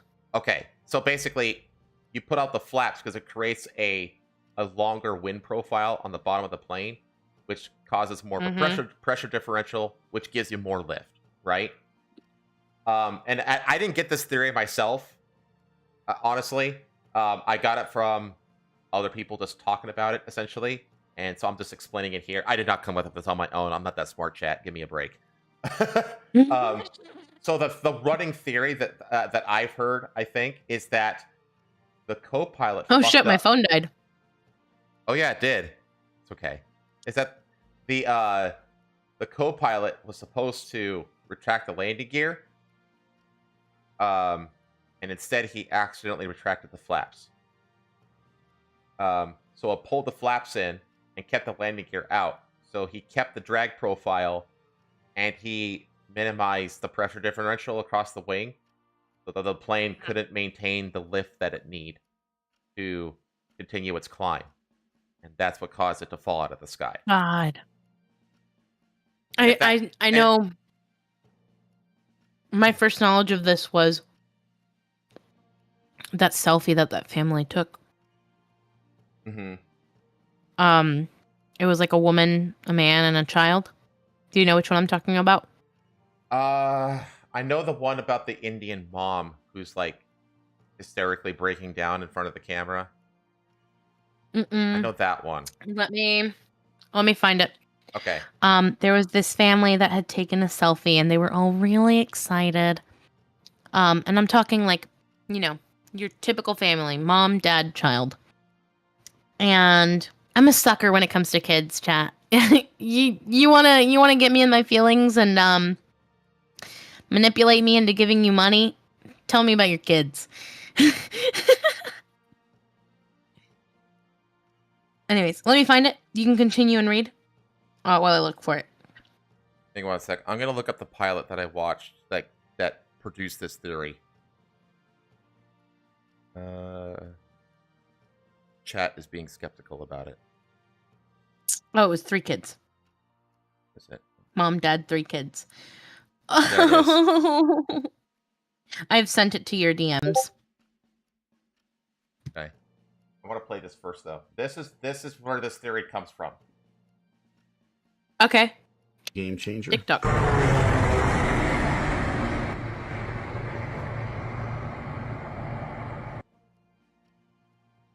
Right there, my friends, take a look. We've circled it for you. Now, a lot of people have been talking about the theory that the rat had deployed. What's a rat? It's a ram air turbine. It deploys on many airplanes have it. 787 has it. 777 has it. The rat is basically just behind the wing on the right side of the airplane. There's a little door that holds it in, and it looks like a little Evinrude motor. It's a little two-bladed prop, and the purpose of the ram air turbine is to provide electrical and hydraulic pressure for the aircraft in an extreme emergency. On the 787 in particular, there's 3 things that will deploy the rat, and it deploys automatically. A massive electrical failure, a massive hydraulic failure, or a dual engine failure. So any one of those 3 things will cause that rat to deploy. So up to this point, all of the theories that we've had were based on maybe 1 bit of solid evidence, but not 2, or maybe 1.5. But, you know, it's hard to go with a theory when you've only got like 1 thing to go on. I'm going to give you 3 or more for why I think the rat deployed and why I think this was a dual engine failure. I'm firmly in that camp now. Number 1 is right here. Take a look at your screen. In the middle of the circle, you see kind of it looks like a protrusion on the belly of the aircraft. And I'm not trying to be salacious with this. It looks like a nipple at the bottom of the airplane, all right? Just underneath that, you see a little gray dot. It almost looks like an artifact on the screen. That little gray dot is the rat. This is visual confirmation that the rat deployed. What is that protrusion underneath the airplane? That's the door that opened to allow the rat to come down. And you can see it here. You can see it very vividly on this screen. It's not the best. It's kind of grainy still. It's at least 1 bit of the puzzle here. So that's evidence number 1. Now, evidence number 2 is with our ears, all right? Because a rat makes a very distinctive sound. And in that original video, the audio was so bad you couldn't really catch it. But in this, the one that they were showing to us, the original one, it's much more clear. And it sounds like a prop airplane going by, or a real high-pitched squeal, because it's a 2-bladed prop, and it's basically spinning at the speed of sound to produce the energy, the electrical and the hydraulic that it needs to. So let me play this. I'm going to put it on a loop. I think we're going to listen to it 3 times. Listen for that high-pitched prop sound. Remember, this is a jet. It's not a prop. As it goes by, listen.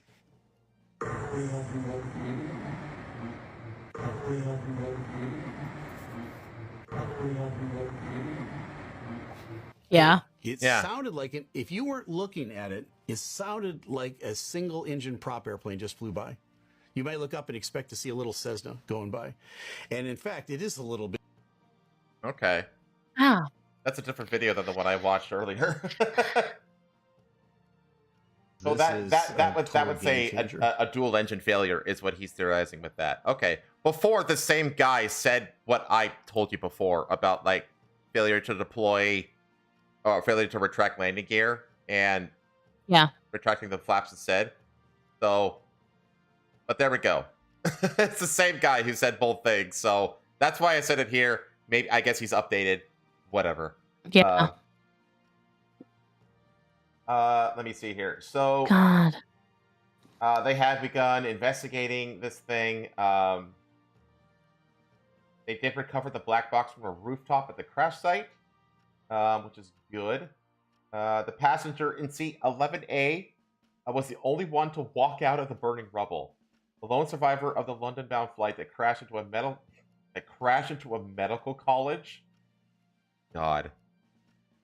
And burst into flames on Thursday just after it departed from the airport.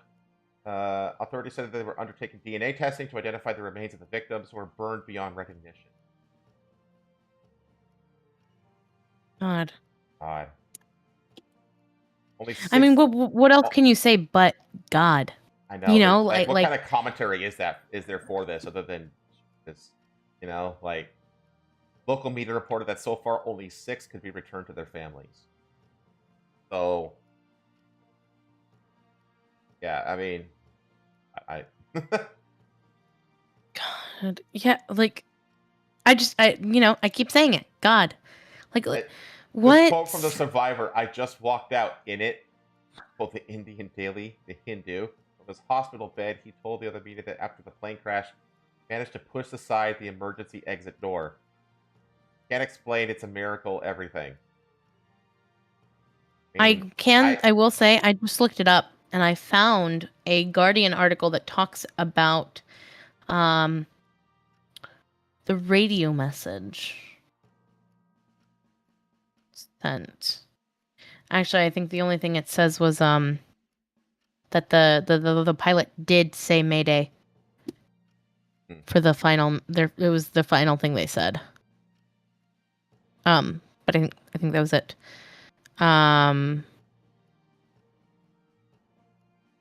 Yeah, this is true too, because I work in, I don't work in aviation. I work in the airport industry. So it's like a sister industry. So I'm aware of like, markets and stuff like this. And this is very true. Like India is like currently ramping up. They're trying to modernize like all the airports across the country.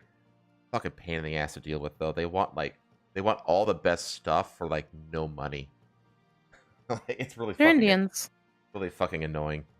But Indian aviation safety expert Amit Singh, a former pilot, told NPR that even as the industry is expanding, the safety culture is lacking. I expect nothing else from India, to be honest. They've always had an issue with that. The main issue That's why you'll never catch me going to India. I have no desire to go to India. I'd rather go to fucking Cambodia than India.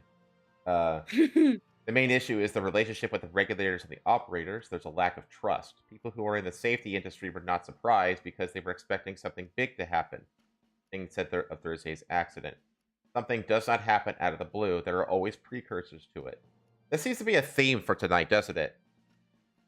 Like shit that happens doesn't just spring out of nowhere. You'll have small incidents, then major incidents, then a big accident. Yep. That's why daily safety briefings are a thing.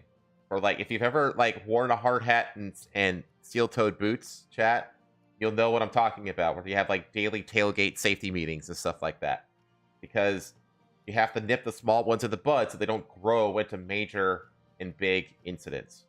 He referred to a plane crash in India in 2020 when a plane skidded off a runway, killing 21 people in accidents at flight schools. Then suddenly you have this. Another aviation expert, Mohan Ranganathan, told NPR that many of India's airports do not comply with safety standards to ensure that there are no large obstacles near airports. He referred to Thursday's accident, in which the plane crashed into a 6-story building just seconds after takeoff. Such a tall building, very close to the takeoff path, just 300 meters from the compound wall, may be a serious violation. Yeah, let me say, the first time I've ever been on an airplane was on my way to visit Jin for the first time. I was horrified because I think the week prior to me going, you and him had covered plane crashes. Oh, gosh. And it was not the best time for that. So I remember being horrified that we were going to crash into something. But the runway was like clear. Mm-hmm. And I didn't start seeing buildings again until we were a solid mile or two out. You know? Mm-hmm. Not, I don't know what the right regulations... in front of the fucking... Here's the thing. Runway. Some airports, like if you fly into... Oh, man, what is it? Is it San Francisco? One of the West Coast airports. You pretty much fly between a couple of skyscrapers to land on one of the runways. That would horrify me. Yeah, I actually think I'd shit myself. It's fucking ridiculous. And I think it's that way. I want to say... Is it LaGuardia? I think there's like an airport in New York State that does that. That's like that as well. And San Diego as well, actually, now that I think about it. But yeah, dude, I pissed myself. Point is that there's a lot of airports that when they were initially built, they were out in the middle of nowhere. But over time, the city grew around the airport and built up. And so now like the airport is in the middle of like this bustling metropolis. Which is an issue. That's a big safety Thankfully, issue. Miami wasn't like that. The way that airport runs is awesome. Denver is like that too. Like Denver's airport is way the fuck out in the middle of nowhere to the northeast of the city. Like they made. Oh, it's still in a bustling area. It's just they've ensured that like they have enough land to make it not a problem because airports make a lot of money. Oh yeah. Deku asked, "What exactly do I do in aviation?" I work in the security equipment and manufacturing industry. So like like those scanners that like your bags and stuff go through when you, or like those kinds of things, or like like the like those capsules where like you put your arms up and then like the thing turns and then it scans your body, Yeah. like that kind of stuff. That's what you work in? That's the industry that I work in. It's like that kind of security equipment. By the way, shit scared me. By the way, that body scanner, to quell your fears, there's no radiation produced by those body scanners. Okay? Is that something that people actually believe? Yeah, they believe that they're getting hit with like X-rays. It's like no. Those body scanners use what's called millimeter wave technology. It's like 100 times less powerful than like background radiation. It's like 1,000 times less powerful than your phone. Like it is completely it is absolutely completely harmless. I just hated having to be barefoot. That's changing That's soon. the only thing I hate. That's changing soon. Really? Yeah, shoe scanning has always been a problem because you can't get the masks like down far enough to like cover the shoe. But there are shoe scanners are being added to the technology as we speak. And you'll start seeing them like in the mainstream of the market like sometime next year, actually. Oh my god, awesome. I hate walking around barefoot in the airport. I feel so dirty. Yeah. So that's the goal though, is that you won't have to take your shoes off anymore. And like it's not just my company, it's all the companies in the industry are working on this. So yeah, that the whole like shoes off thing, in about a year, roughly, if everything goes as planned, you'll start seeing that less and less. So can they see your pee-pee though? No. So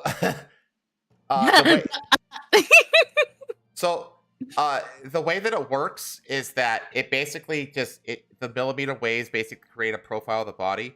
So it technically does like create like almost like a three-dimensional model of your body without your clothes. Because what it does, it's based on moisture. Okay, this isn't. You can look all this up online. I'm not like giving away industry secrets. It's based on moisture. But basically, what it does is it'll penetrate through your clothes and stuff like that. It'll penetrate through a couple layers of clothes. You have to take off your jacket and stuff like that still, which is also a thing that the industry is currently working on mitigating, so you don't have to take off.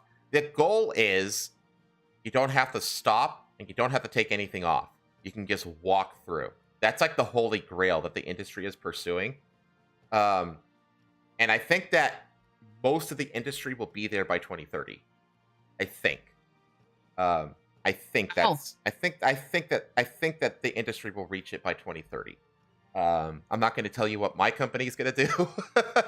Obviously, yeah. For obvious reasons, but I think generally the industry will reach it by about 2030. One of the companies already has a walkthrough system, but you still have to like take your shoes off and shit like that. Yeah, it's all getting worked on. It's just a pain in the ass. But what those body scanners do though is they're based on moisture, so it can get through a couple layers of thinner clothing, like a t-shirt, a thin coat, something like that. But once it hits your skin, the moisture in your skin basically makes it bounce back. And it's that response time, and this is how all like wave-based detection, this is how like MRIs work and all kinds of different medical equipment works. It's how all scanning equipment works. It's basically just measuring like where a wavelength is bounced back from.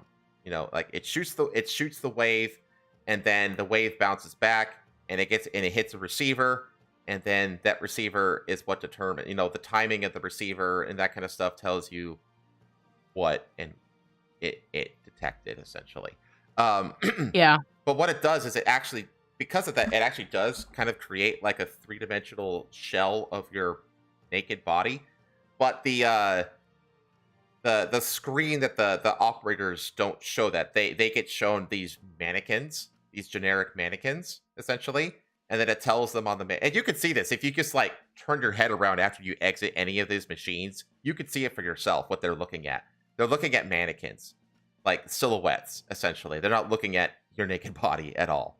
And the people at the airport, the operators at the airport, it is literally illegal for them to be able to see your naked body.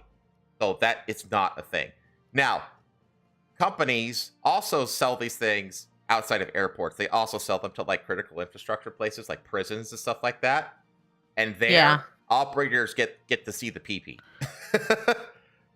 We turn that mannequin shit off so that operators can see everything in a prison system, because prisons and prisoners don't have those privacy rights.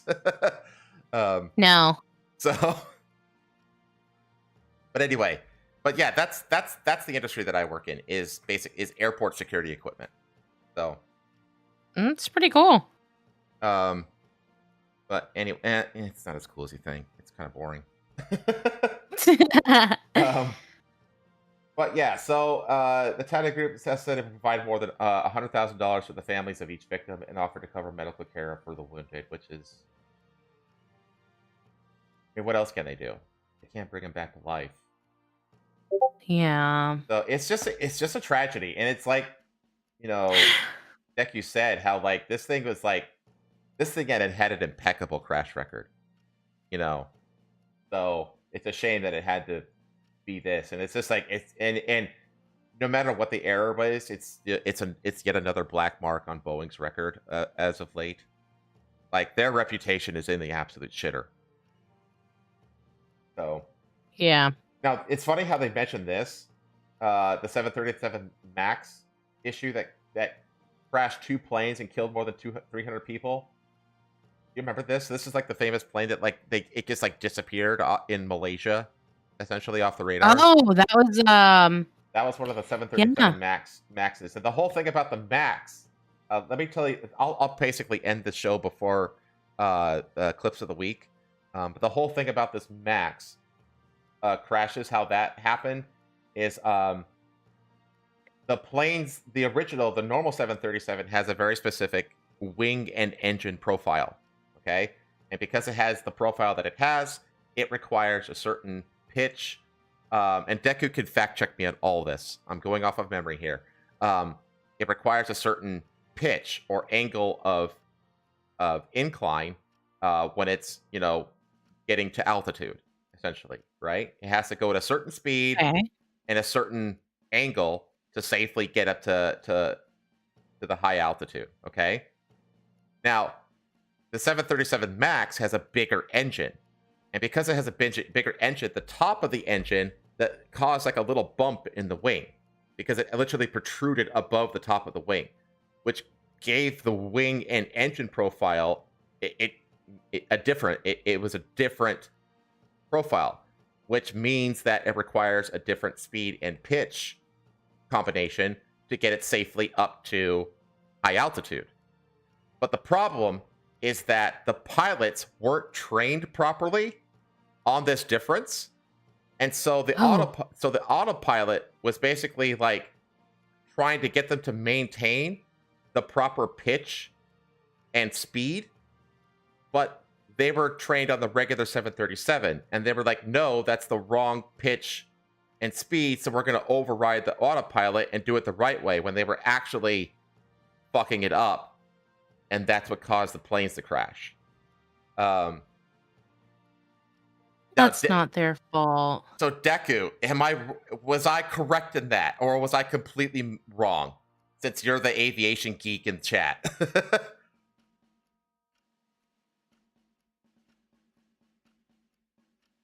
Oh. So I'm waiting for Deku to call me out here. Like, you're a liar. Oh, no, yeah, look at that. Pretty much. Hell yeah. See, I remembered. Okay. I'm sure that there's like little minute details that are wrong, but like that's the gist of what happened with those Max crashes. Which basically means that that was pilot error. It wasn't the plane's fault. Man, that really fucked up Boeing's fleet too, because they had to ground the entire MAX fleet globally for like a couple years. It was a bad deal. There's more. Yeah, there are more technical bases, but that was like the elevator pitch version of what happened to the MAX planes. Yes. But anyway, with that, that's pretty much all I had for tonight. The only other thing I had was like, there was a separate Air India flight that was forced into an emergency landing after a bomb threat. So you can just see the video that it was landing, and it's being escorted by a pair of fighter jets, I think. See him back here. So yeah. So that happened too. So Air India, that's the thing. It's like this was also an Air India flight. It's like, oof. They're just dealing with shit back to back. And it was a hoax too. It wasn't even a real threat. Damn. So this is, honestly though, this is actually good on Air India. They did all the right things. So this should be seen as a good thing for Air India, but it probably won't be. It'll probably just be like, oh, Air India fucked up again with got hit by a bomb. That's bad. It's like, no, that's not what happened. Air India this was a good thing that Air India did. But I doubt it'll be perceived that way, unfortunately. Yeah. So, yeah, they're having bad luck right now, Deku, for sure. So. But hey, it's at least calling out their what they do wrong as well. Mm-hmm. Anyway, clips of the week time. Yay! What do you have? I sent it to you. It's the dogs of the week. Okay. Top 5 dogs of the week. Very cute stories. Okay. Hang on, let me unmute this. Okay. Dogs were good again this week. Here are my top 5. Eddie the Beagle is going to kick this off for us. Eddie, it's Friday! Yay! Are you excited? Yes? And number 5, we have Whiskey. She knows people pay good money for mud baths. Found this one for free. Oh, Whiskey. Oh, honey. Oh, no. Are you serious right now? Oh, God. Okay. You enjoying yourself? The owner is so horrified. Yeah, right here. We have received confirmation that she is clean now. And number 4, we have a tie between Aries, who's fighting battles we can't begin to comprehend. Like, get out of the way, leg. I have a tail to get. Yeah. And Moose, who's trying to copy Aries.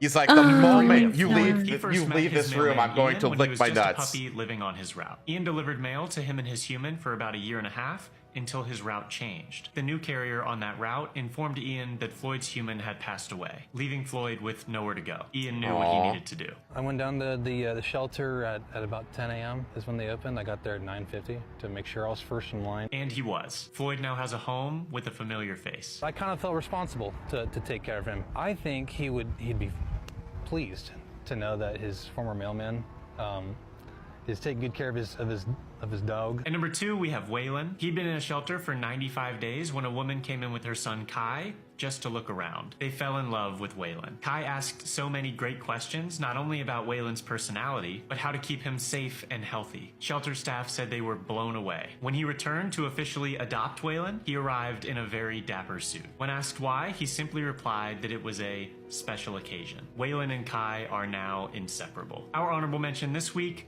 is Ed. Ed captivated the nation this week at the Tennessee property after being there for just 1 day. He was ultimately captured and airlifted back to his humans, who quickly relocated him to a wildlife conservatory. Before we get to our number 1 dog of the week, a reminder that we're partnered with the Farmer's Dog and can give you 60% off your dog's This is really great dog food. One of our viewers, It'll help your dog lose weight if they're overweight. She was 27 I'm not pounds. sponsored. She started Farmer's Dog, and she's under 17 now. And All we've done is changed her food. All their recipes are complete and balanced, and they have excellent 24/7 customer support. If you've been wanting to try the Farmer's Dog for your dog, or Bella and I just convinced you to, head to the link in our bio for 60% off. For the first time in this series' history, we have a repeat #1 dog of the week, and it's Tiki. Tiki first came to the ASPCA through a criminal case. He made his way to Muddy Paw's rescue, where he was described as quite literally paralyzed with fear. That's when Isabel Klee, a legend in the foster space, decided to take him in. Over the last 6 weeks, we have watched him blossom into a sweet and hilarious dog. This week, he was adopted, a goal that felt so far away when we were first introduced to him. We are so proud of everyone involved, and I think he inspired us all to be a little bit braver. Aww. Yeah. Very, I very love cute. the top 5 dogs of the week. It's my favorite thing. I get excited for it. It makes me cry every single time. Very cute. Okay. Where are...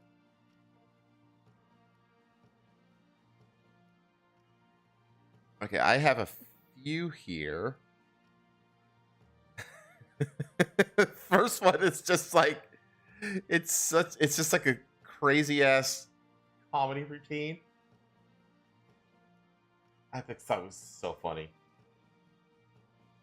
It feels like a YouTube poop video from like Oh my God. but like ages ago, but it's just freaking hilarious to me. Oh my god. These have been getting popular on TikTok recently. They're And so I'm funny. excited. These Yes, things they're are so good. so good. Welcome to the Andre's Chinese restaurant and animal shelter. I'm Chinese. Look at my eyes. It's 2025, and a black man can be Chinese now. You ain't never seen a black man in China? What that be about? Y'all niggas racist. I'm in charge of the food, and he in charge of the animal shelter.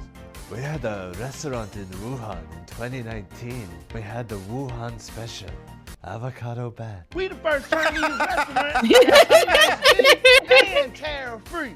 We outsource all of our inventory locally. And your name is lunch special, medium rare. Authentic Chinese cuisine. Oh my Bread rolls, sushi, hibachi, sesame chicken, teriyaki duck, barbecue dog lip. We got breakfast, lunch, dinner. If you serve me your country, you get a discount. We ain't talking about military, we talking about gangs and fat ass. Yeah, the triads and the Yakuza get a discount here, cause we fuck with that gang shit.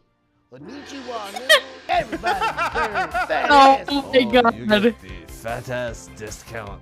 It ain't a fat ass discount. It's a discount for fat asses. Women only. I got my kids. Women only. To some young guy, and they making Nikes. We don't do no refunds. This Get your totally food does and come leave off like it a to Dave Chappelle skit. Lucky It I does. don't chop your fingers off, cause I'm Chinese. We got Asian delivery drivers. It's not Chinese. Our delivery drivers are Yakuza members. Half so of them make make sure it. Take care of that gratuity and do it right. 470 is 14% tip. I would take this as great dishonor. Them motherfuckers got like calculators in their head. They do that math quick as hell. Price just doubled. And give me your watch. Yeah, you want to come in here 1 minute before the lunch special and think that you gonna get the damn lunch special. Ain't no more lunch special. The only music that we play is City Pop and Wu-Tang.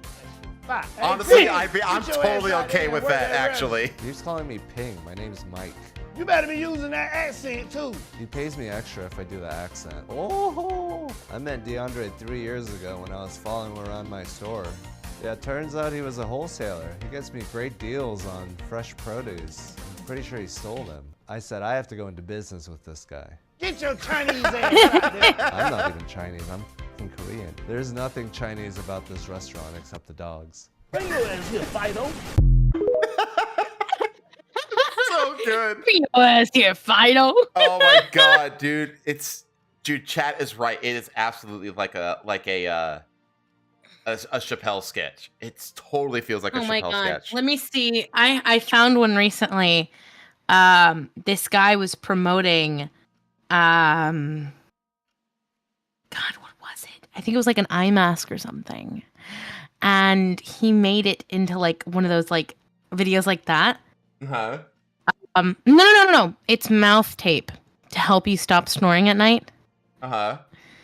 And the video he had been making of it Oh my god, I just saw a baby that looks like a starfish because their onesie looks like a starfish and it is so cute and I want a baby. Anyways.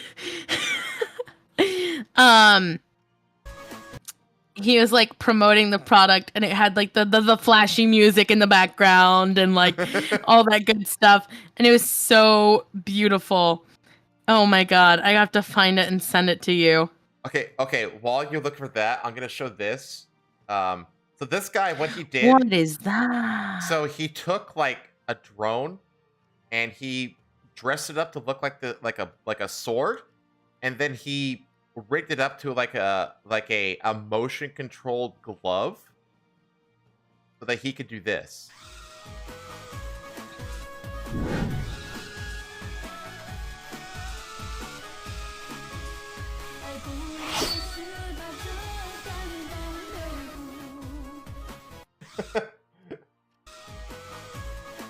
Which is freaking cool. Oh my, yeah. Basically created like a flying sword that he controls with his mind, essentially. It's just like really cool. Points lost for it not being Mjolnir. Mjolnir wouldn't have been as aerodynamic, I guess. The only other thing I have is the Spaceballs 2 announcement trailer. But I don't want the music to get copyrighted on it, so I'm not going to play that. But basically, Spaceballs 2 got announced, and if they don't subtitle it, "The Search for More Money," then I'm going to riot. I can't find it. I cannot find it. But I do think I found this too. If this was an animal one that you'll probably like. So this guy found a murder of crows that basically learned how to go snowboarding. Bro. What? Bro, you about to see, oh my god. Did you see that? Oh my god. You about to never believe what you getting ready to see. Yes, it's true. This fucking bird is trying to snowboard down. Look at this shit. Bro. Oops. He messed up. Bro. Are you seeing this shit, bro? Yo, and literally went back up. Look, bro. Yo, this shit for real, dog. He just face planted. Oh my god. Okay, I have one more video. It's another dog video, obviously, because I'm me. Fine. But I need you to look at the puppy in the front. Keep a good eye on them, okay? I sent you the video. Okay. Okay, got it.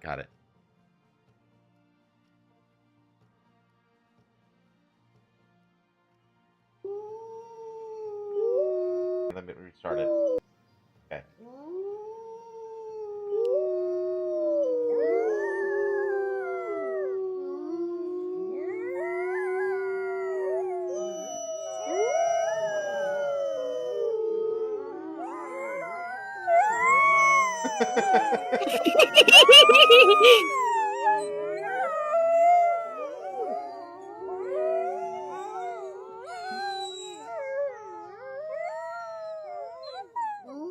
Aw, the little yawn howl.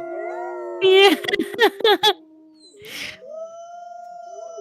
And then he goes right back to eating his own fluff. They can't help it. They can't help it. Oh It's my like god. howling is just contagious with them. They even made fun of that in the Yes. they made fun of that in Zootopia with all the Yes. wolf security guards. Yeah, they went, oh, and then all this, oh, started it. Wait. It's so true. Oh my god. We used to do that. The amount of we used to have a beagle, and we used to do that all the time. We would God. howl to get him to howl. It was so easy to get him to howl too. Oh goodness. Yeah. I want to show you another video, but I'm pretty sure it has copyrighted music, so you need to watch it on your own time because it's really funny. Okay. Well, if we can't show it here, then I think we're done. Yeah. Oh wait. Yeah. We're done. And then you Yeah. have to watch kitten videos once we're done, so that That's fine. Ginny can be satisfied. Okay, sounds good. All right, chat. Well, thanks for hanging out. We had a pretty good showing tonight. What was the max viewership we got tonight? Let me check. Chat, share this podcast with your friends. Nice. We got up to 16 tonight. Not bad. If you share this podcast, you get 5 big booms. Yeah. You get a boom. 5 big booms personally from me, the big boomer. For every person who subscribes. 5 big booms. Exactly. 5 big booms. We finally scraped our way to 50 subscribers, so. Yes, exciting. About damn time. This plucky little show. Well, all right. Let's get the heck out of here. What do you got going on next week? Next week, I will be streaming all week. Next week, you actually will not be seeing Ginny, Rosa, or Jen much, except for on Monday and tomorrow when we plan everything. I mostly plan on playing Kato Shoujo. I should be done with Kato Shoujo by next week. So then, as soon as I'm done with that, I'll be playing Claire Obscura. Yeah. And maybe, just maybe, I'll play some Apex Legends. Oh, gosh. Ugh. Yeah, I used to be obsessed with that. I used to play it every single day after work. Ugh. So. Okay, got a real gamer over here, chat. No, I sucked at it. All my teammates hated me. They only played with me for the extra XP that you get for playing in a team.